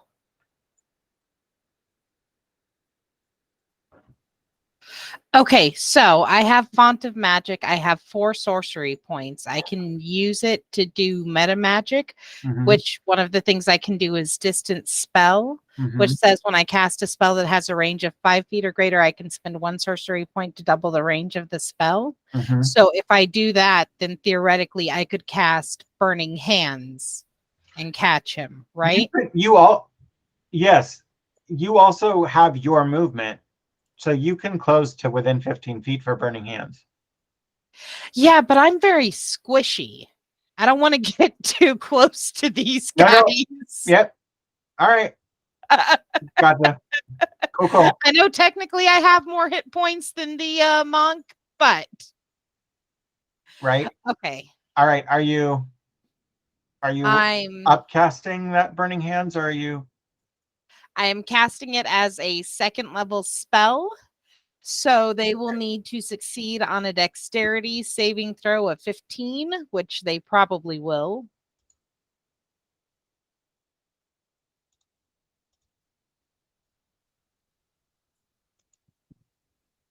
If they succeed, they take half damage. If they don't, they take all 16 points of damage that I rolled. Okay. It doesn't look to you like he got out of the way at all. Screams of fiery pain. Well then, I am looking for what else I can do. I think I am going to use a sending on my one charge sending to my partner Okay. just to tell him I've encountered somebody on the 3rd floor, dealing with that first. Cool. Merle goes, cool. So it's sending. So technically the return is free. So you shout it and it goes through telepathically. I'm sorry.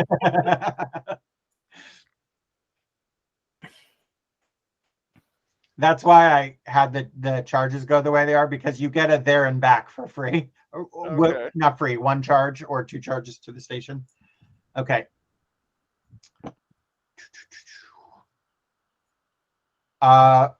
His name is Merle. It is indeed, and he is the one who is next, I believe. Yep. Okay. That's what I was trying to be clever. Guy who just took a swing at me, huh? Yeah.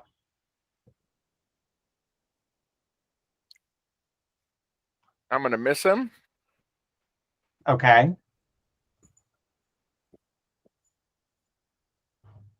I'm gonna spend a key point.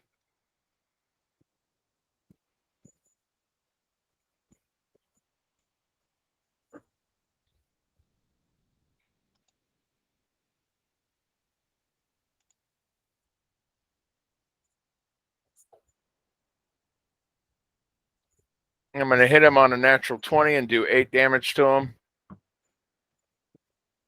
What did you spend the key point on? Flurry of blows, sorry. Flurry blows 1 point. Oh yeah. Oh, okay. Sorry. You did 8 damage. This is the guy who took a swing at you prior, not the one that you've already knocked down. Yes. Okay. Oof. Okay. And your second flurry. What do you want to do? A dex check. He's gonna make a dex check. And okay, what is it's the DC Dex save is 14. Okay. What does that do? That knocks him prone. He keeps his balance. Oh, okay. You've got one more flurry of blows hit. Yep.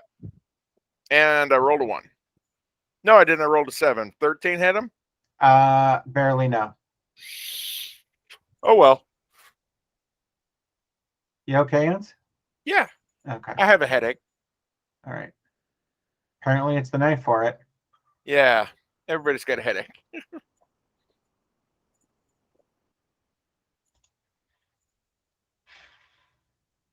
Okay.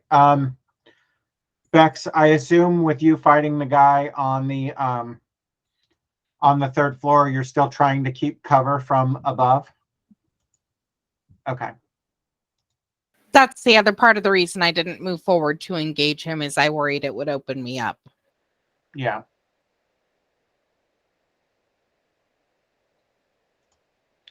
All right. Ants, the guy you didn't hit this turn stabbed you with a short sword for 7 points. Okay. And then misses you with his short sword. Okie dokie. The uni comes barreling past you, Ari.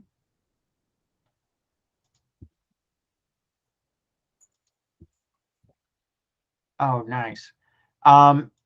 And hits the guy you just cooked once.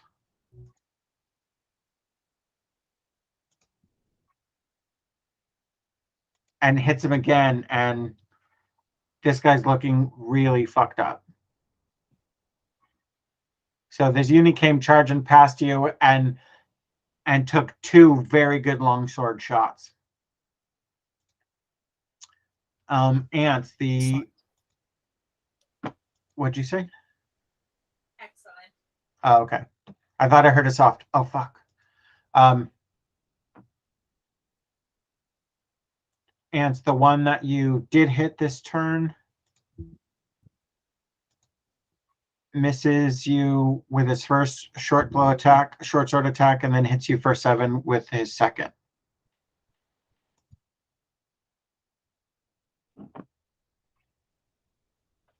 Okay.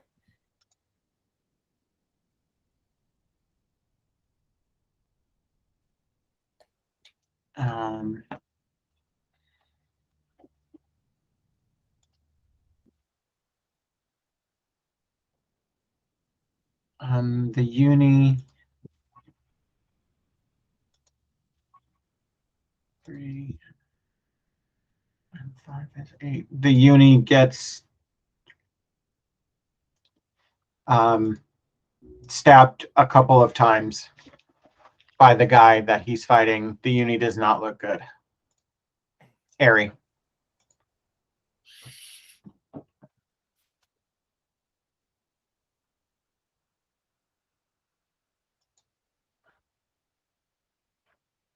But that assailant looks really fucked up.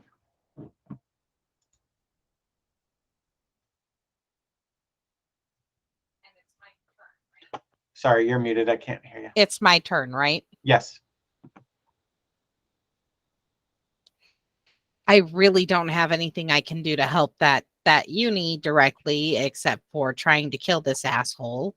So I'm just gonna try and hit him with Firebolt. Okay. Plus 7, 21 all day hit. Yeah. 6 points of damage. Okay. Screaming in fire pain. Are you going to move past? Are you trying to stay where you are for right now? The uni is looking really fucked up. Erie is going to tell him once he's down, go back downstairs. Okay. You can hear footsteps coming down the stairs.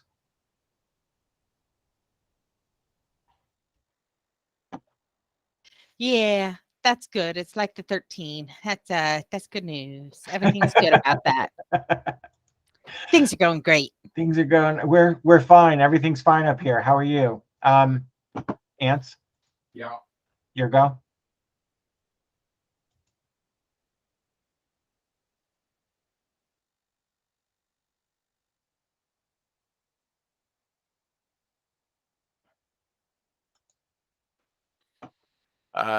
Going on the guy who just stabbed me, I missed him. Okay. And that's it. I got 1 key left. I'm saving it. So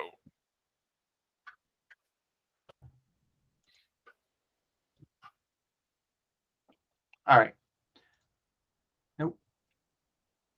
That was all right. Okay, it is him.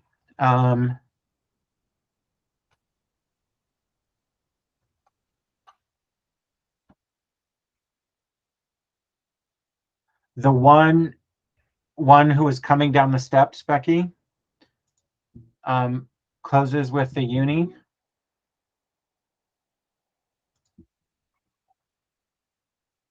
Six. And very nearly drops him.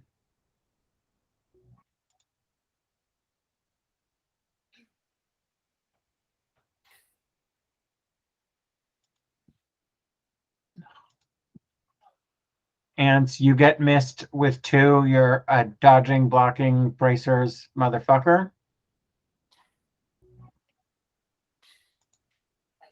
in theory,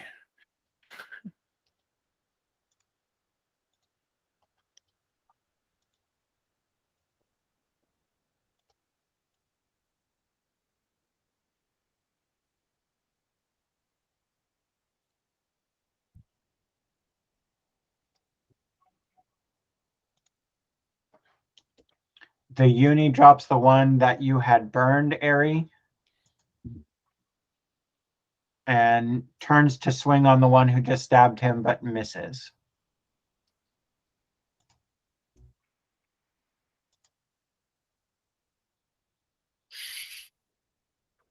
Nope, that is the wrong person.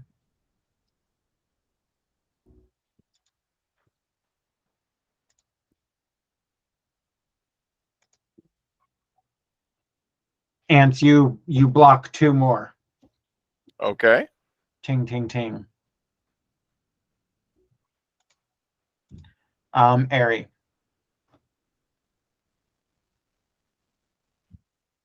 Okay.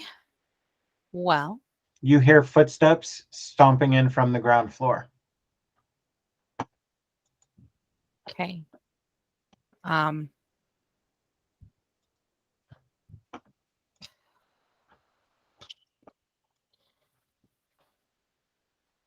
How close is the second one? If I move forward, I can get him within 15 feet. Well, you are like on parallel. He's on the steps and you're on the side hall, so you're like parallel. Yeah, if you move forward, you can get him within your cone. Okay. We're going to upcast Burning Hands. He needs to make a DC 15 dex save or take 12 damage. If he makes it, he takes 6. I keep like clicking a thing that I'm already on and turning it off. Hooray! That sounds like not annoying at all. Yeah, he what's the save damage? DC 15. If he makes it, it's 6. Okay. He definitely pulls out and he's just at the edge of your cone. And he makes it. Merle? Still gets singed. Yeah. Yeah, your turn.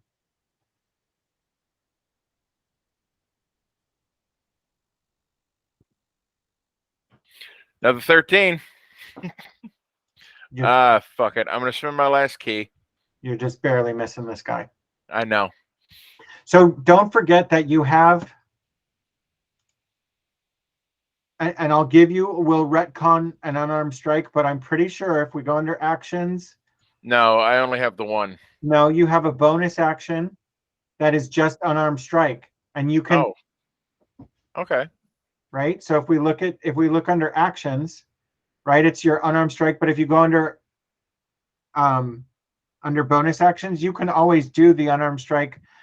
When you use the attack action with an unarmed strike or a mulreg, you can make one unarmed strike as a bonus action, right? So because you're, first off, a short sword is a monk weapon. Yeah.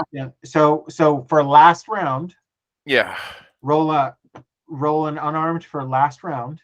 Okay. It's what I'm saying. Like, it's a really, did you just get a 22? Yeah. Okay. And then I did 5 damage to him. Right. So was it the one in front of you or the one who came out from the corner? The one in front of me. Okay. So no, the one who came at me from the corner is the guy I'm trying to take down. Okay. All right. So this is what I mean. Like, I almost want to throw you at more fights just to get a better handle on the 19 things a monk can do. And your way of the open hand, arguably one of the simpler monks to keep track of all the shit. Yeah, I know. I also checked attack because I thought I was supposed to get an unarmed strike with my regular melee attack, and then that's not what it said. Ow, fuck. Did the cat just get you again? Jumped up on my leg, yeah. Okay. Jumped up on me. So here, let me show you what I'm looking at. Yeah. I'm going to do a share screen because I just think it's easier. No, I believe you. And it's what I recalled from before, but when I looked at the thing, So I'm under actions, under bonus action, unarmed strike. When you, I don't know why you feel the need to open up the panel right now, but sure, thanks. When you use the attack with action with an unarmed, or a monk weapon on your turn, okay, you make one unarmed strike as a bonus action. Okay, so I missed him again with the necessary this round, I think. Pretty sure. Okay. So then if you're spending your key point, then your bonus action is your flurry of blows. But if you don't want to spend it, you do have the single unarmed strike. Okay. No, I haven't rolled it this time. So here I'm gonna miss with the necessary real quick. Yeah, another 13, and then I'm And gonna that's what you keep missing with. yeah. And then I'm gonna hit with a 17 my unarmed strike. Okay. So and I'm gonna do minimum damage on that again. So 5 more. On the same guy. Fuck. What's Same, that? same, the out of the shadows guy or the front in your face guy. The out of the shadows guy. Okay.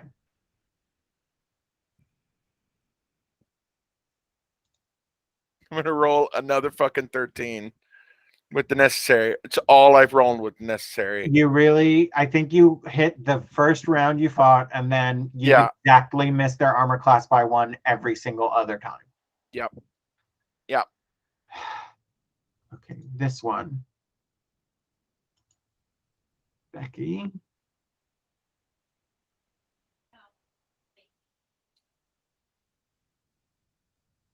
She said thank you. No, thank you. I'm good. You can pass. Well, 2 daggers thunk into the wall behind you, and he is coming around to close with you. Just FYI. Okay. All right, ants. The He one climbing up on you now? Yeah. Aggressive little fucker who doesn't want attention. He just wants to climb and hurt you. And then you go to pet him and he runs away. Oh no.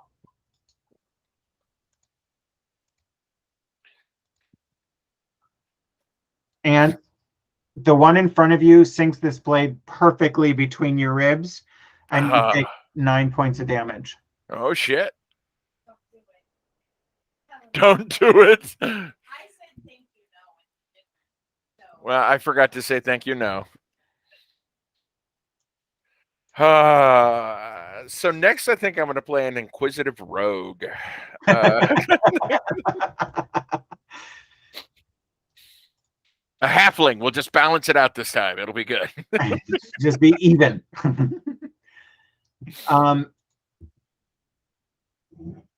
The corner guy that you keep missing with the sword and then punching in the face. I made you go left. Punch. Shit, I'm doing that backwards. I need to really. Overbalances on his like he sees he got him, and like goes past and gets in his own way. And that's not good. And Eerie. Well, that guy is closing. I can't hear you, girl. No, I'm gonna mute. That guy is closing with me. That is not the page I need. Thank you. I do not need my actions. I need my spells.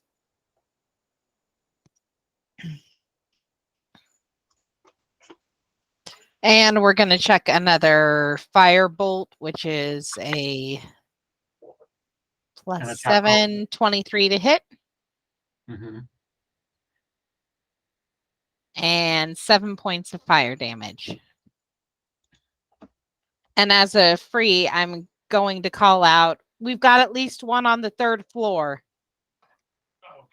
Okay, you hear footsteps continue to come up the stairs.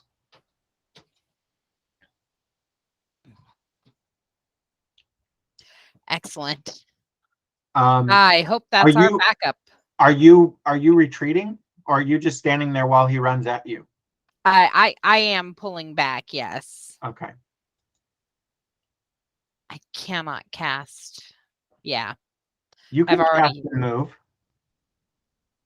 No, I was thinking I cannot cast Blade Ward as well. No, you Yeah. you would need an item. It either needs to be a bonus action casting time, or you would need an item that lets you cast 2. Merle, it's your turn. He's muted. You're both muted. That's amazing. Don't click on your picture. Click on the bottom. Just slap me. She just full on just whack. No, stupid. Anyway, I finally hit with the necessary with the 16 Woohoo! on Lurky Jim, and Lurky Jim takes 7 points of damage. Okay. And then I swing on Lurky Jim and I hit him with a 25. Is that a nat 20? No, it's a 19. Roll your damage. I'm trying. And I rolled my minimum of 1 again, so 5. All right.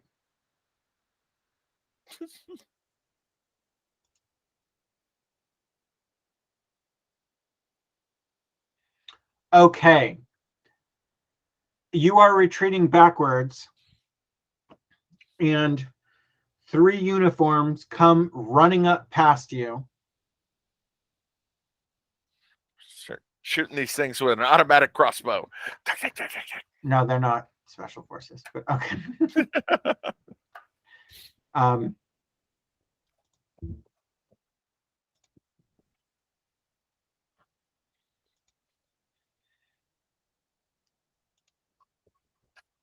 and the first one spears your friend. Who was this one? Okay.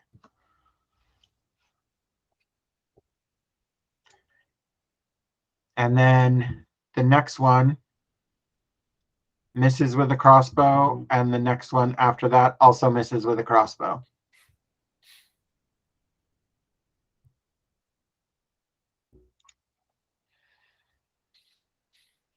The one, click to him. The one who just got speared that you're seeing in front of you, Ari, misses with one of his stabs at the constable, and then hits the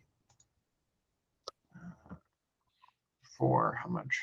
6, which is 3. But then stabs him on that. Anthony. Josh. The one in front of you misses, and then misses again.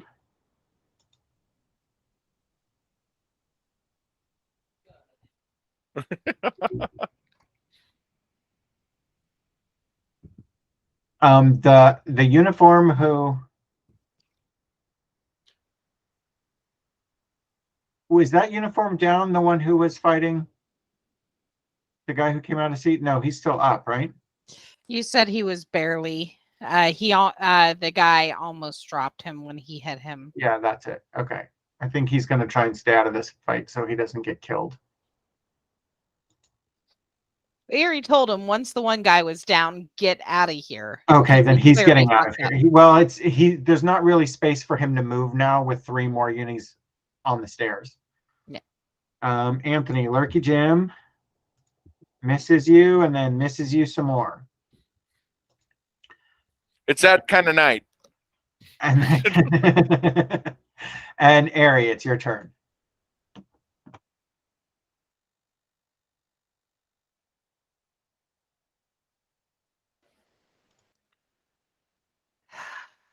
Firebolt. Nat 20. Nice roll. Right, Okay. right click to get your critical damage roll. It already moved it up to 2d10. Okay, cool. 15 points of damage. All right, he screams in horrible pain. The hallway is lit up extra bright as the intensity of your like emotion and just holy fuck these guys all the way in the ass just sails over, and he's charred as a real bad cinder. Merle. I said surrender.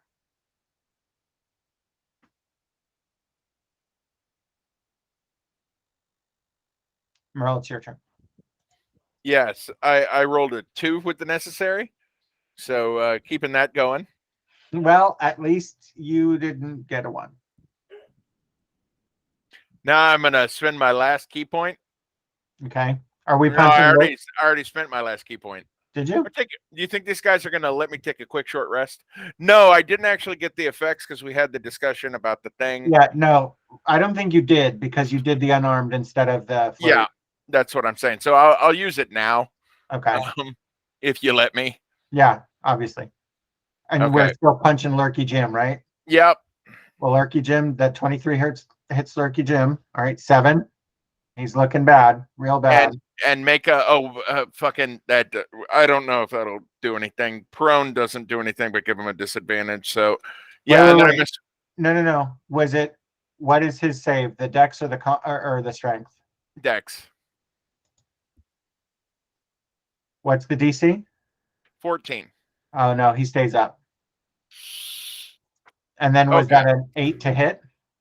It's a 8 to hit. Yeah. Well, I because if rolled. you had knocked him down, you would have gotten advantage on the hit. But Oh, you- okay. Yeah, that's what I was thinking.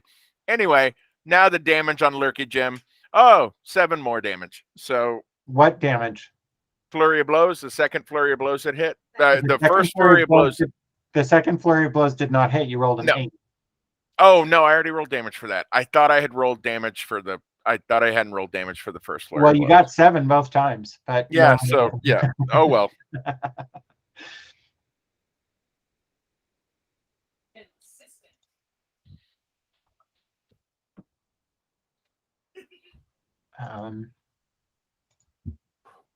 Spear guy.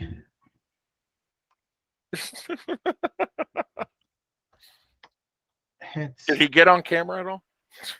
Okay, good. Did who get on? Oh, never mind. The cat. Oh, okay. He keeps climbing up on my lap, but he doesn't want anything. As soon as I go to pet him or cuddle him or anything, he's like, "No, fuck off." So I just put him up on the table and let him look around, and he immediately noped out of that too. So, fucking cats.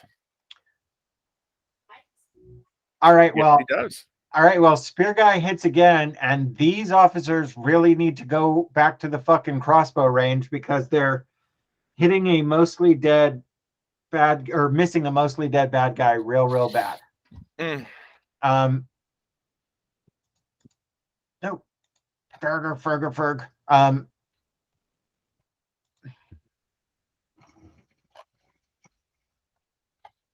Okay. I hear what you're saying, but I would prefer you not speak of my mother that way. Okay.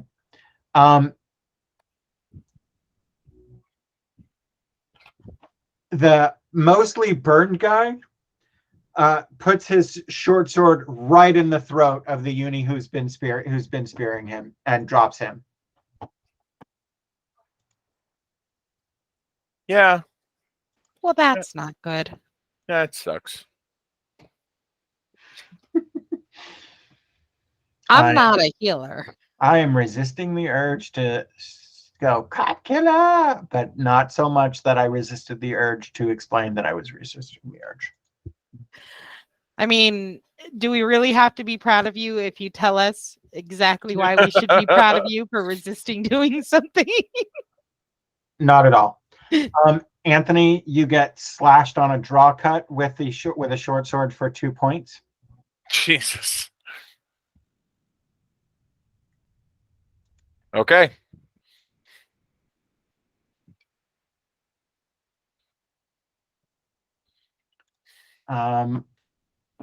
His name is Lurky Jim. Maybe a dwarven inquisitive. I'll just. He can't hit for shit. And it's Ares' turn again. No, I disagree. He hit me for a lot of damage earlier. Oh, that's true. Yeah. He's going to fucking die. I don't. We're just going to keep cooking this guy. 19? Definitely hits. 5 points of damage. All right, you drop him. My move is going to be continuing up the stairs because I haven't seen Merle come down, which makes me think he's met resistance upstairs. Okay. So you're moving upstairs? Yes. A hero of Dog Isle, the man they call Merle. You've been rewatching? I just rewatched it. Mm-mm. No, it's the Ballad of Jane is never that far back in my memory. But in my head, because I can't remember the name of the planet or the city or whatever, I say Canton. Oh, is it Canton? Because I've been singing Bedrock. Like he saved the fucking Flintstones. It's your turn, Merle. Okay. Let me continue the tradition of actually I don't. I fucking sheath the necessary before I attack with unarmed strike. Good. 15 All right. for 7 damage. All right. You drop Lurky Jin. Oh, fucking thank you. And then my next hit, my bonus to other guy now is a 23 Also hits. for 7 damage. All right.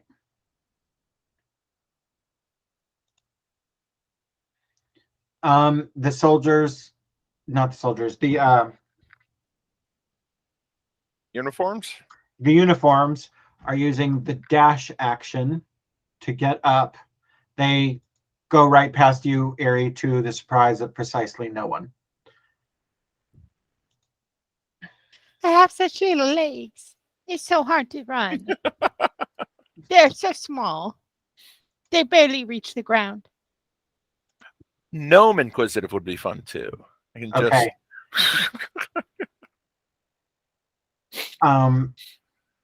The assailant in front of you misses twice, Ants.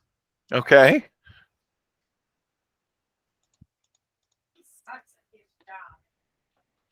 No one is doing well in this room right now, Becky. Aerie, it's your turn. You've got 2 unis going past you. You can't, you're still on the steps. You can use a dash action to get to where you hear the fighting now that you're not hearing your own fighting, and get there at the start of your next turn. Because your dash is 50 feet, right? Now, even if you use the dash, unless you cast like Long Strider, something that gave you a speed boost. Didn't Cathra give you boots that help you with speed too? Hold on just a moment. Let me double check. Fucking no. Boots of speed. Yes. I double my walking speed. If you doubled your walking speed and then took the dash action, you'd be in the room. You wouldn't be able to do anything, but you could sail past the unis and you'd be in the room and able to do a fight move. I hear all. Shut up, do a Anthony. I get it, journalism. So I hear all of that, but rather than doing a dash, how about I cast Expeditious Retreat on myself as well? That lets me basically do a dash as a bonus action. And it says, as a bonus action on each of your turns until the spell ends. It says, when you cast the spell, and then as a bonus action on each of your turns. So Yes. I just get to keep using it. Does that sound good? Yes. So it's 50 feet plus another 50 feet on this turn. So it's 100. So that would be. Oh, and it is a bonus action to cast. So you will still have an action left when you come into the room. Yeah. Yes, I will. See, you can cast Expeditious and any other spell because it's bonus. Is Anthony? Yes, Anthony? I think Oh, he's stretching his hand or something. or mocking you. No, stretching his hand. Okay. Okay. So you come bolting. You hear the thump of a body. You hear a bunch of ching ching, ting ting, fucking kung fu, ho ho ho, and just an incredibly fucked up looking Merle, like fucked up looking Merle, is in a fight with one of these shithouse ninjas with his back to you, and this little fucking half. What color is her? Well, mostly blue and white, but I can't remember if her clothes are green. Like this blur shoots past the unis. Her standard dress is actually green peacoat over buff or beige. clothes. She's very boring in that respect. So Gotcha. there's a green and brown blur. And then I burst in and I see the dude who I assume is attacking Merle. And I'm going to go ahead and cast Firebolt at him. It's worked well so far. I don't think a 12 hits. It does not. Okay, listen, I had to skid to a stop really fast. My aim was off. I'll be better next time.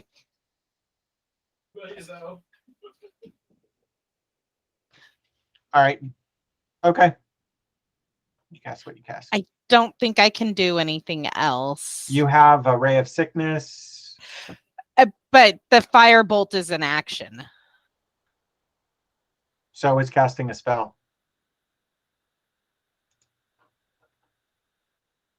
Like any of your spells would have worked. It doesn't matter. Ray of sickness is one action.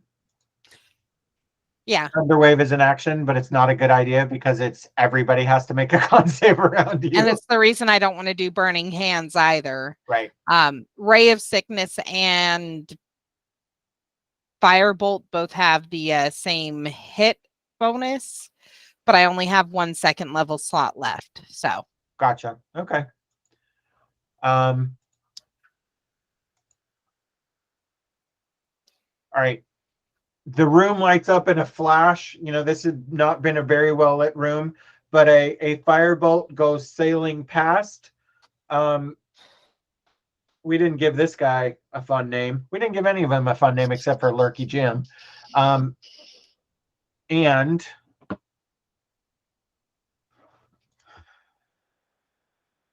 Homeboy is sufficiently distracted enough that your attack rolls this turn, Merle, will be with advantage, and it is your turn.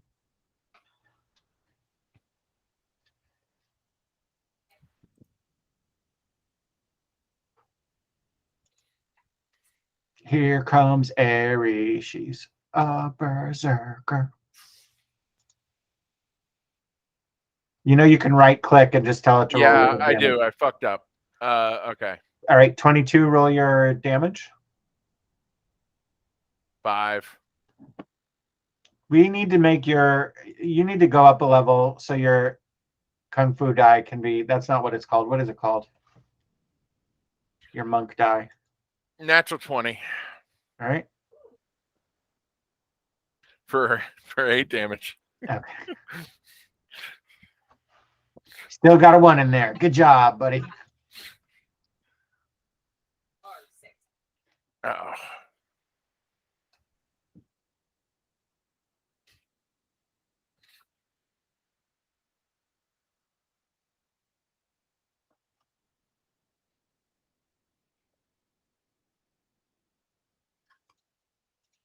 Okay.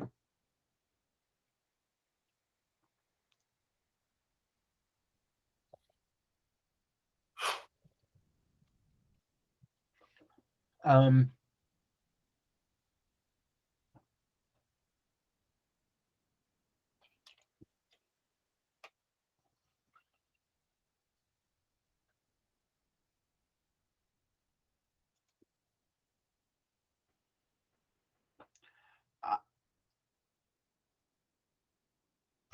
recovering from his punch, he, like, you punched him and hit him twice, right? Yeah. Yeah.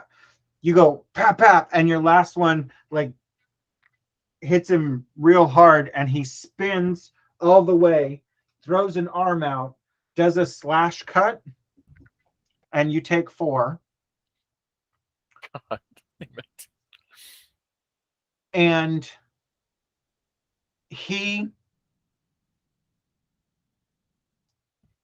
faster than you realize he could have gone, bolts for the door. He has a bonus action disengage, so you don't get an attack of opportunity. He doesn't bolt for the door, rather, he bolts for the window. Okay. And he goes through the window. Okay.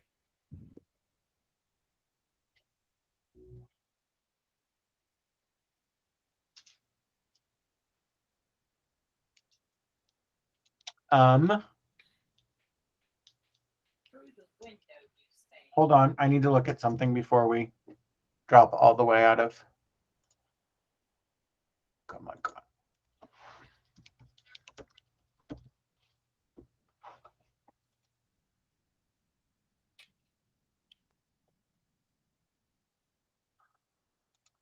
Okay. Every once and again, the searches in here are not great.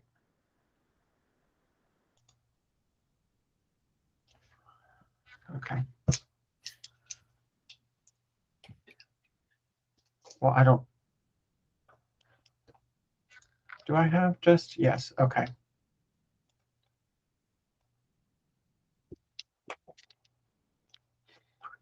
Okay. Oh, this fucking game. He bolts for the door, and you hear the sound of him slamming into the building next to you, oof, and then scrabble, scrabble, scrabble, and then fall, fall, fall, fall. Oh, okay. You look out. Well, I'm assuming you're gonna go see what the fuck just happened.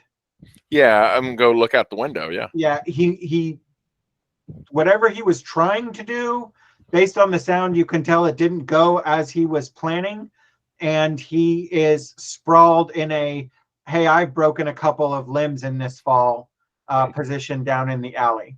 I'm gonna show him how it's done. I'm gonna leap out the window. No. You're out of key points. I would rethink that. Yeah. We are out of initiative, and I have to pee. I'll be right back. Okay. Okay. So I was looking it up. There are ideas on what the general fund is about 2,500 to 3,000 gold for a nice house with the furnishings. Mm-hmm. The word to be simple, you know.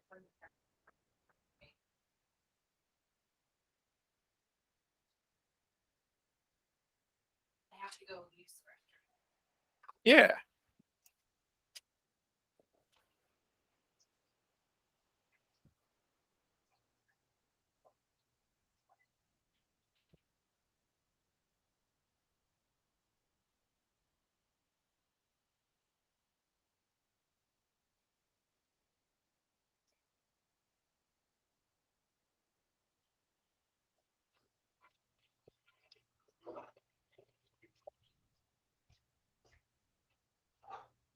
You know, slow fall is just a reaction, right?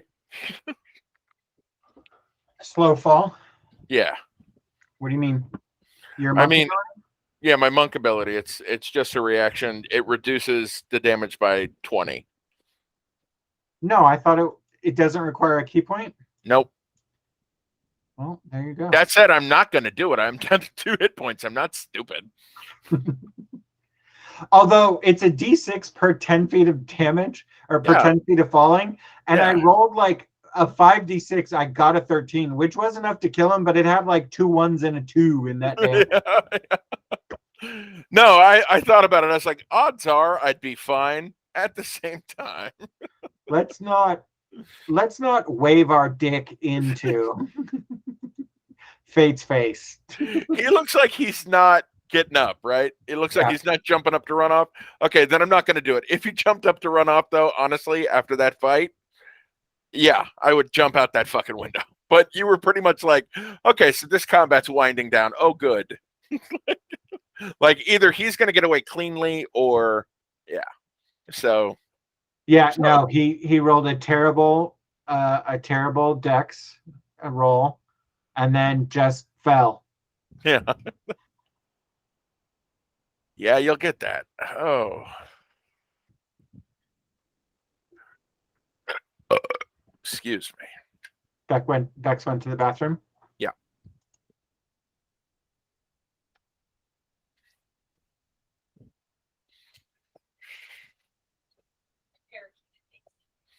Yes. Okay. I'm going to close the window here in a minute. Is it cold there? Yes. And actually, Becky turned off the fan, and the winds and the cold started pouring through the window. I think the fan was somehow keeping it at bay.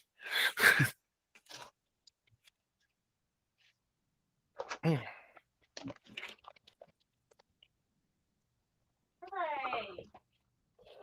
Mm. Anthony knocks stuff off his table.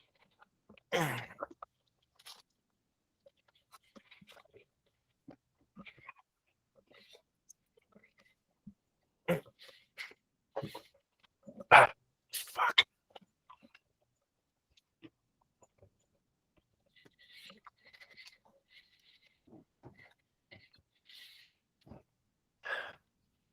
Mm. What's going on? Anthony is old and had to bend I can't hear you. Anthony is old and had to bend over and get stuff He's making dad sounds. that he knocked off of the table. Oh, I wasn't chasing the cat. No.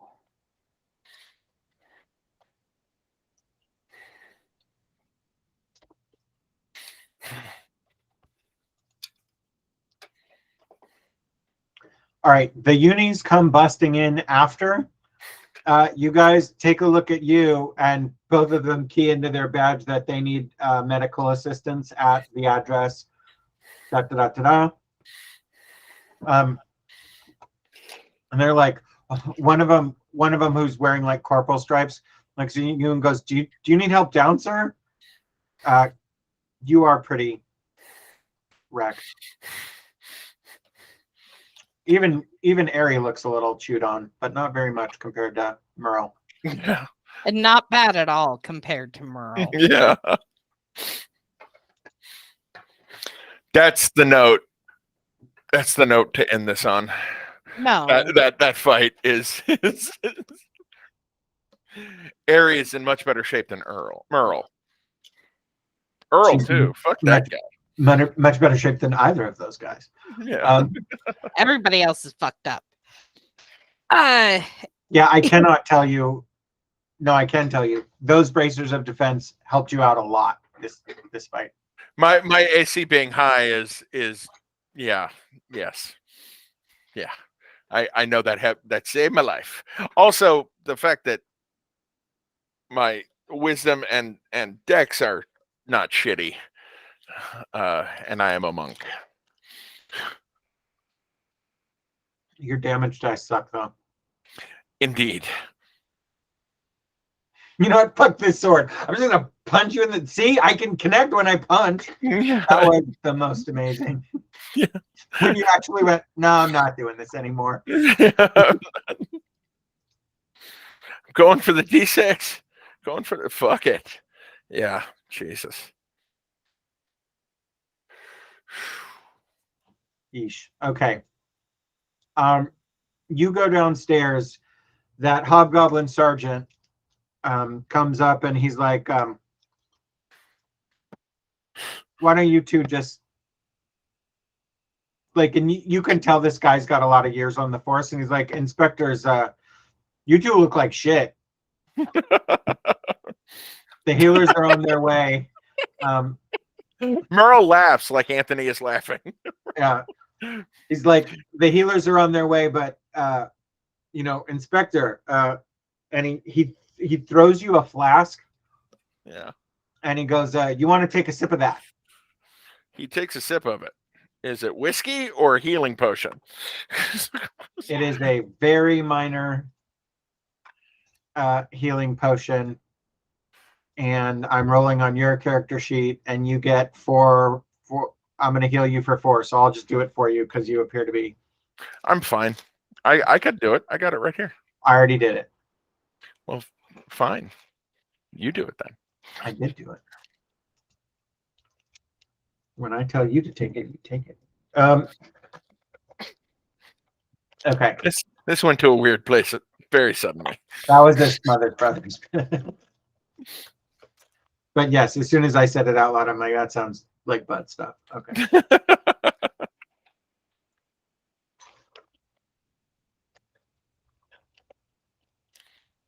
All right, you wait there. What time is it? So we got the call to come back at 10:30. We had to get down here. It took what, 15, 20 minutes. There was another 20 to 30 minutes of fucking and farting around. So that's 11 o'clock at night, 11:30. Yeah. This fight took 8 rounds, which is less than 2 minutes. Yeah. That was a lot of running up the stairs, though. 8 times 6 is, it was less than a minute. I've always felt that their rounds are a little unrealistic. I thought it's closer to like 10 seconds for a decent round, given what you can do and how far you can move. It's a But really interesting, I mean, 30 feet in 6 seconds is not hard at all, actually. It's the weird balance between, as an example, Hans Karl could make 3 attacks in the same amount of time that Hills could fire one Eldritch Blast that happens to be like 3 beams at your level. But still, you're only casting one. It's not the same as Firebolt, Firebolt, Firebolt. It's one cast for 3 beams, right? So at a lower level, it would be at a comparable. Yeah, I mean, like, it's that. It's the spell time versus the martial time, I think, is what they're trying to compensate for. yeah. Oh, it makes sense. But also, Hans Karl is a fighter, and fighters make a shit ton of melee attacks. That's their only thing left. but it's the move 30 feet, make your right. But that's my point, Anthony. No, I get it. In the same thing, it's one spell and your move and a bonus action. So, like, if you're an arcane trickster, that could be a lot because you could have a melee and a spell and motion. But not everybody has all 3 things they can do every round, so it does feel a little long. The other hilarious thing is combat, which takes the longest in game, is the shortest amount of time, whereas all the roleplay stuff effectively happens real time, right? Yeah. It takes as long to say that as you fucking take to say that. In fact, it goes a little faster sometimes because we go, so I tell them all of that. Yeah, for sure. Anyway, were you Ants, were you saying that, was that you when you said fuck me, Joshua? When you I said, don't remember saying that. no, you didn't say that. I could not. Oh, I started okay. 4 sentences and none of them were right. Okay. When you were saying like that's a good place to end it, Merle's whatever about the difference in difference, was that you saying you wanted to stop for the night? No. That was a good place to end that whole encounter. Okay. That's what you said. That's a good place to end it. And then Becky went no, and I'm like, does he mean the night or does he mean the fight? So, so Bex, to answer your question, it's probably in game by the time the healers roll up to deal with Merle, who is cut to shreds mess. It's midnight seems reasonable, right? Okay. I think so. I was thinking it was between the talking to the attackers, the human who we're suspicious of for being a human because we're all a little racist, and the performers, and then coming out, checking the alleyway, talking to Kragan, coming back up here, doing the fight, waiting for healers. I was thinking probably even 12:30 maybe. Mm-hmm. So I was just trying to get an idea for overall time. Okay. So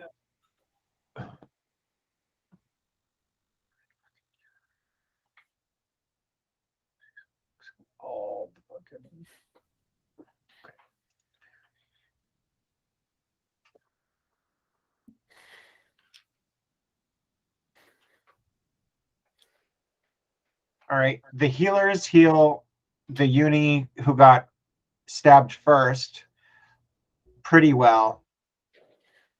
And you get another 11 back and a lot of first aid. And they tell you, well, we can heal you more now, or if you're ending shift, then you should more or less recover overnight. But it's your choice. They're up to you. There's some other. So what did we? did we lose? We lost 2 unis tonight. We have 2 seriously injured uniformed constables. We have 2 injured inspectors. We have 4 dead perps. Yeah, I'll make sure my partner gets home. Thank you for getting him up to this point. Both of you roll. Just both of you roll a wisdom saves. With advantage? No, just straight. 21 for me. 21, sorry. That's okay. I accidentally hit 11 damage instead of. Give me a moment while I fix my character sheet. Oh, I don't see a damage roll for you. No, he's saying when you said he was healed for 11, he accidentally added a damage instead. So heal 22 damage now. Wow, that guy was really bad at his job. I feel worse. So you should be at 17 hands. Yeah. Or death saves. That's good too. Jesus, you were fucked up. How close were you to death? Like 1? 2 hit points. You I need to- can't. Yeah, what the fuck do I do to fix it? You click on it, and then in the side panel, the healing opens up, and you just heal it there. Okay, so scroll down a little. Or I can just do it because I have a wider screen. No, please let me figure this out. Do you see the green box that says heal?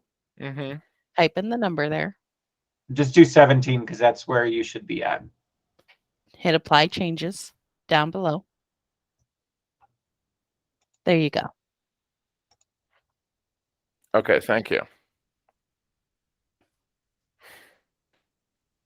There you go. They got you to just over half. Yeah. So now roll your wisdom save. I got a 21. With advantage? No. Okay, good. 20 all day. Okay. It occurs to the both of you that still no one has checked the downstairs. Yeah. Let's go ahead and check that.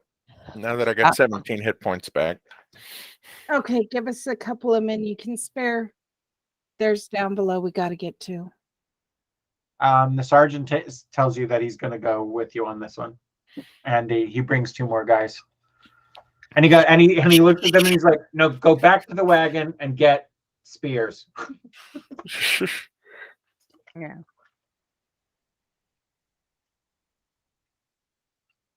And I am going to say he walks up, and as he's looking at bodies, he looks at the 2 constables with the crossbows, and he sees all the bolts in the wall, and he goes, "Did you guys hit anything?" And they both don't say anything. They're just like, These are very interesting shoes we're wearing. Yeah. Look at those shoes. All right. These are both what sort of shoes that we're wearing? Very interesting. Oh, interesting. What I heard was these are both inconsistent shoes we're wearing. Maybe that's why they were shooting so bad. They're both wearing each other's left foot and right foot. There you go. And they are not the same size. Okay. Okay. All right. You go down those stairs, and there's like at a normal place where you would expect 1 floor or a cellar to be, there's a door. The door is locked.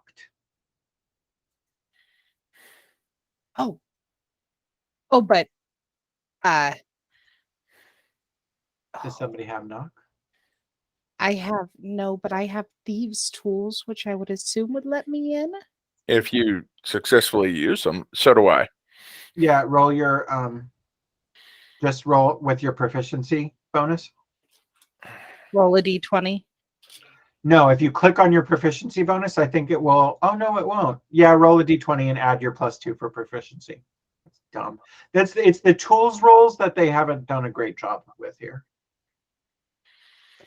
21 all day because I rolled a 19. Yeah, well, that's not a great lock. That's not that good of a lock. So you for sure fucking pick that lock. And as you go through the door, it's pretty dark down here. Halflings do not have dark vision. Does anybody have a light cantrip that they would like to? I don't have light, but I got firebolt.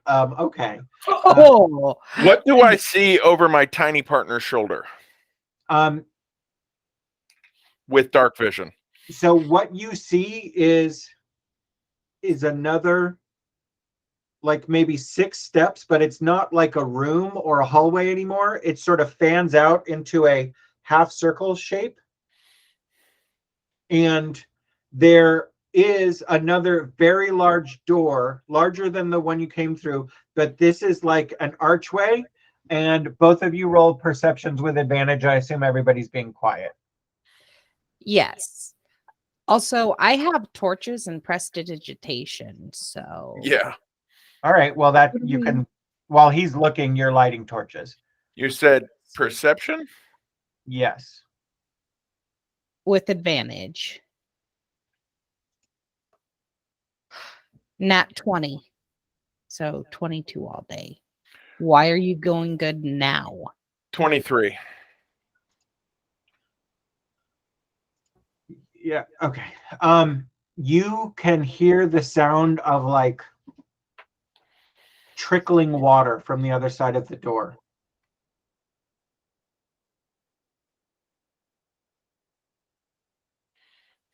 This door has an older, partially rusted lock on it, and it's a big, heavy door.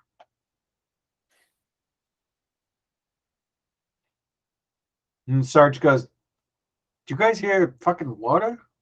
Yeah.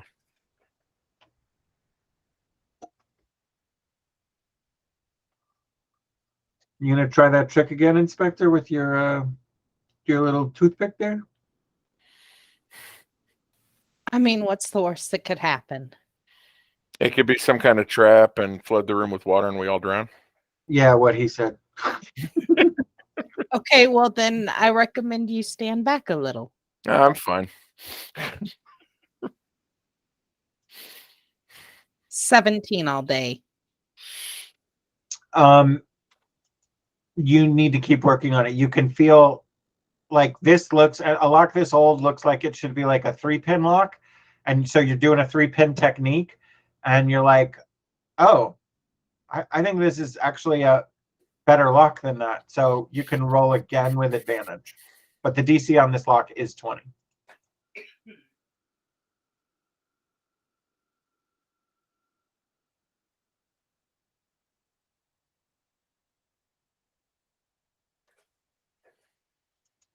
Seven all day. You did not roll with advantage. I did. I rolled 2d20. So it was a 2 and a 5. And my proficiency bonus is 2. So either a 4 or a 7 all day. Huh? If you look in the game log, Oh, it's adding them because they're custom rolls. Okay. I'm like, no, you rolled it. Okay. All right. Sorry, I'm used to the comma in the game log when you have advantage or disadvantage. right? You're having a hard time with it. You can't get it. Can I try?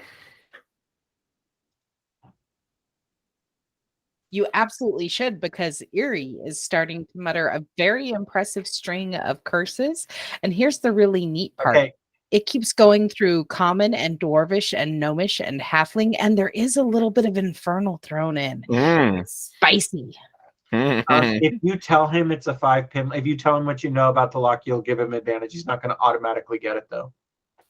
Yeah, she's gonna be muttering, it's supposed to be this fucking age. It should only be a 3-pin. This feels like a 5-pin, and I can't get it. It's rusted. It could very well be a water trap. Seriously, you guys might want to back up.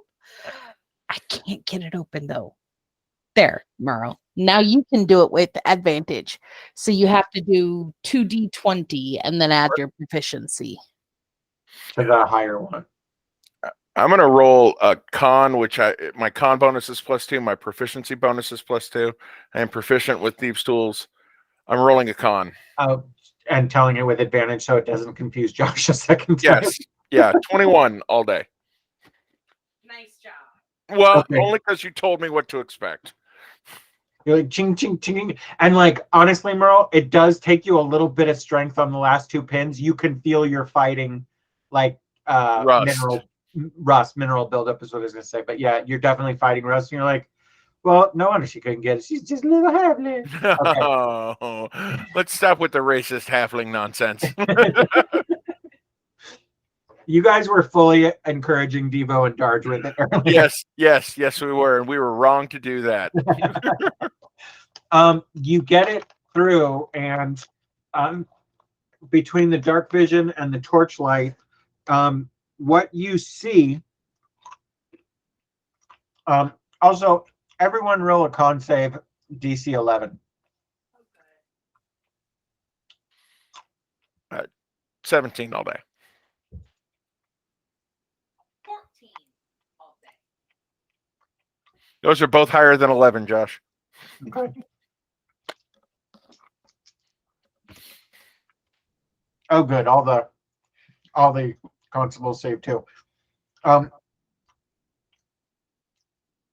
It's a musty, faint, sewery smell, but it's not sewer. You know, if this were an active sewer, it would smell Way worse. 1,000 times worse, right? What you see in front of you is, for lack of a better way to say it,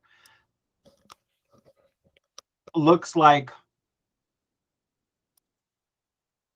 an underground canal with 2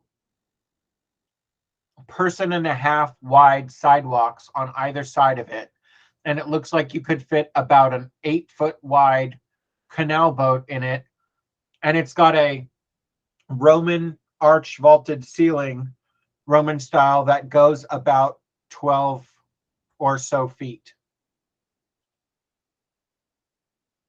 And it's not, you're both Goes muted, 12 sorry. or so feet. How? Huh? Goes 12 or so feet. How? High, the ceiling. I was just Okay. talking about the ceiling. Okay. At its high point off of the water level is about 12 feet.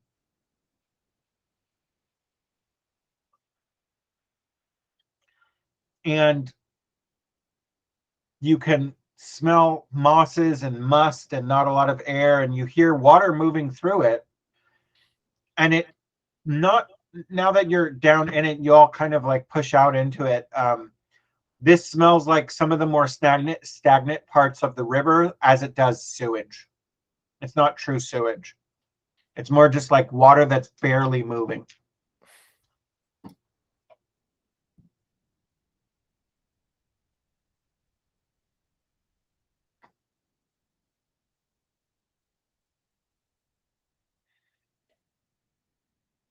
I think you're both muted again.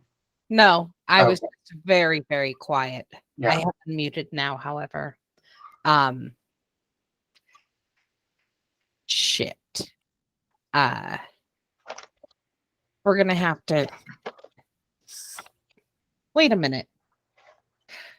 I have specifically in my character's backstory, I have made it a point that she collects schematics and plans and all sorts of architectural drawings and stuff. Does this ring any bells off of anything she's collected? Roll a flat history roll. This is why you give your characters weird hobbies. 17 all day? Nope. That's weird. I've studied a lot about this city. I don't know about these. Okay, well, we're gonna need to figure out where this leads to. The sergeant goes, all due respect, you two, I don't think you need to do this tonight. We'll post guards. I'll post guards and I'll make sure it gets through shift change. But like, the both of you are still, Yeah. like, you're serviceable, but you've just had a full Don't inspector shifts start at like 8 in the morning? Yeah. I mean, I think we rolled in 8:30. We were pushing it a little, and we had an easy start of it. You know. Yeah, well, we'll around see you tomorrow, Inspector. We'll see you tomorrow. Thank you, Sergeant. Thanks, Gothrak. You guys got your sandwiches? Yeah, we got our What sandwiches. sandwiches sent? We got our sandwiches there, Inspector. Okay. We have a budget for sandwiches. We'll make sure this whole building's cordoned off, and we'll put guards down. We'll put guys on sentry duty down here, and I'll throw in telling Lieutenant Briga for free for you if you want in the morning, so you don't have to like wake up early or whatever. We And got to get our reports done first, but yeah. Just like FYI, the reason he's referencing Lieutenant Briga is because she's the inspector in charge at South, so he thinks that that's what he's supposed to do. So, a couple of things while we're down here. One, looking around, do I see footprints or any noticeable signs of somebody being down here recently? Roll your investigation. Do I get a bonus? Yeah, Or- yeah, you guys get advantage. You can roll one too if you want to answer.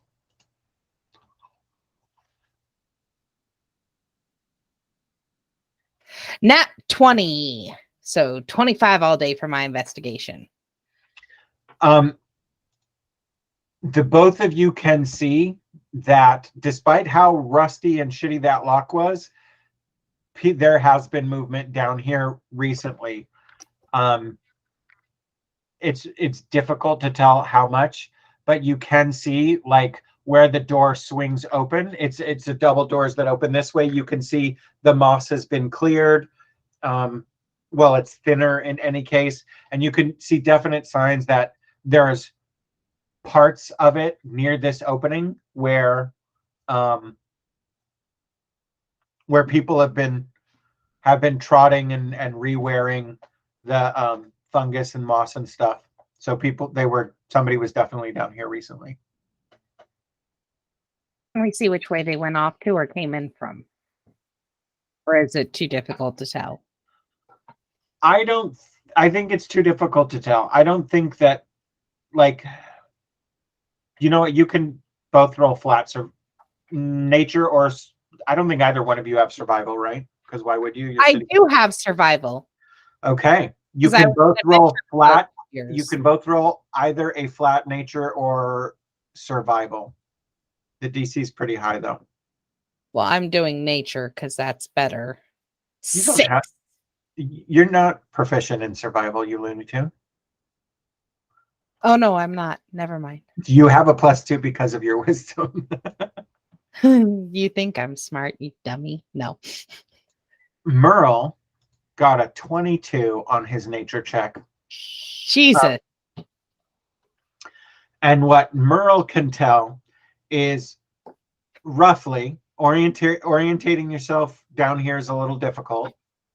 Especially like if you were at Isle of Dogs, you'd know exactly. But down here, what you think is this canal goes two ways for how you can see it, right? Because the torch and the dark vision only go as far as they go, which the torch goes, I think, 40 feet. Your dark vision goes 60. It's still straight within what you can see from here. What you can see from here is the one direction, which as you come out is to your right, you think goes towards the river. The other one goes further inland, away from the river. And based on just a couple of marks as you're really looking, it looks like all the moss moving and the stuff overgrown on the sidewalky parts moving towards the river is still undisturbed. And you see little nudges and bumps and divots in it moving further in away from the river. Okay. So it sounds like the traffic that we're seeing, so to speak, is all indicating movement inwards away from the river, and not somebody coming from the river, but maybe starting here or ending here from further riverward. Correct. Or not inlandward, not riverward. Okay. Correct. From the Southlands. And I confer with my partner all of that. Convey. He conveys it while conferring. Conscientiously and conveniently. We found a conifer.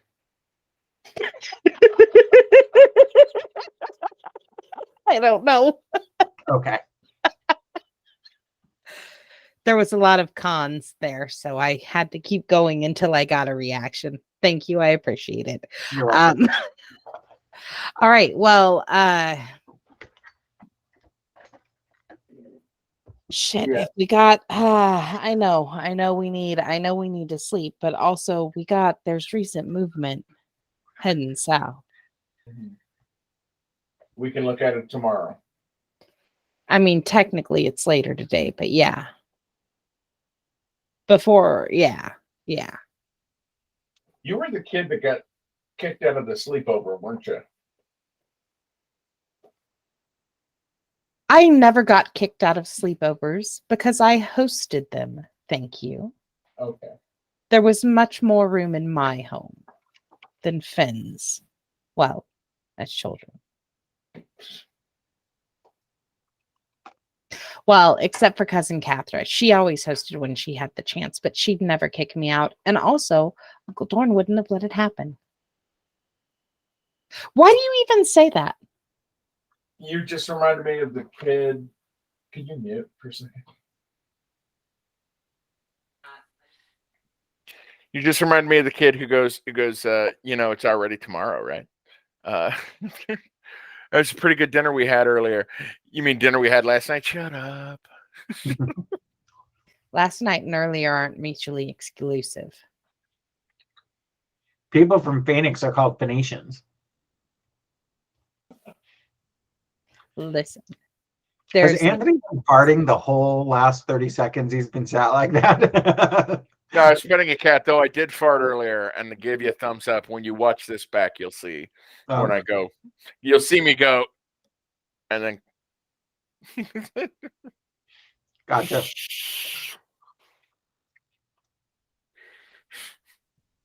It's great. What did you say? It's great. Just like that 13 stuff. It's good news. Everything good is coming from this. All right. Are you guys going to go home and stay up or are you going to go home or are you going to go to the office and spend 2 hours writing reports? Gonna go home. I got to go do reports. He's fucked up. I can handle the reports. Okay. All right. Are you going straight home or are you going to, well, you have the conveyance. So you're going to go to Constable Command and then Merle will jump on the subway or something, I guess. I'm halfway home from here, right? Yeah. She's going to go back and do reports. I'm going to trust that she gets the conveyance back home. I very nearly died. I'm going to go home and flop down just on my bed. Okay. And fart silently. I'm going to see if I can wake my wife up with my stench. I'm going to stealth fart. See, the thing is you don't really smell stuff in your sleep. It's when you start to wake up. So you get like 5 hours of built up fart that have just been circulating in the room all at once. This is the bitter voice of experience talking.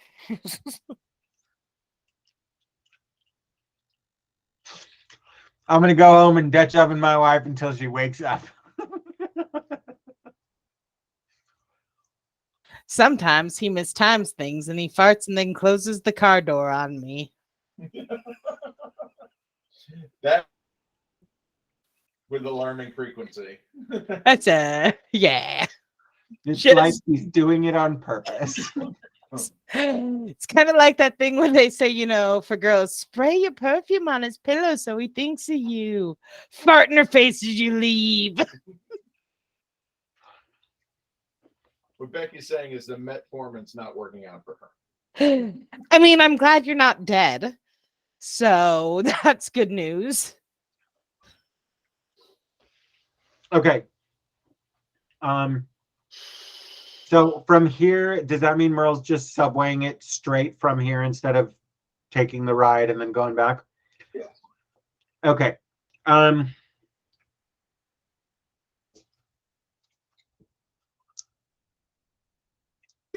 By the way, for storylines, if it's a problem, he'll go back. It's not a It isn't. I'm just getting clarification. okay. I'm gonna speed demon alone in the conveyance. There's nobody to tell me when I need to slow down. There you go. Wee! Yep. Good job, Carl. All right. See the locker.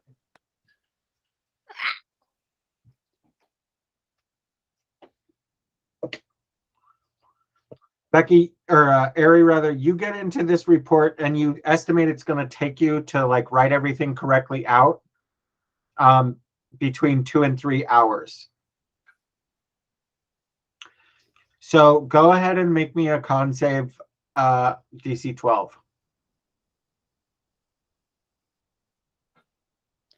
23 all day. Okay. I get some coffee from Starkins. Get a couple of donuts. I want to go through this report partially because I'm going to be pulling a list of other things that I want to ask Terex to try and look up or locate. I'm also going to be asking for other things like, plumbing schematics for the city overall. I know Terex isn't there right now, right? Yes, that's why I'm doing the list. So it's all written down that way when I come in 5 hours at most, I will not have to rely on my brain. I will have it all written down. Okay. So that my sleep does not just wipe it completely clean. What are you talking about? I've slept since then. Yeah. Seriously.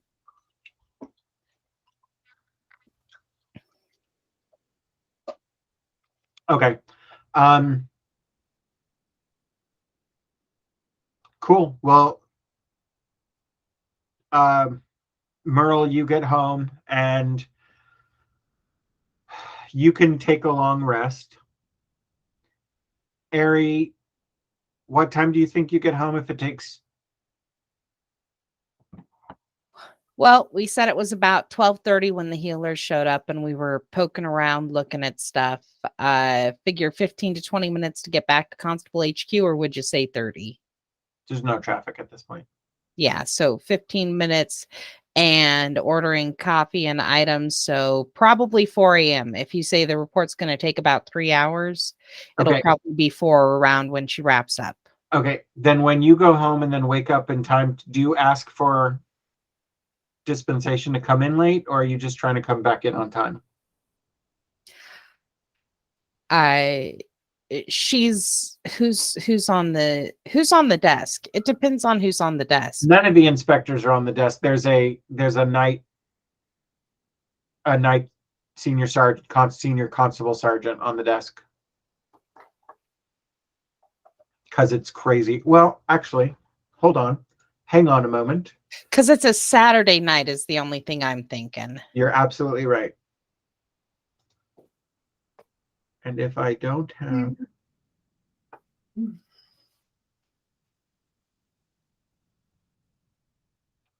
So,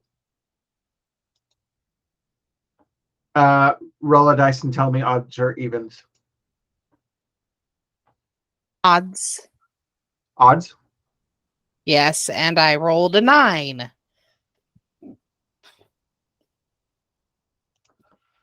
Okay. Actually, and you're not sure when this happened, but Sergeant Blix Torglick has been promoted in the last month or so to senior sergeant, and he's the watch commander, so he's on the desk. Okay. So I figure I finish writing my reports around 4. Okay. I am going to make sure that a copy of the report is messengered over to Briga. Okay. Because it happened south of the river. And I'm sure that requires going through the desk or getting some envelope or something or whatever. And while I'm there, I'm going to look at Torglick and go, hello. I've been up for 22 hours. Hey, Ari, yeah, you look like shit. You know, the number of men who felt free to say that to me this evening has been alarming. My mother would be appalled. Don't Well, tell I her. bet your mother wouldn't have let you stay up for 22 hours or some whatever crazy bullshit you just told me. Well, she doesn't know how to party. And by party, I mean finish all of these reports. You get this look. Okay. And she holds up just a thick, it's not just the initial report, it's not just tonight's report, but it's compilation and updates to last night's report as well, with some abbreviated information. And those are all going, like I said, to Briga, because it happens south of the river, and there's going to be a report for the captain in Chicago. And I got into a couple of fights. A couple of fights. I think a couple of fights, maybe only one fight. I don't know. It felt like a lot. I didn't get as fucked up as Merle. That's why I'm doing the reports. But here's the thing. I've been up for 22 hours, and by the time I get home, it's probably going to be 23, and I would very much like to sleep for a little bit before I come back in. So what time are you coming in tomorrow? Say 2 in the afternoon. All right.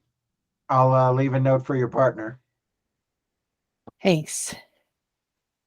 There's a donut still on my, donuts, Starkins donuts. Yeah. Do you want a uni to drive you home? I got my bike.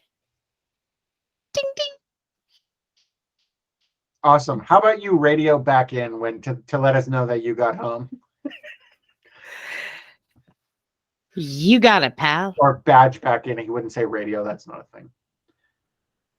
Comms back in. Yeah. Why don't you communicate back in? So you're gonna get home at, what did you say, like 5, and you're asking to come back in 2 in the afternoon?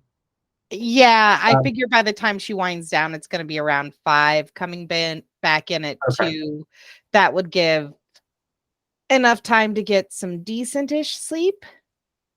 Yeah, I was gonna say, if you didn't ask for that and you tried to make it back at 8, I was only gonna let you have a short rest. Yeah, no, I'm almost out of spell slots, buddy. I know, that's why I'm being very detailed and annoying about it. Yes.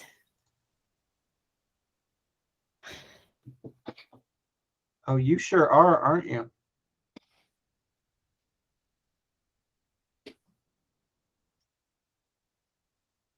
You sure are. Okay. How many did you use any of your sorcery points? Yes, I did. Okay. All right.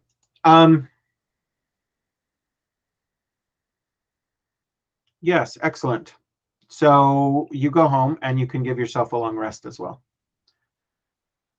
So I assume Merle, who none of this has been communicated to Merle. So Merle thinks he's coming back in and his partner's coming back in. And to be fair, you got home several hours before she did. So Yes. So you come back in. You know, if you want, it doesn't matter mechanically, but you know that probably you could get away with being at least half an hour late, if not an hour. Gonna be an hour late. Okay. So there is a copy of the report and the compilation sitting on Merle's desk as well. What do you mean, the compilation? Not just the report from the Brass Bear, but the summary, the top level. Okay, we're seeing a pattern here. So here's what you need to know. That was sent to the that was left for the captain and sent to Briga. Okay. You come in at like 9 o'clock, Merle, and there are a couple of things on your desk. There's a note from Senior Inspector Sergeant Blix Torglick, who you're like, oh, he got promoted. Good for him. Unless you didn't like him, but I don't know why you wouldn't have.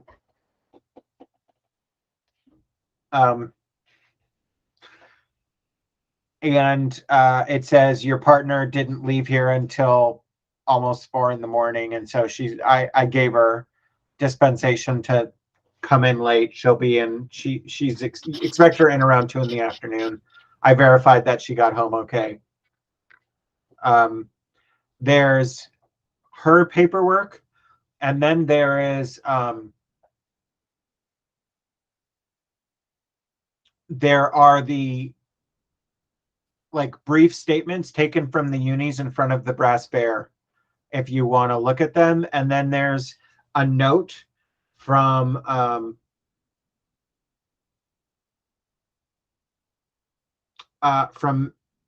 Sergeant Valzon from Melancholy, that to get a hold of her when you get a chance. Okay.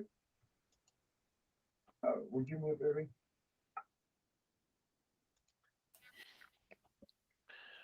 Okay, well, I'm going to get a hold of her. Okay. How do you do that? I send a messenger. No, I don't. Where does she? Well, her desk is within sight of you at your desk. She's not there. You could check around the station, and if you don't find her in the station, then you can ask the switchboard. I don't know what else we call it, but the switchboard operator to get a hold of her. Dispatch is what we've been calling it. Thank you. He goes down that's to like an actually appropriate term, so that's better than switchboard. Yeah.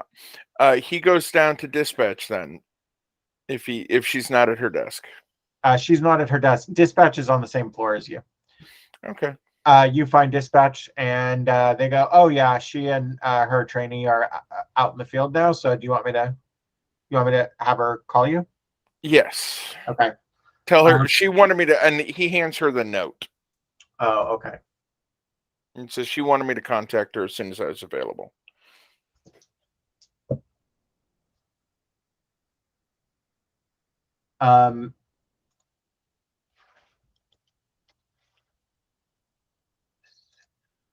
So dispatch goes 068 Alpha. 116 Bravo is here following up on your note. Can you give ETA? Would you like to be directly connected, or can you give ETA on RTB?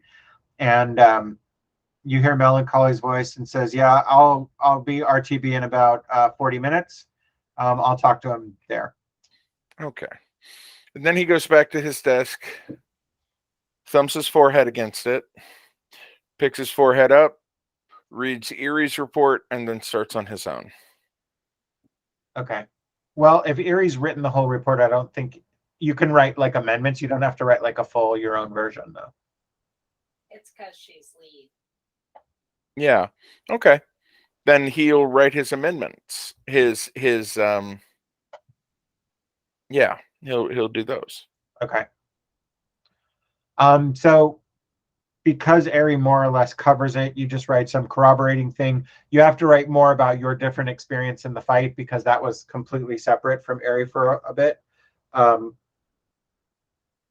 And you're doing that when Melancholy comes in. She's got some trainee with her whose name you don't know. And she points at the chair next to your desk where interviews, just like, "Do you mind?" No, please. Oh, she goes, whose training sergeant was Melancholy's? I think maybe mine, but let me double check. Do you remember if she had a Tiefling accent or a Haven City accent?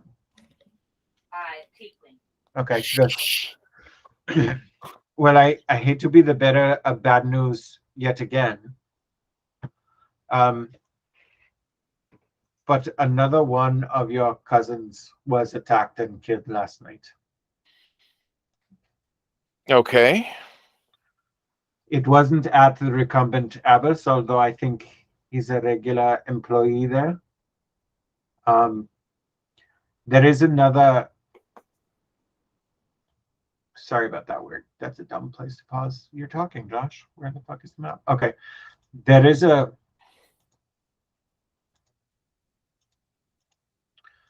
a small bar. Well, it's not that small, but in Fishmonger's Fold, called the Serene Siren.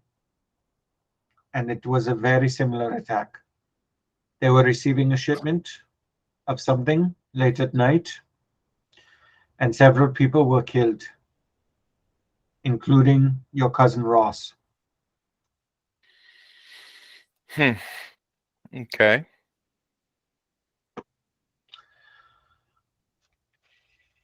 What can you tell me about your cousin? Hang on, I'm not pausing. No, I know. You're trying to find the document? Yep, I found it. Ross. That's not my cousin. That's my Or maternal. uncle. She said uncle. Sorry. Yeah. Your uncle Ross has been killed.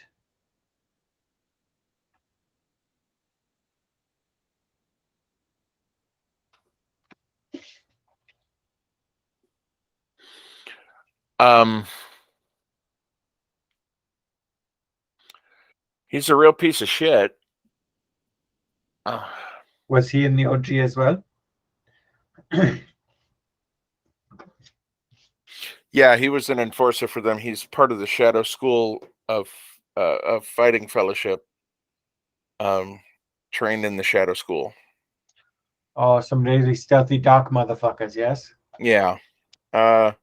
So I think you know more about the Fighting Fellows than me, but would it be accurate to say that it would take a skilled person to get the drop on him? Josh, if I'm not mistaken, you can't surprise someone to the Shadow School, can you? Well, that's a good question. And I'm sorry, I just no. Like, yeah, I think literally you can't. I'm gonna double check. let's both double check it, because now I'm like, well, maybe I should have picked a different person. But I'm not going to. We're gonna go with this.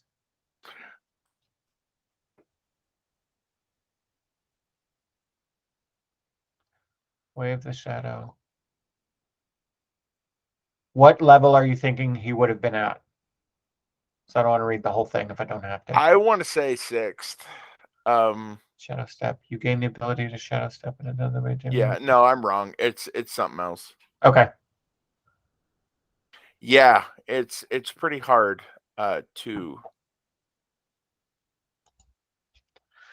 So, do you think, as a fellow inspector who is not going back on what he told our captain that he would not be involved, but just as an expert in the fighting schools, you would say it would take somebody with training to Oh yes, stab him he's twice also in the back? not just that. He was a pit fighter. You're familiar with that? I am. So it means his situational awareness should have been very good. Very good. And also he's very tough. Very tough. When I was a kid, Ross was the one you didn't want to be punishing you because he always took it a little too far. That's not germane to what you're asking. My point is he's a very hard man, very violent man. Violence was his native language, not to sound flowery. So that he went down to a melee attacks is personally surprising to me. Where the alchemists are still checking the body for poison. So, It wouldn't surprise me either, but I mean, just someone very good is what I would think. I've looked again, in, again, I know that you are not going to break your word to the captain, but no, I already have. okay. It's like, well, then, can you give me anything? Because I'm chasing a fucking ghost here. Yeah, Your family are not really forthcoming. no. Which I'm sure does not surprise you. So, okay. How was it phrased to him, Josh? Basically, his cousins his cousins were taken out for well, okay, here's the problem that's come to my mother and her crew. It looks like there was skimming. So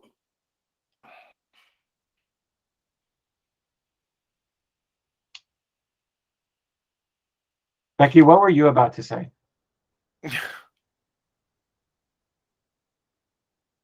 Or were you not, maybe? But you held up your finger like you were going to. No, I apologize. I was rereading my notes and I was pointing to something I had been trying to remember. Oh, okay. And then I started to cough, and so I was trying not No, to it's be fine. I thought you were distracting. trying to remember Anthony something. No. No, I'm sorry. I was going through this stuff. Okay. Were you trying to point out something in the notes about the visit to Aunt Janie's house? Okay.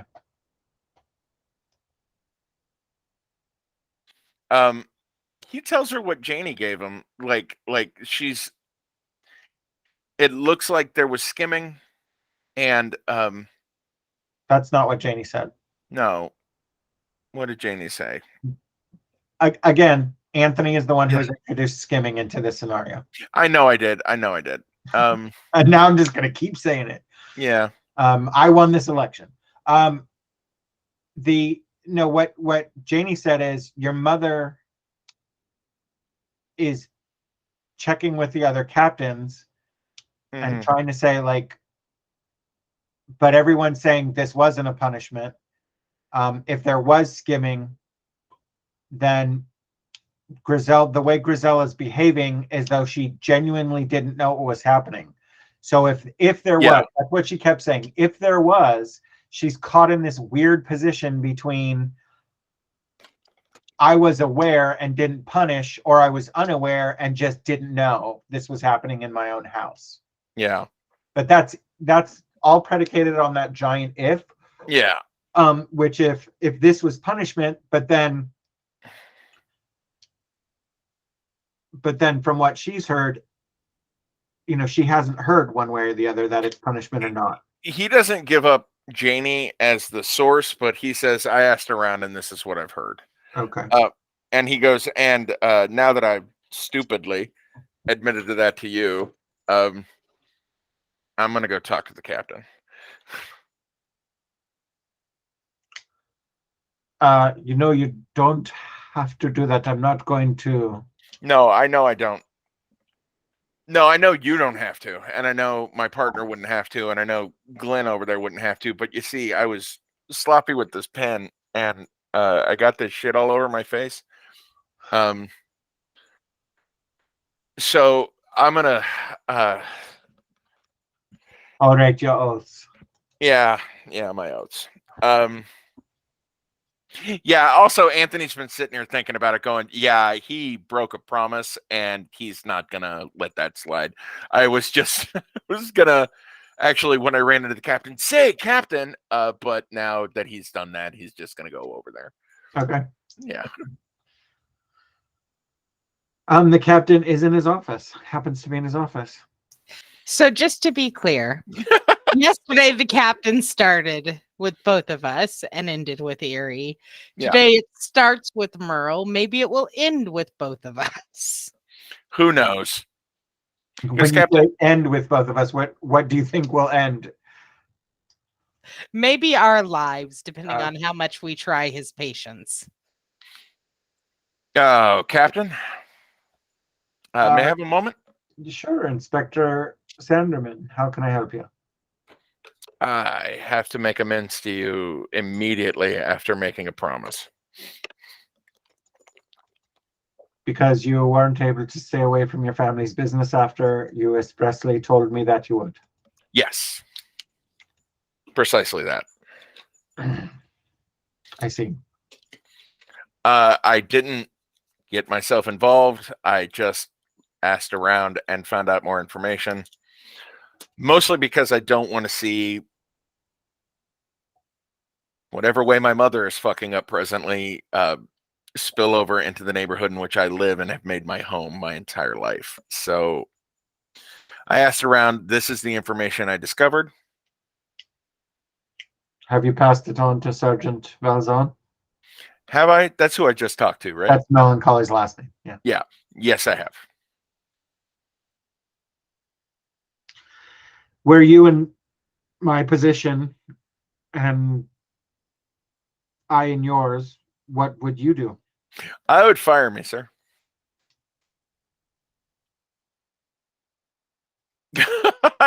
He goes, or at least strongly reprimand me. I promised you, and then immediately turned around and did the thing I said I wouldn't do. We're gonna go form our own detective agency. Josh, actually, can I roll? What would the procedure be? Can I roll law and procedure? Yeah, go ahead. Okay. I rolled a 14.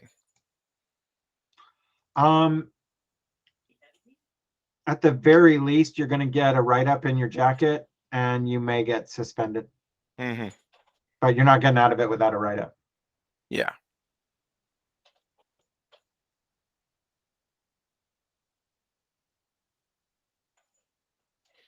Yeah, and that's what he says. He says at the least.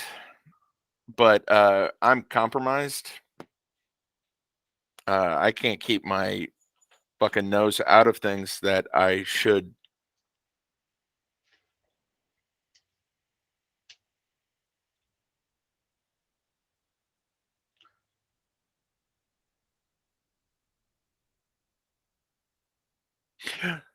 No, I'll do you one better than that. I actually actively look for ways that I can conceal this from you.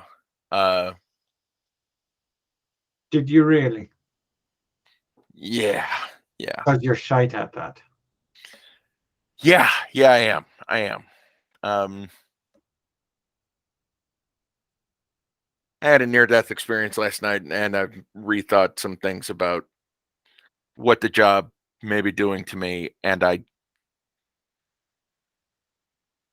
want to do it. I think it's what I'm made to do, but at the same time, I think I'm not going to lose sight of who I am doing it if I can help that. So I don't know how long I'm going to be here, and I don't want to embarrass myself or the department or you, specifically you. Well, as I'm sure you can expect, I have to write you up, and it's going to go on your file. Yeah. And I think that you should. I think I'm sending you home for Saturday, Sunday. I think I'm sending you home for 2 days, so I want you to be back on Monday, and I want you to have your head straight. But you are off duty. It's Sunday today Yeah. Oh, it's Sunday today? because Haven and Hell happened Yep, Friday yep. night. 100%. I in my head went, oh, it's Sunday, so 2 days is. So he's having all of Sunday off and all of Monday off, so that's his 2 days because the day just started. So Yeah. Sunday, Monday, Tuesday. So why don't you take some time? I'm putting you on paid admin leave for today and tomorrow. You can come back Tuesday.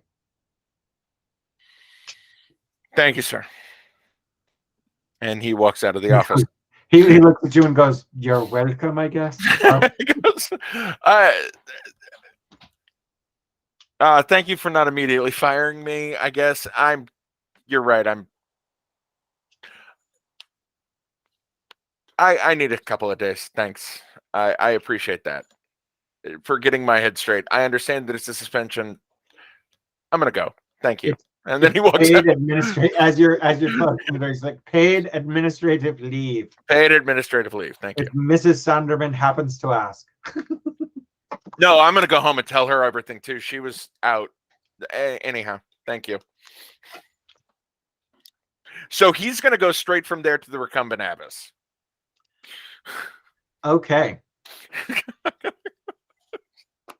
and break. I don't want to fucking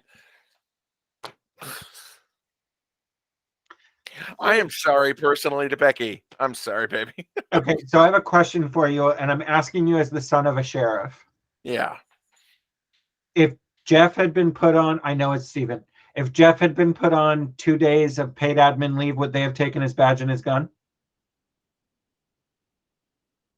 Yes. Well, no, they wouldn't. And the reason I say that is because Jeff was suspended like 6 times, and he never lost his badge and his gun. Okay. Um, So is that just a TV trope that is very for dramatic purposes? It is for dramatic purposes. Usually, the time that they did the reason that they don't actually. But here's the thing: in an ideal world, that would be how it goes down.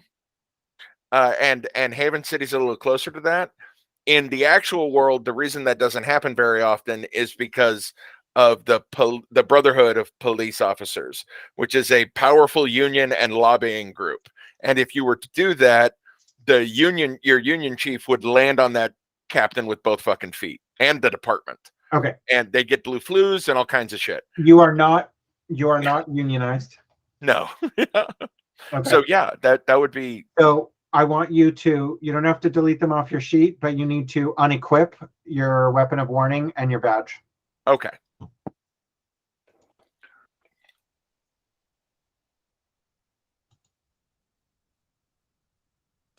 Done. Okay. And we're going to say that they are in the station house. Okie dokie.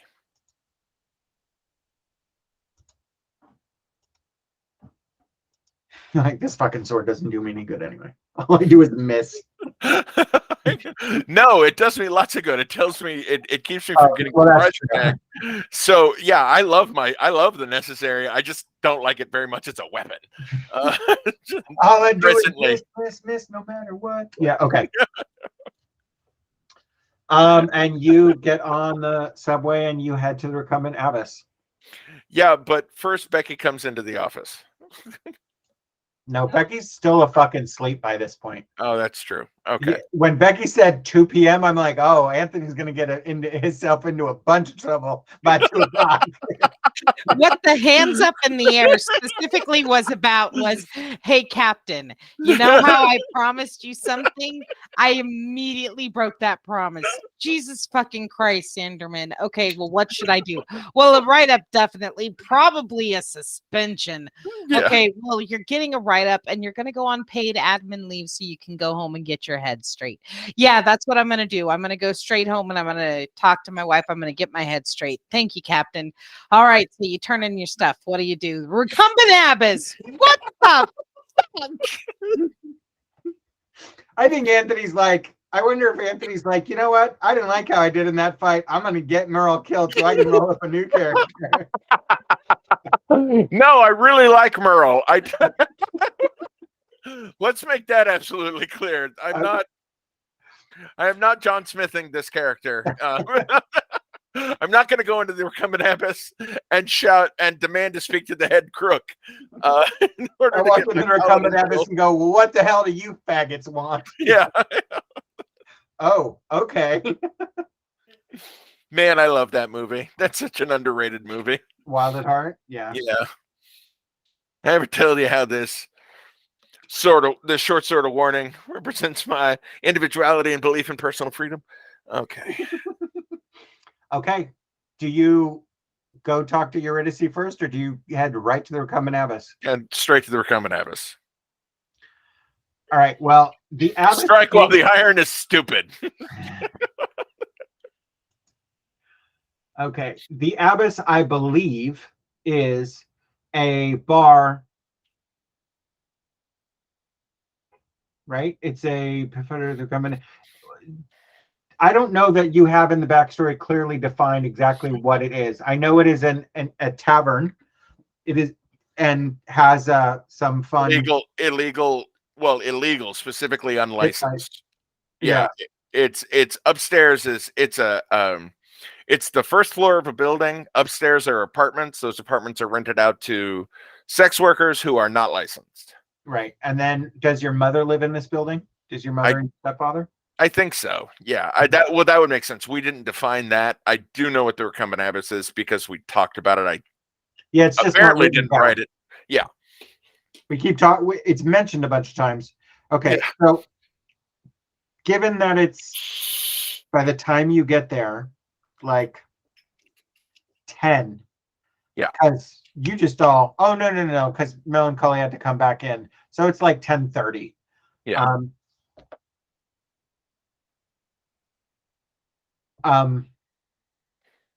It's 10:30 when you get there. They're not going to be open, right? It's too early in the day.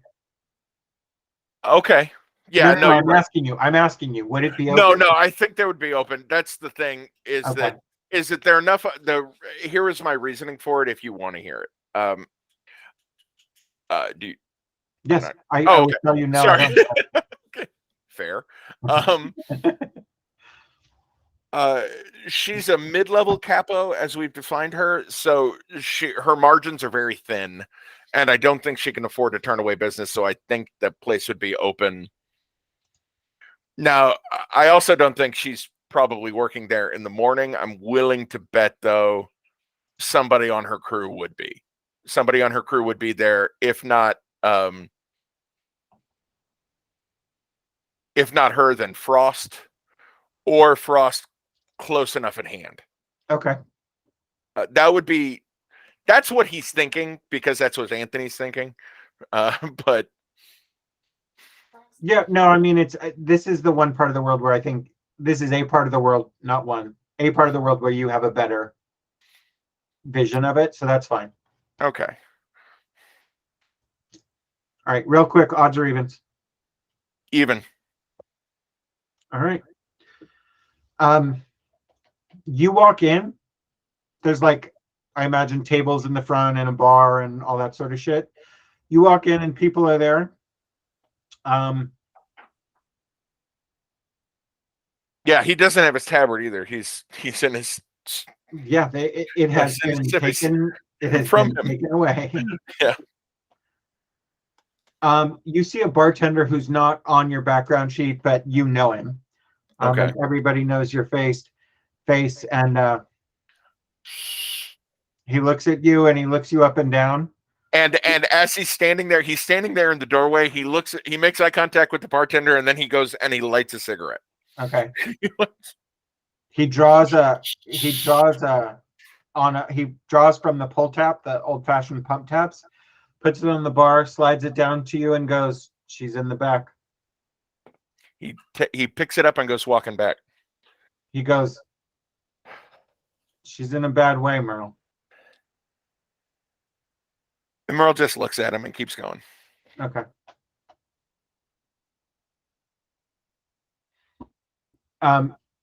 You walk into a back area. There's some small, not small, but there are little alcoves and private tables back here.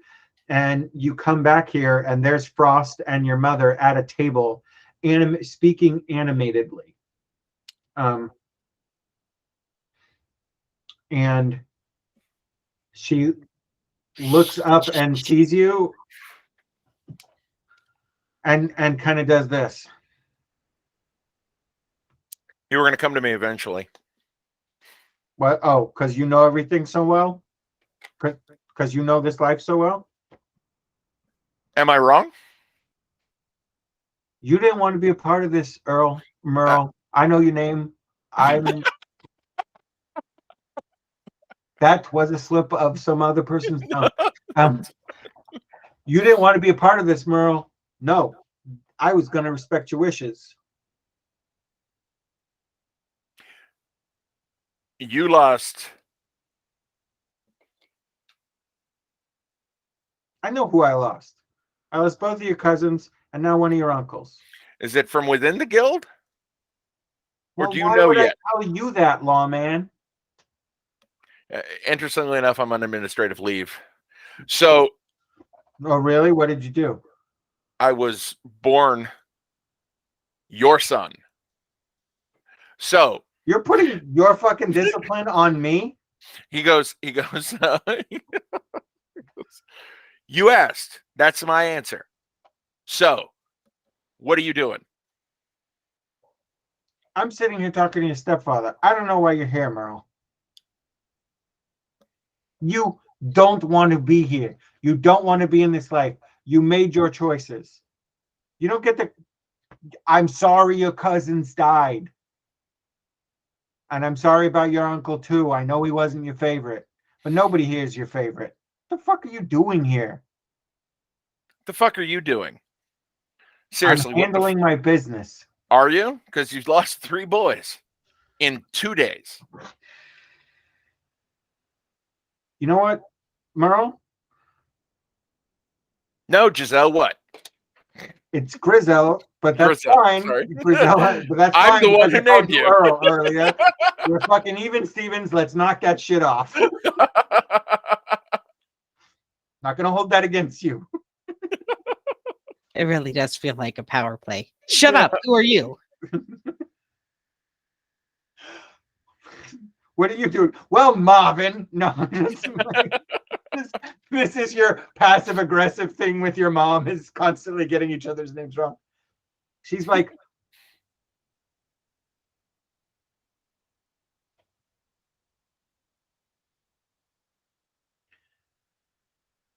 if I tell you what is happening, you will fucking be in it. I don't care how much you yell at me and curse my name. You can't fucking ask me that question and then ever be out of this again. For the last fucking time, you stubborn, ink splattered man, father of my fucking granddaughter, this is none of your fucking business.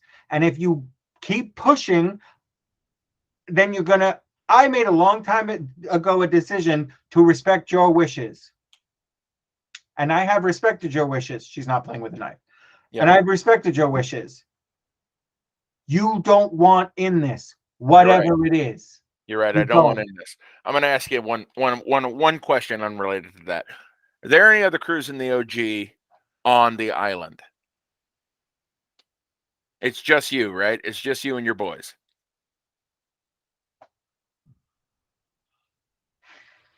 Do you know that yet?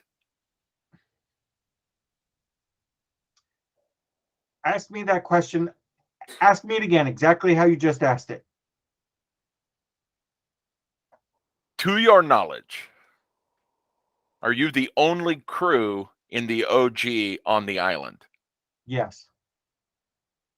Okay.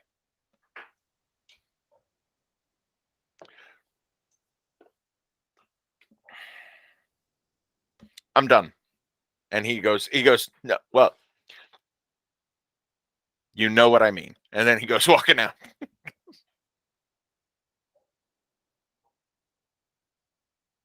Kiss my, as you're walking to your back, she goes, kiss my grandbaby for me. That actually stops him.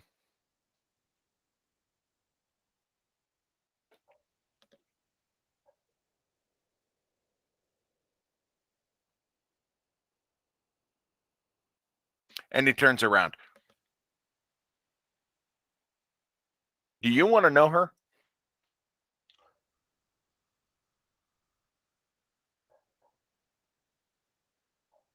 Do you want me to know her? That's not what I asked you.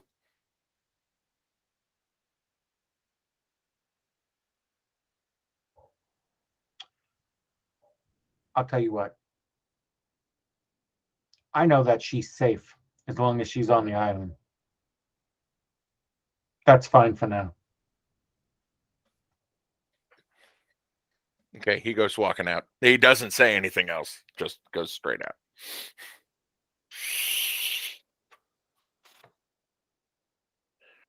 I don't know how productive that was.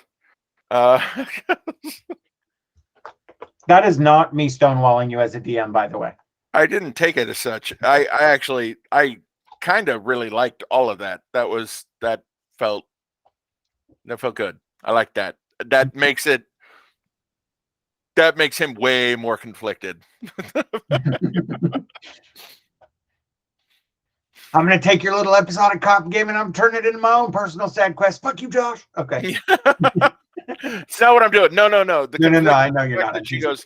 The fact that she just said, I'm respecting your wishes. I wanted you out of it." That means that his cousins and shit poking at him have been doing that on their own. That's not from her. So that makes her. Complicated. It makes it complicated, is what it makes it. Yeah. So it's way more interesting than I wrote it or intended it. So good work. I'm making cop drama into my own sadness quest.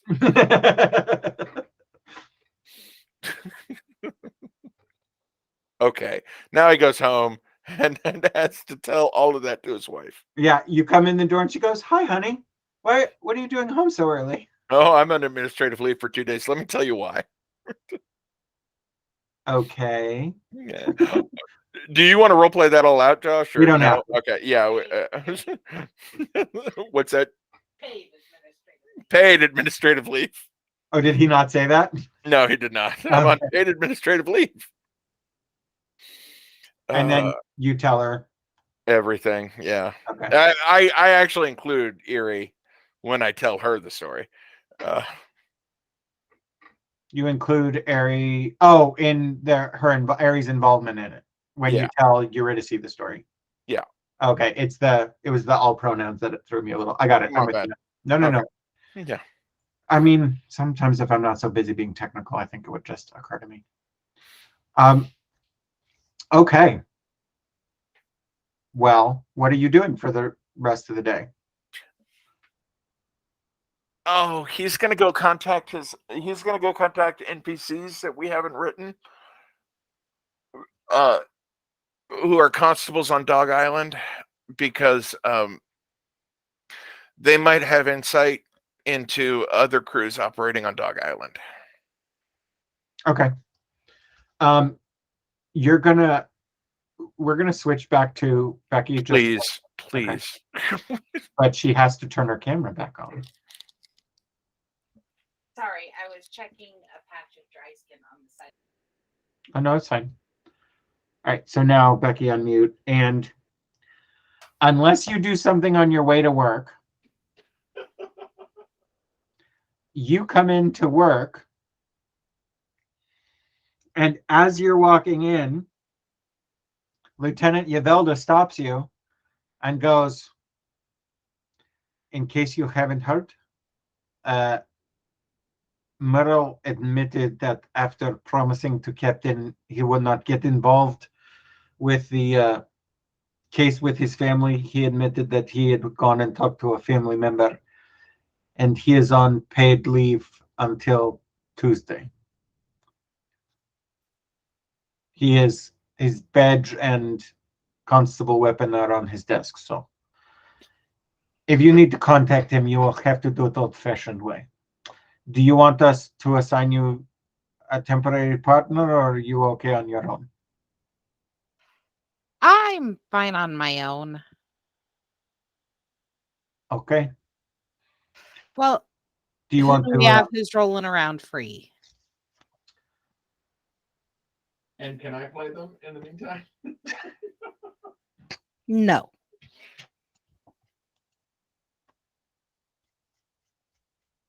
Well, Blix is there. You know what? I should have made another sergeant if I was going to promote Blix, but I didn't. But that's okay because I have other NPCs and I can wing it. Okay, give me a sec. Because there got to be so many. Never mind. Never mind.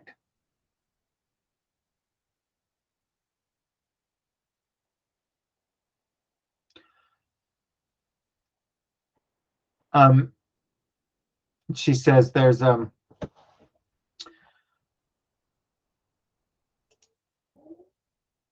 sorry, Bex. I'm sorry I'm stalled out here.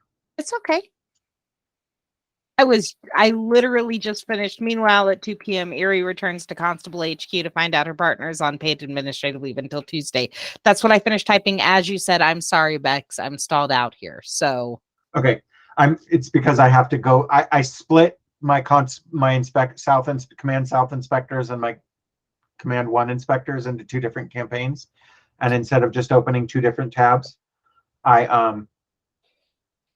odd or even, Bex. Even. She says, oh, I think this is Anthony's training sergeant. She says, oh, Inspector Sergeant Io Yoandes doesn't have a trainee right now. She's a clockwork soul like you. It's the black human, the black lady human. How do you spell it? Let me see if I can just copy and paste it. No, I can't. Thank you. You are so helpful, D&D Beyond. Fuck you. There it is. It's pronounced Io Yawande. I think I pulled it from a Nigerian source or something like that.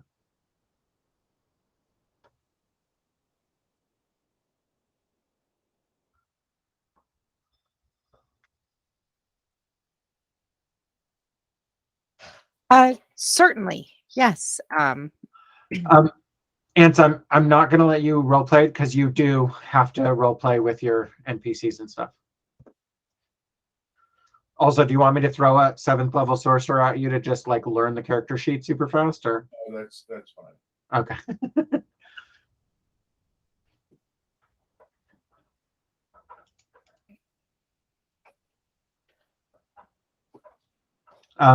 She says, I will inform her that she's gonna temp you for the next 2 days. Thank you. Sure. I appreciate in it. the meantime, I Sergeant Vriga sent up some. I guess you had some unis take some reports at your case last night. Yes. The captain had me read your report from Presper. I can't believe he got in such a horrible fight, almost dies, and then comes in and gets in, like tells on himself the next day. You have a very interesting partner. Is he interesting? Agreed. Is he He interesting is. or is he dumb? It is. It is rarely boring working with him.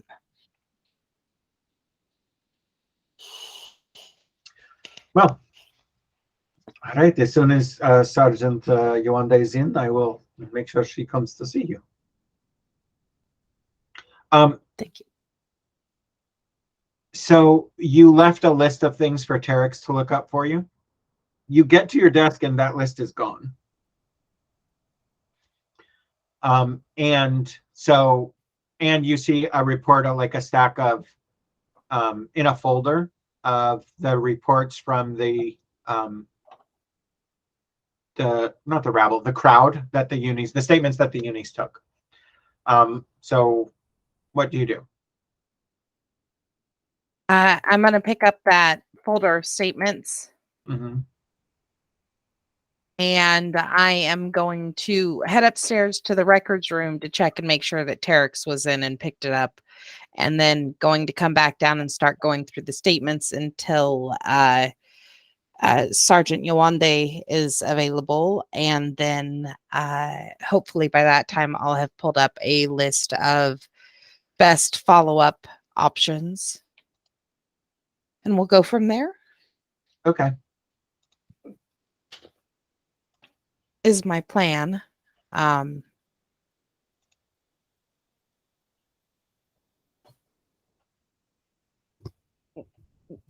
First, I'm going to check in with Terex. We're going to start there because I just gave you like 4 or 5 things in a row. So, Okay. upstairs, records room, Terex.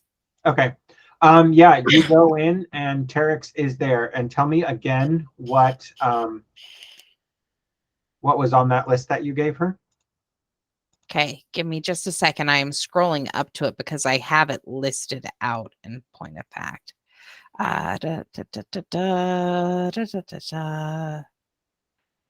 Okay.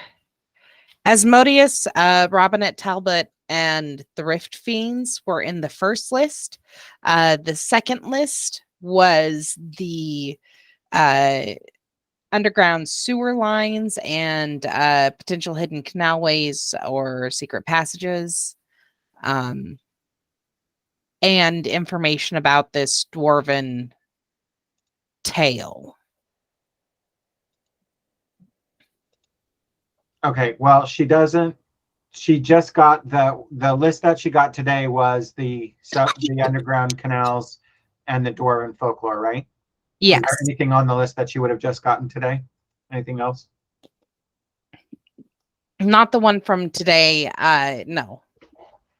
Those were the two that got added to it. Just well, information about rumor. Okay. So she tells you the list that you gave her before was about Asmodeus or the Asmodean cults specifically, and then the Rift Fiends, and then was there a third one on that one, or was it just those two? Robinette Talbot, although I don't expect to find much, we're looking more for reports of potential aliases, similar descriptions, stuff like that. Okay, she tells you that she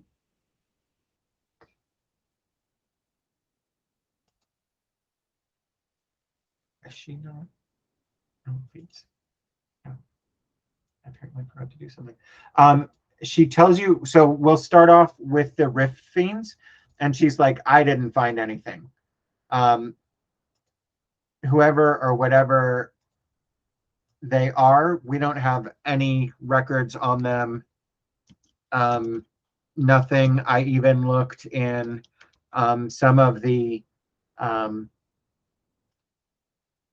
records in Havenhead, which is like the government district. And she's like, nobody really has anything on them. So I'm not sure where that comes from. If you give me maybe a little bit more to go on, I could maybe look there, or maybe if I can get some time, I can head over to the Library of Geldar, but I didn't see anything. The Asmodean cults, she like hands you something that would be super easy to just photocopy or type up, but there's of course nothing that does that. So you've gotten pretty good at reading Terex's handwriting, which is consistent, but not the easiest. It's not super clear, but it's like, once you know how to read it, it's very easy to read. Or I know the scribble is and. right. You get like a 2-page summary, which is more general knowledge on Asmodean cults as it relates to Tiefling history, and how in the last that they were really kind of squashed and driven underground under the Empire, but they were sort of kept as a mark of Tiefling culture, but that once the Union is formed and Tiefling's culture doesn't have to be sort of driven underground and preserved in secret, that they start to, as a practice, as a religion practice, Tieflings get more and more sort of mainstreamed religiously speaking, and start to want to move away from their infernal association, or what is now considered an assumptive meaning like people just assume it, infernal association, and that it's considered a dying is not the word I mean, waning cultural practice among the Tieflings. But it's all really general. It's nothing. She's summarizing a bunch of history stuff.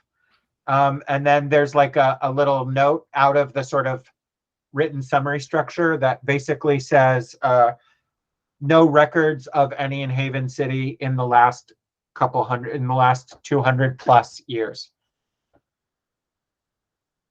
So that's about half the history of the Union. So that was Rift Fiends, Asmodean cults. So was there a third one? Oh, Robinette Talbot. Yes. Or those with similar description.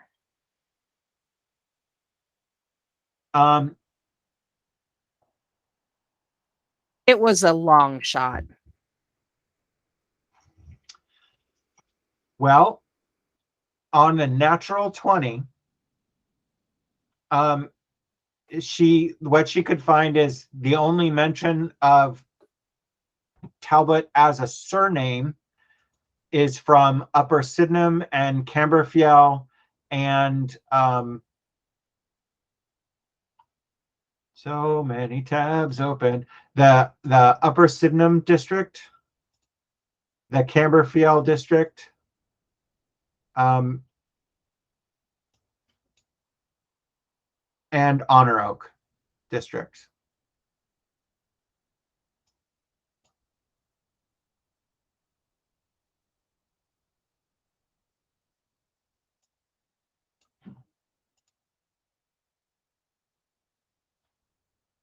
I will spell Camberfield for you. Thank you.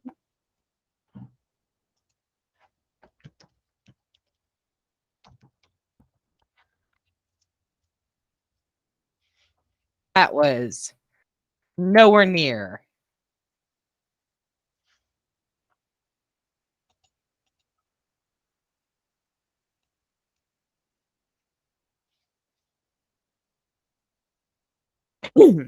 Interesting.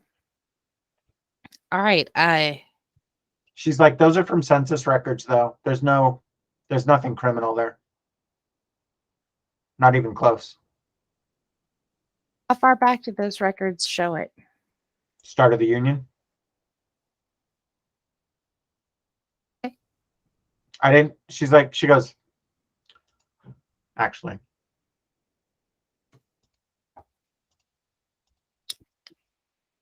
She goes, I didn't think to go pre-union. That's fine. That's fine. It was just an idle curiosity.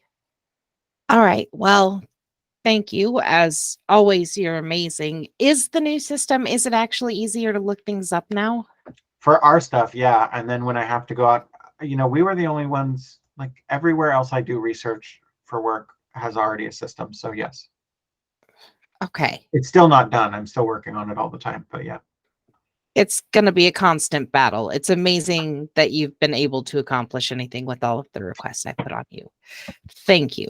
Yeah. And just so you know, the other inspectors are starting to notice and they're starting to ask me too. Nobody's asking me to file I do file their stuff, but nobody else, only one or two are starting to ask me to do research stuff. So like the turnaround might slow down as the other inspectors figure it out. Yeah, I'm going to have to start easing off of asking you that. And you're definitely tell me you're keeping track of the number of requests that you're getting and the number of hours that you're spending on it. Because when you negotiate your pay for this position that's being created for you, you're going to want to take that into account and present it to them as, hey, you're not spending this amount of money on a detective doing this or an inspector doing this work. Oh. I hadn't even thought of that. Okay, cool. That's a good idea. I'll help you practice it. It's great. It's wonderful. Thank you. Yeah, thank you. Make sure when you get your dinner, I guess it is now. I had a long night. Have them put it on my account over at Starkins. Thank you again. I'm going to go back down and read all of this. Rift Fiends, by the way, they're a spinoff from the Black Core. They're supposedly a schism. It's a splinter group. They're convinced that we're not doing enough to protect ourselves from them and from outside threats. And if you start drilling down into their philosophy and ideology, it seems like what enough is constant war on everyone else, preemptive attacks, which is nuts. That sounds really hardcore. Right? Yeah. So it's a little alarming. I'm glad that you weren't able to find very much about them because that means they're not doing much around here, I hope, and not that we haven't noticed. On that note, I'm going to go read these reports. Okay. Bye, Terex. Oh, bye. This was terrible. Yeah. What? This is terrible. I've just realized. No news is not always good news. Yeah. She's looking at your She goes, oh, before you go, like, I know there's something about underground canals, but I haven't been able to find anything on it. Like it's like pinging something in my head, but I can't remember it. But I'll find it. That's Okay. not good enough. You have to remember. If you remember, that would be amazing. Do not drive yourself crazy with it. Make sure you take your breaks. Oh yeah, sure. Okay. Okay, you go. Are you? I think you're going back down to read the statements from the people. And send 2 notes. Okay, 3 notes. 7 notes. Okay, 8,000. One is to Merle. It's fairly brief. It says, please don't get yourself killed. Please let me know if you need my help. The Okay. second is to Tenacity, saying, there have been some interesting developments. I'd like to speak with you when you have some time. And the third is where are you sending that? To the uh, Tyrian Cathedral in Whitechapel? Because that's the uh, last you know. yeah, well, that's where she told us to. She actually gave us a place to send messages to her at. Oh, did she? Yeah, when we split up, I'm going back through. Hold on.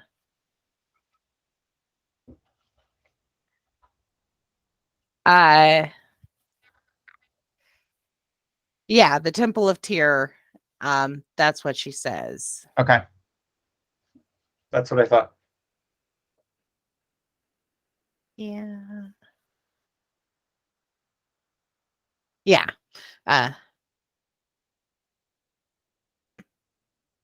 So yeah, she sends that note there, and then she sends the third note to Temerity. Similar, but a little more personal. There have been interesting developments in the case. I was awake for 22 and a half hours. Biking when you are awake for that long is very interesting. I came back in to find out that my partner is on paid administrative leave. I'm getting put with his training officer. It'll be interesting. I had to send a note to your sister. I'm still very torn on contacting her. I hope you're well. I hope it's a restful Sunday and you're actually resting and not working. All 3 of those go out by her own her own courier. How do you get it? Do you have just a courier hanging out at the station house? Well, I assume there are runners around. Yes. So she doesn't have her own personal, but when I say it goes out by her own, I mean she doesn't use HQ resources to send it. She goes and pays her own she finds a messenger of her own to carry those messages out. Got it. I see what you mean. Okay. You take care of all that. The gist of the statements is it seems like pretty much everyone was in the dining area and couldn't recall seeing anything weird. It's all a similar version of what you've seen. There are a handful of people who are like outside smoking or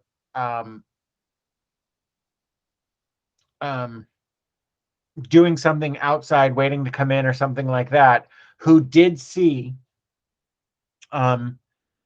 a couple of sketchy looking guys in black hanging out around the alley, but nobody approached them and nobody saw anything. 2 people mention a smelly dwarven homeless person talking about people carrying a tiny Krampus, off into the building that you went into. That's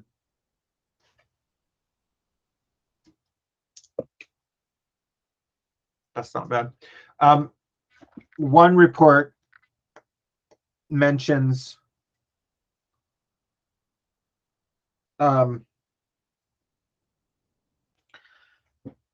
thinking that while she was outside, she was standing alone by herself, and thinking that she heard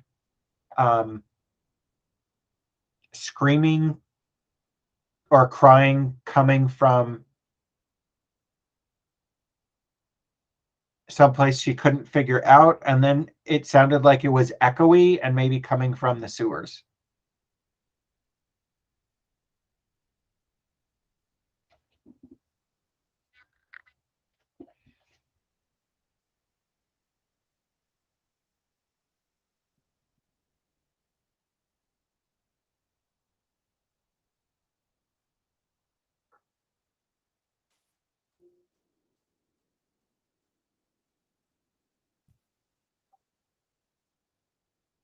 Okay. That would track. And So then that one that report, interestingly, they state that they heard this while they were waiting to be let back in after the ruckus had already happened. How long after does it say? It says about half an hour.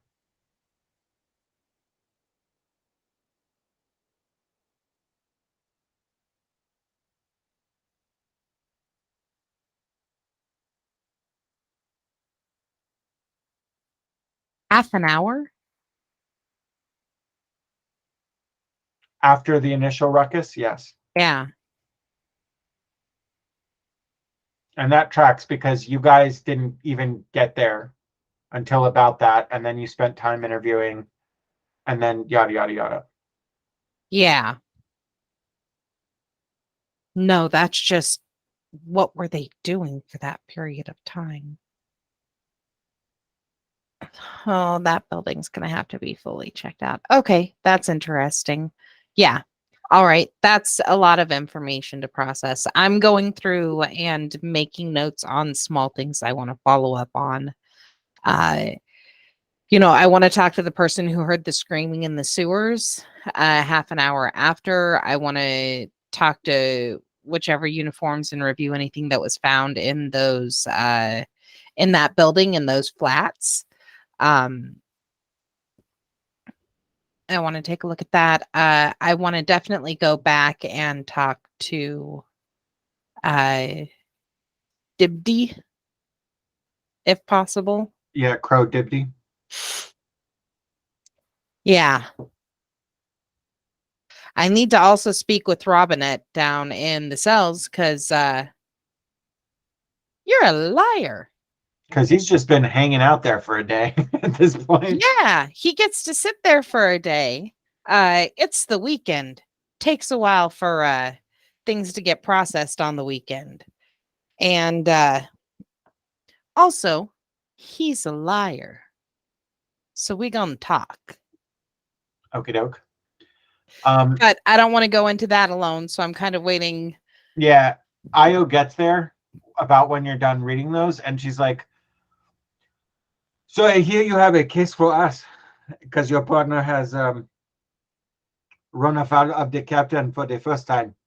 So why don't you get me up to speed on your case? Sounds like you have 2 missing persons, eh?" Oh, at least 2 missing persons, possibly more that we're just not aware of. But Okay, you spin her up. yeah, Ansem, I'm going to jump back to you.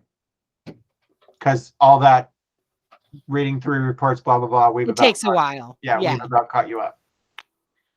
All right, so you said you were going to go start talking to Constables I know, NPCs I haven't written up. People I used to know as a constable on Dog Isle. Okay, so not a constable, a bailiff. A bailiff, that's what I mean. Yeah, that's okay. So I'll tell you. You tell me, like, what race they are, and I'll give you a name, and you will quickly define relationships on the fly, and then we'll move from there. Half orc. Already had that one open. Male or female? Female. Aldra. Aldra. Would these all be like tattooed bondsmen like you? The majority of them would. She's going to be from my fellowship, but yeah, not all of them. Most of them are though, because there's a. I would imagine most of them would be because there's a. There's a tradition of it. Yeah. Okay. Hang on. Alda. Aldra. Aldra. It's in the chat. Aldrah. Okay. Because silent letters for the win. Living off the alphabetical teat.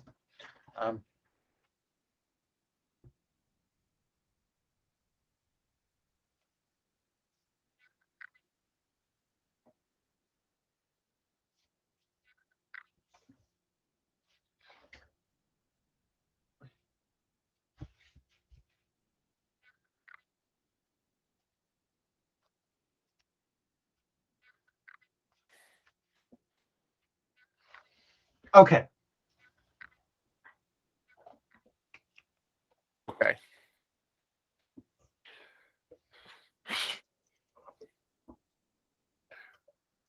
Hi.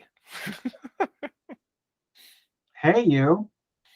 How's it going? How's Pretty good. Yeah. What? Oh, I guess you're on one of your 4 days off or something like that.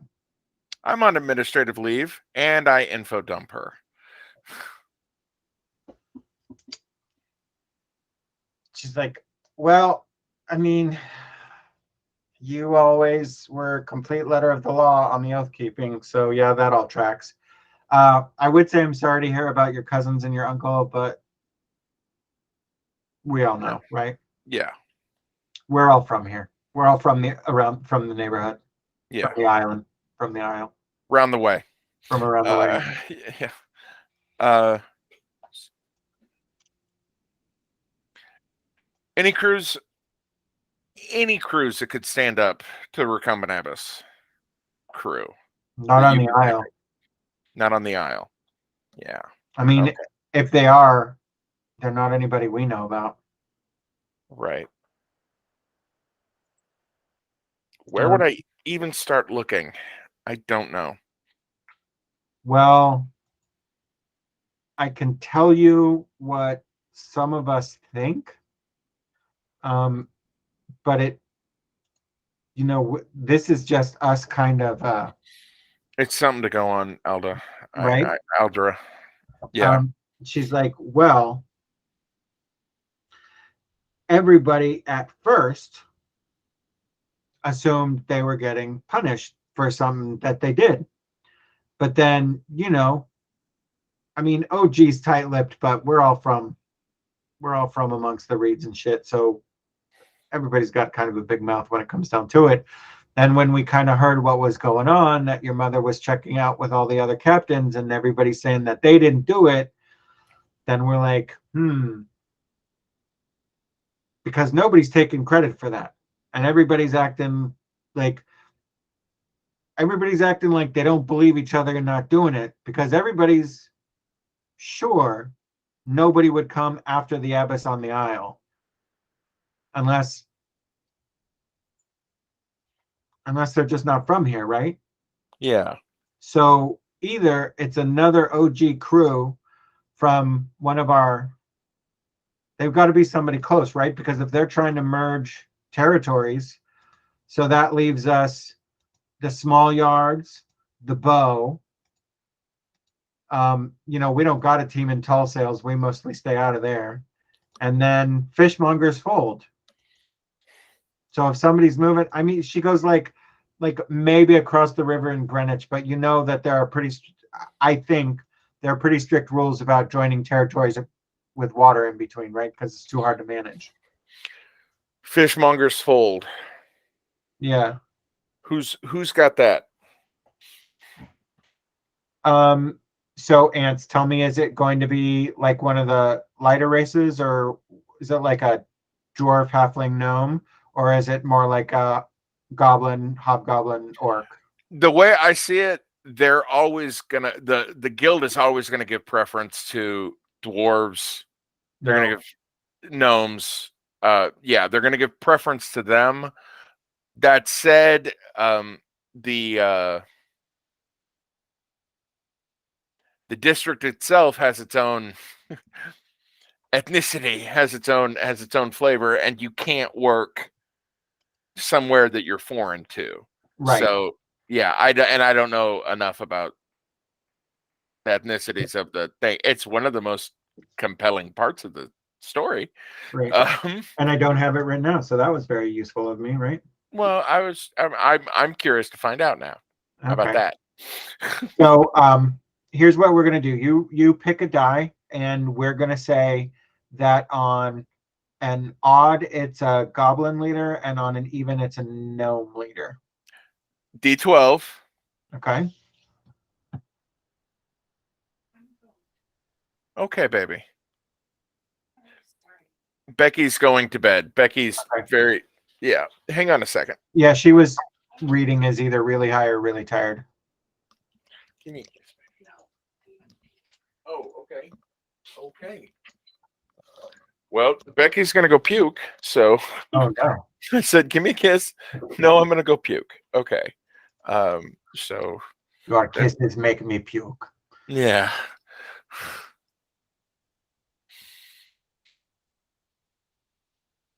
What did you get on that D12? Oh, I didn't roll it. I thought you were rolling it. I thought you just said. No, roll a D12.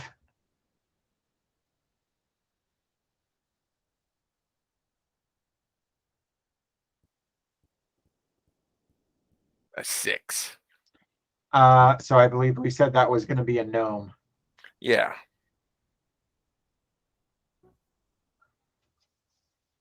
Oh, she goes.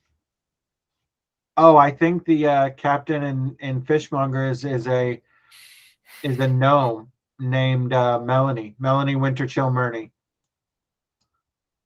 I will copy and paste that into the chat, and then I will write it.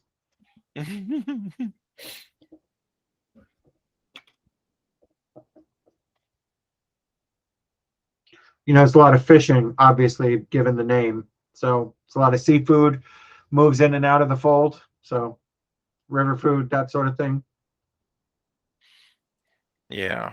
I mean, it's not our area, but I hear it's some light smuggling as well.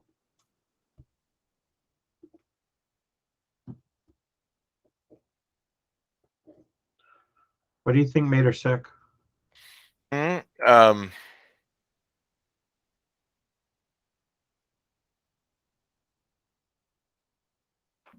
Hey, Mimi, what do you think it was? You think you're sick? I don't know.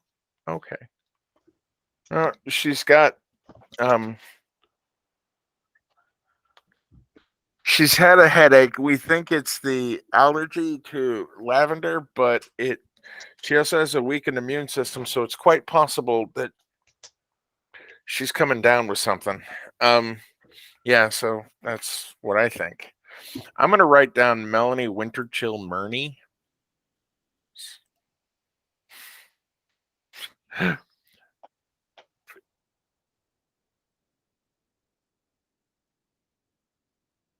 Leave out the Winterchill because I've used that name somewhere else. Fishmonger's. Fold. Thank you. So drop out the Winterchill and I'm doing that right now. instead put this as the middle name, Lady Bell.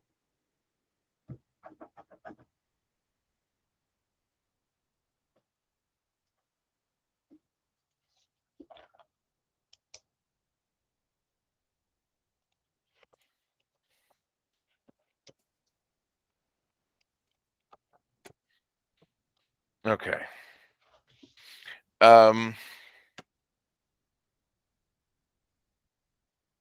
Okay.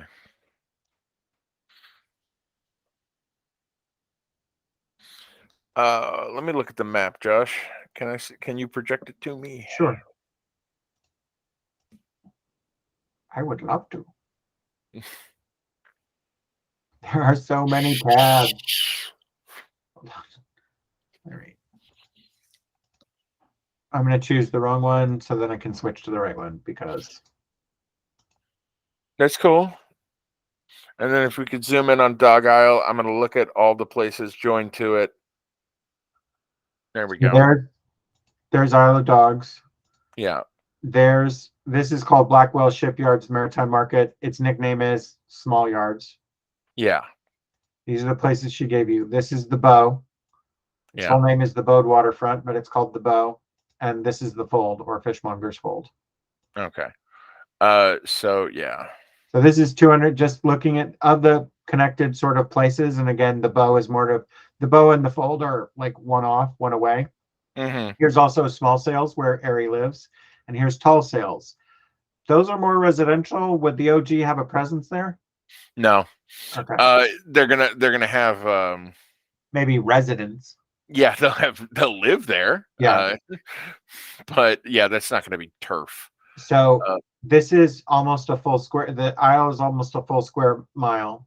Mm-hmm. The small yards are about 3/4 of a square mile. The Bowed Waterfront is about a half a square mile, and Fishmonger Fold is 206 acres. It's the smallest of the four, which doesn't mean anything, right? Like its geographic size isn't necessarily the thing, but there's a river, there's this smaller contributing river this is the mouth of. There's a lot of fishing and smaller shipping that goes in and out of here, but it's right next to Rowan's Deep, which is called the Great Yards, which is shipbuilding and stuff like that. So yeah, this gets a lot more of attention. Right. Okay, so can I get the capos for the Bow and Small yards? Yeah. Okay.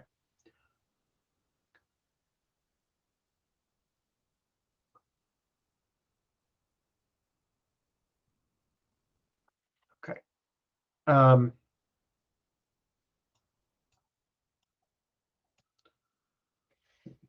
The capo for the small yards is another gnome. Okay. And I'll paste his name in here.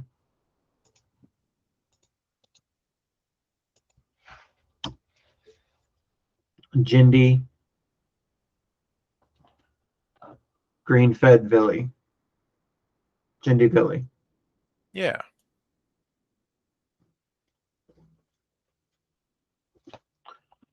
For the Bow, oh yes. So in the Bow, a hobgoblin runs it. He also has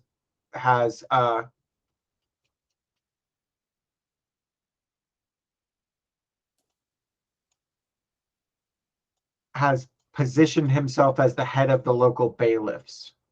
Mm.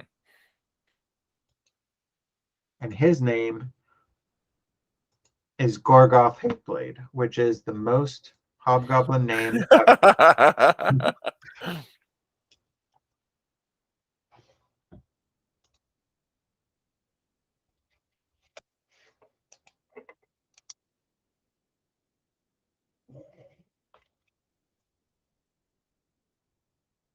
So a trade and market district, fairly diverse bailiff organization run by a hobgoblin veteran. So he's an army veteran. So he was probably corrupt in the service. Mm-hmm. And now those bailiffs,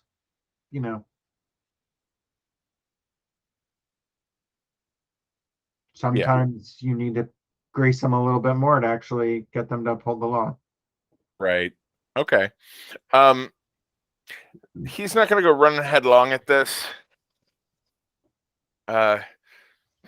Despite everything that I have done tonight. I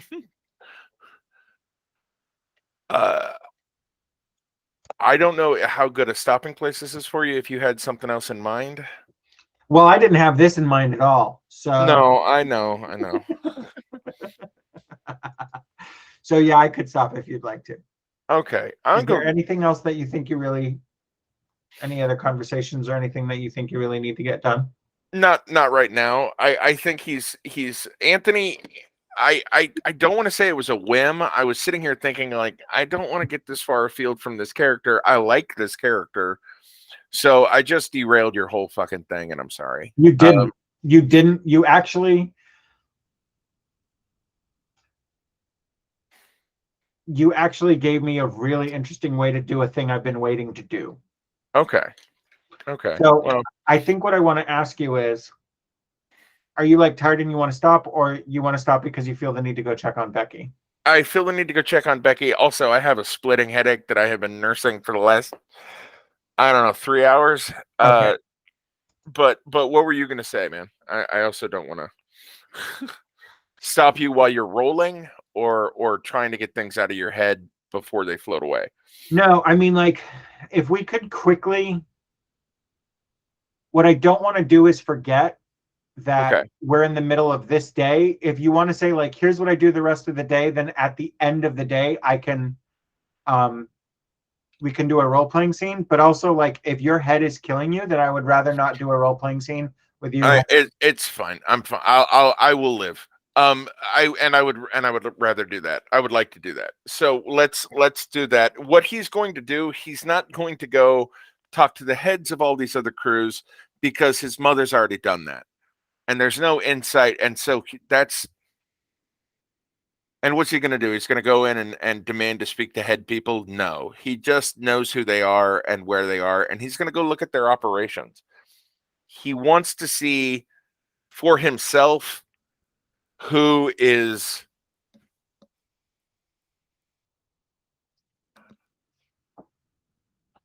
no one in the OG. I don't imagine anyone in the OG is hungry. What he wants to see is who's ready to expand, who's got enough soldiers that they can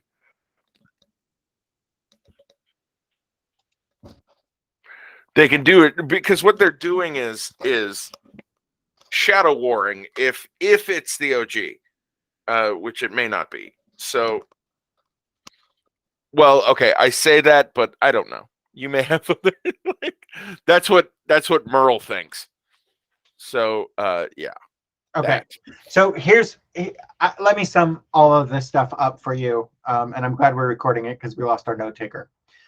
So let me say, you spend a couple hours kind of watching Hateblade's men in the bow, and you're like, well, he's a veteran and he trains his guys like veterans. They do a lot of protection racket type shit. But they're not, this is the bow it's short for the Bowed Waterfront, right?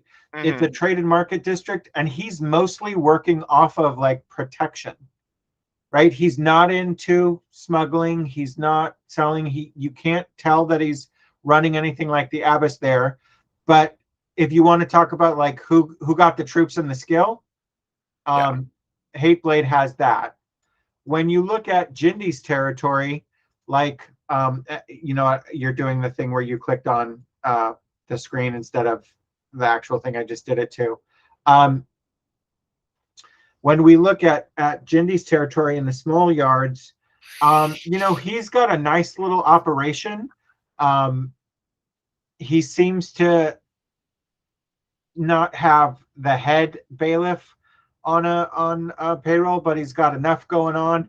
This is a big district, and a lot of shit goes on here, and his people look like they're pretty busy. If you do end up talking to any of the people no. So then we go here, and when we get to the fold, what he works off of is, he's got some small time fucking unlicensed gambling and unlicensed fight stuff, but it's big smuggling. Like what he does is smuggling. But what you can also see here, so it was the second place that got hit was a place here called the Serene Siren. And when you look at it, you're like, oh, this was like their recumbent Abyss. And they are on heightened fucking alert here. Okay. Now, your uncle was from here and was, for whatever reason, at the Serene Siren. But like, these people look, they're on heightened alert, like what happened has kind of surprised them. Okay. All right. Now that takes you most of the day. Yeah. You are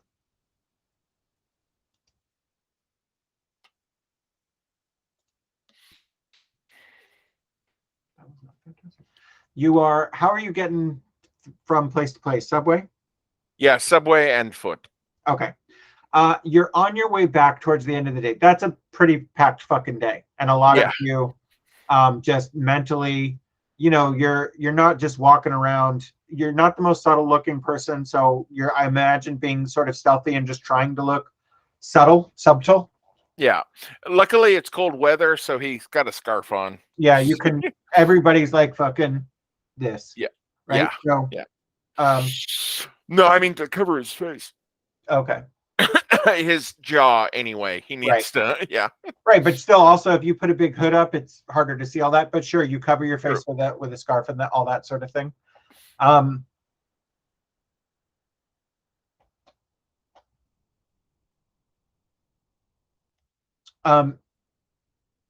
You're leaving the subway, and roll me. I'm imagining you're paying attention. Yeah. Right. So roll me a perception with advantage.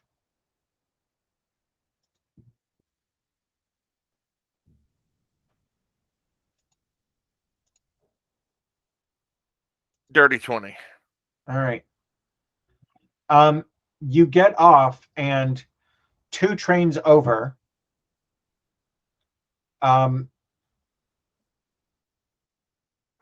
you for the faintest second get a gander at what looks like a pretty big dark-skinned human woman who you think is clocking you, but the second you notice her, she looks like she's looking at a subway map and looks a little lost. Okay.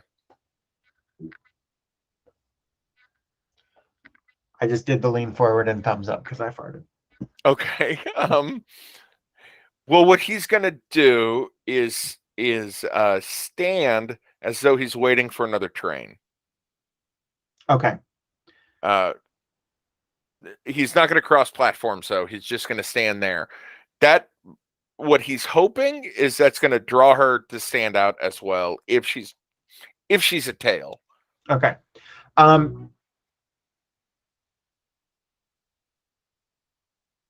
She is like walking with the map, and she's doing that thing. I'm looking up, and then I'm looking at the signs, and then okay, and then you see her go, and then does this with the map, and comes up to you, and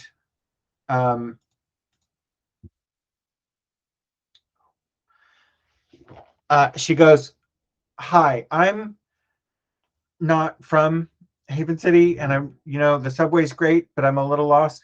Like, if I stay on this, I thought I was going to Tall Sales, but I ended up here. What train? Can you help me?"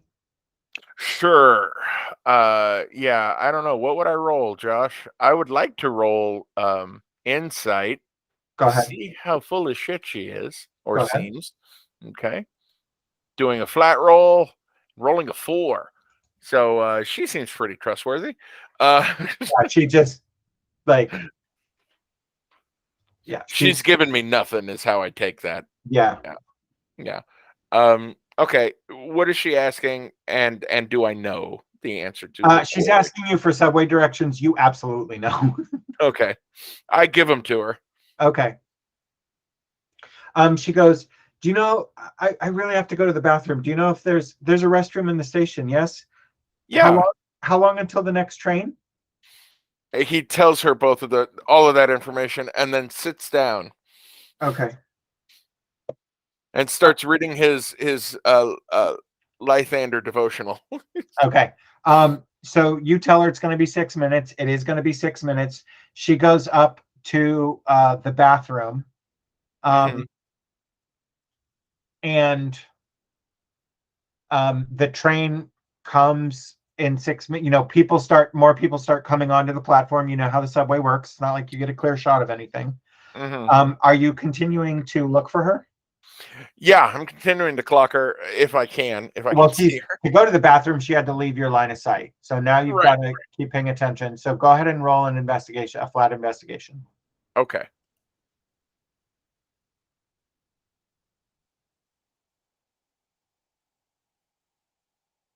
I'm not going to do very well. I'm going to roll a 6, Okay, which is going to give me numbers. an 11. I can see. An 11. Yeah.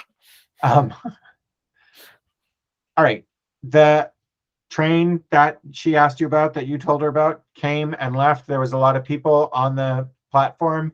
They got into the train. There's still some people waiting. You don't see her. Okay. How far from home am I? You tell me how many minute walk away you think you live from the subway station. 5. If this is my subway station. It is your subway station. Yeah, we live close. That's part of why we live where we live. Because it's fucking convenient. Yeah. Yeah. Well, my wife's fellowship is in another district, so yeah. It Right is. by the It's not in Isle of Dogs. No, well, that's what you told me. Okay. That the Sunbolt The one yeah. is in a neighboring district. So I was like, yeah, so that's even more reason why we. Sure. God damn it! I just did it again. I'm like trying to click on the map by clicking on the Google Meet. Okay, what's your next move here, Haas? Well, the good news about being followed is if someone's following you closely. Okay, so he's going to go to he's just going to continue to see if he's being followed, because now he's paranoid and he's thinking, I'm paranoid because I don't have any actual evidence. Yeah, so what he's going to do is he's going to keep walking up from his house to the pigs. Oh, okay. Now, if I see a black human woman walking by the stockyards, I'm pretty sure she's following me. Okay. Yeah. Roll your perception. Come on, big money, no whammies. Fuck you. 15. You don't see her. So he goes home. Okay. You're taking all your clothes off, or not clothes. You're taking your like jacket and stuff off. My cloak and my time. That's the role playing. We're just gonna get some hot role play between you and Eurydice. No. You're taking your coat and all that stuff off, and you go to grab it, and in like a front pocket, you feel like a piece of paper rustle. Okay. And you're like, I didn't have a piece of paper in there. And then you pull it out, and there's a note that says, how does she want it? How would this note read?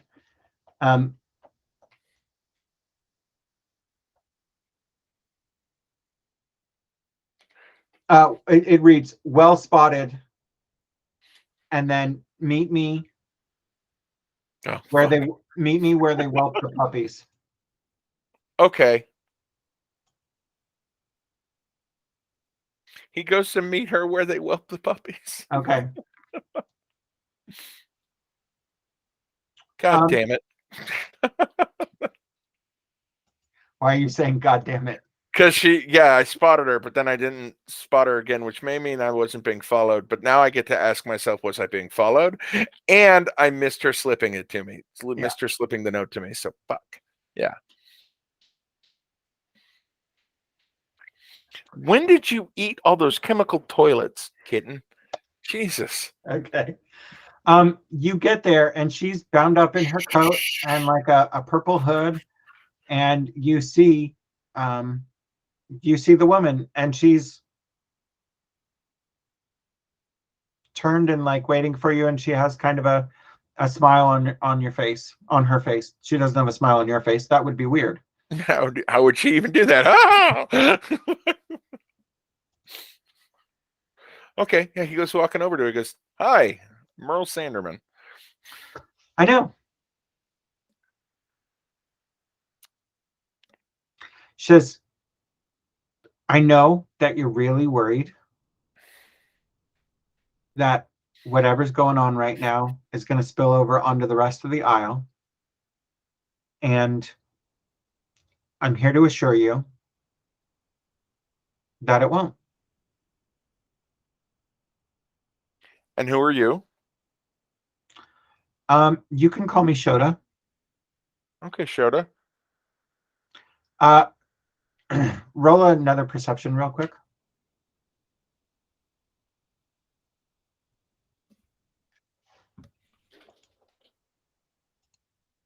12. All right. This isn't that hard. As you're watching, as you're talking to her and you're looking at her, you can see that actually just looking at her teeth when she talks is the giveaway. But She's a half orc. she's a half orc. Yeah, She's a very fair half orc. half orc. Yeah. She passes well. Okay. Yeah. Okay. I know because of your family connections that you're worried about infighting. But this isn't infighting. It's a reckoning.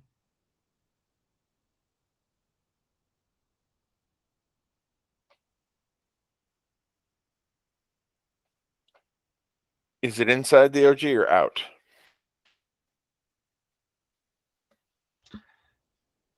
Or do I not need to know that?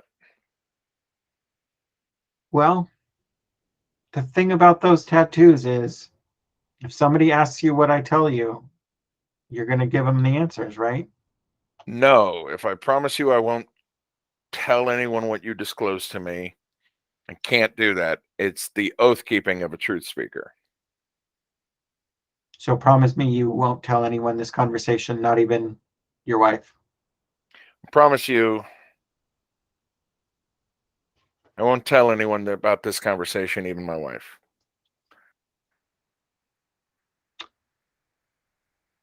It's coming from outside of the OG. We're not another crew. We're not here to take territory. What we are here for is a reckoning.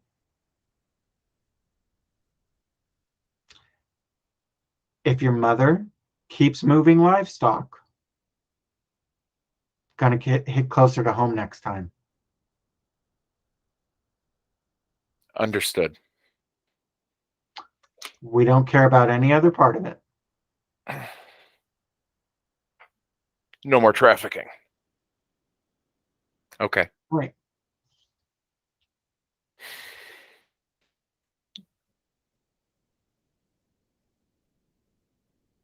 Can she know that? As long as she doesn't know how you know it. Okay. What name did she give me? I'm sorry. Shota. Shota. Shota. Okay. Shota. Thank you, Shota. Do you think your mom's going to listen to you? No. She's got this smile and she goes, I hear you're doing good work. That's debatable.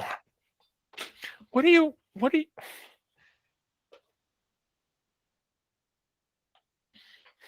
The kitten is crying constantly. That's meow meow.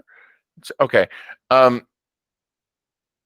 Well, I try. Lately I'm not doing so great, but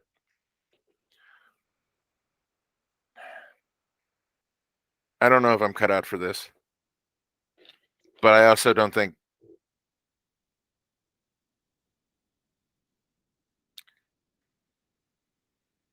it's the natural progression of where I go doing what I do, the only thing I'm good at. Yeah. sometimes doing what we're good at kind of sucks, right? Yeah.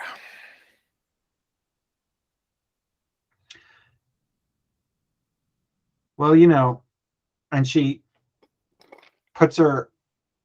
does this thing with her hood where she's like showing you her dreadlocks. Uh-huh. And she goes, just, Yeah.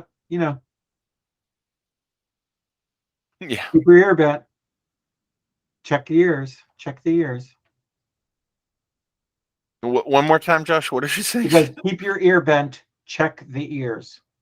Okay. What is she telling me with that? I don't. It's cryptic as fuck. Yeah, Do you fucking think? elves. Jesus, I hope she's not telling me elves are involved. I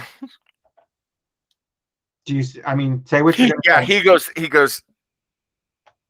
It's been a long couple of days. You're not telling me that the Empire is somehow involved in any of this, are you? They're not involved in what I'm doing. Okay. But the OG? She looks at you dead in the eye and goes, 512 years ago, we broke away. We rose up to destroy slave masters. Did we get them all? Or did we just exchange some? Yeah. Even if we're just trading amongst our own, is that better? No. Dear Lord.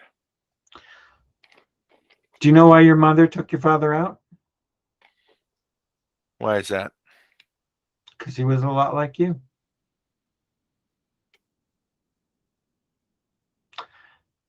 At least that's what I've heard. Yeah. Some people find it very hard to let go of the old ways.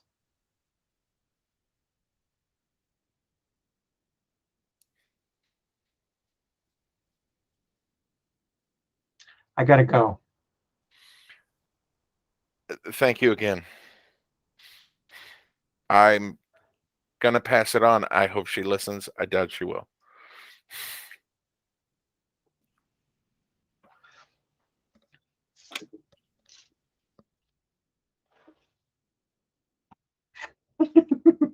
You are the cat of liberty. I hold you like George. I'm looking at his lip. He got rid of the little scab he's got on his lip, and I think it may be hurting him. And that's what. Jesus, cat. Just take a header off the side of the table. Just leapt onto the table and then onto the ground. Yeah. Anyway, okay. Do you have time to talk to my mother? Sure. Okay. He goes back to the For a second, I thought you were asking Shota. She's like, I'm not talking to your mother. Yeah. I really shouldn't be talking to you. Okay. Yeah. Yeah, he goes to the abbess. You also remember that the abbess used to be an abbey, right? That's why it's called that. Okay, yeah. I actually want to retcon a slight thing. She goes, I have to go. My teacher's expecting me. And then walks away. Okay. All right, you head to the abbess. Yeah. It's early evening, right? It's coming on dinner time, so that's probably a little busier than the last time you were there. More people there.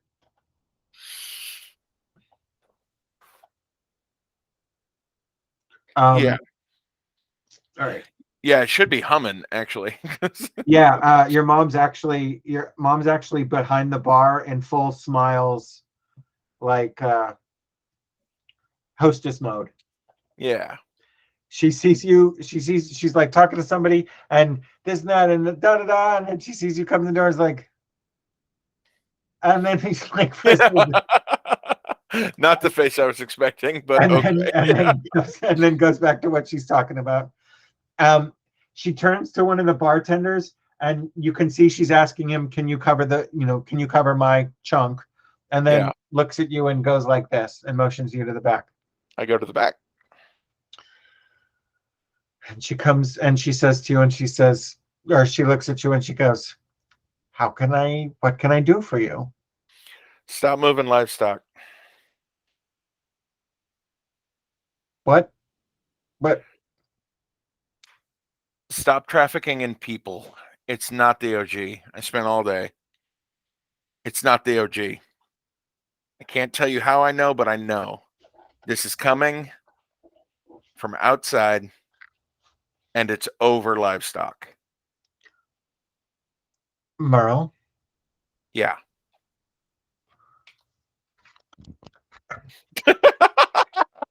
I'm not going to yell at you. Yeah. Because we got a full house. Yeah. I thought we had an understanding earlier. Yeah. And if Yeah, you go sticking your nose in this, I maybe can't. Guarantee my safety. I got all that. And you can't tell me anything because I can't be in the business. And I get all of that. I'm telling you how it is and what it is. It's not the OG. It's not We've it's had not Murney, it's not Villy, it's not Hateblade. And you know that already because you've talked to them. They don't know what it is either. It's over livestock, and that's how you end it. Stop moving livestock, and it's done. And I've said my piece, and we don't need to talk or say anything else. I've said my piece. And you have the information you need to stop this. The next thing that happens is up to you, like it usually is. Look, I appreciate. Are you going to tell me how you know this? No. I made an oath, and you know what that means. You're so fucking stubborn. And I would know because I had to push that hard head out of me. Jesus. It's just like, we just. Yeah.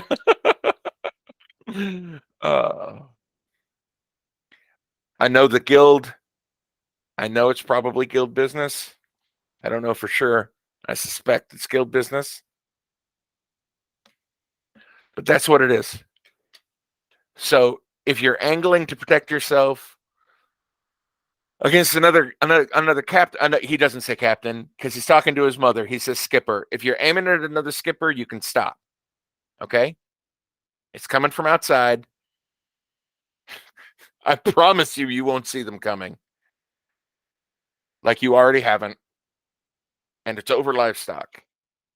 And it can end once you stop moving livestock.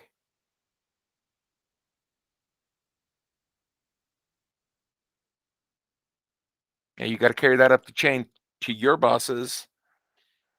And that's a whole other fucking headache. I get that. But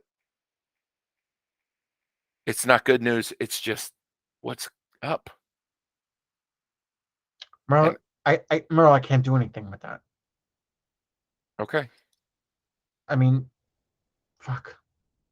Shut up, Grisella. Yeah, shut up, Grisella. I'm going to go. And he gets up and he goes and he says, I've spent a long time hating you, and I think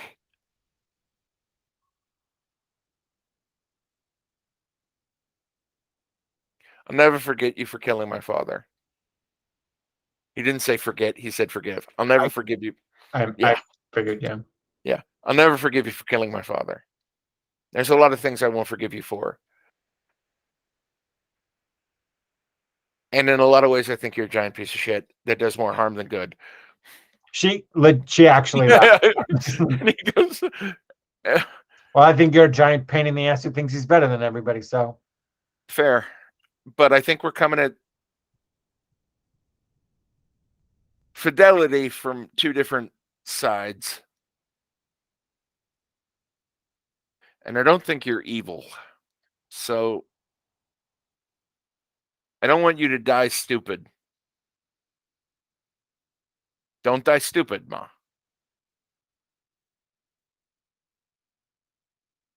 That's it.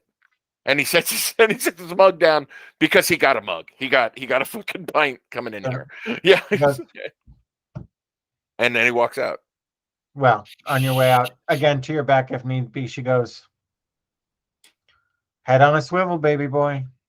Yeah. You too, Ma. Oh, that was good. I like that.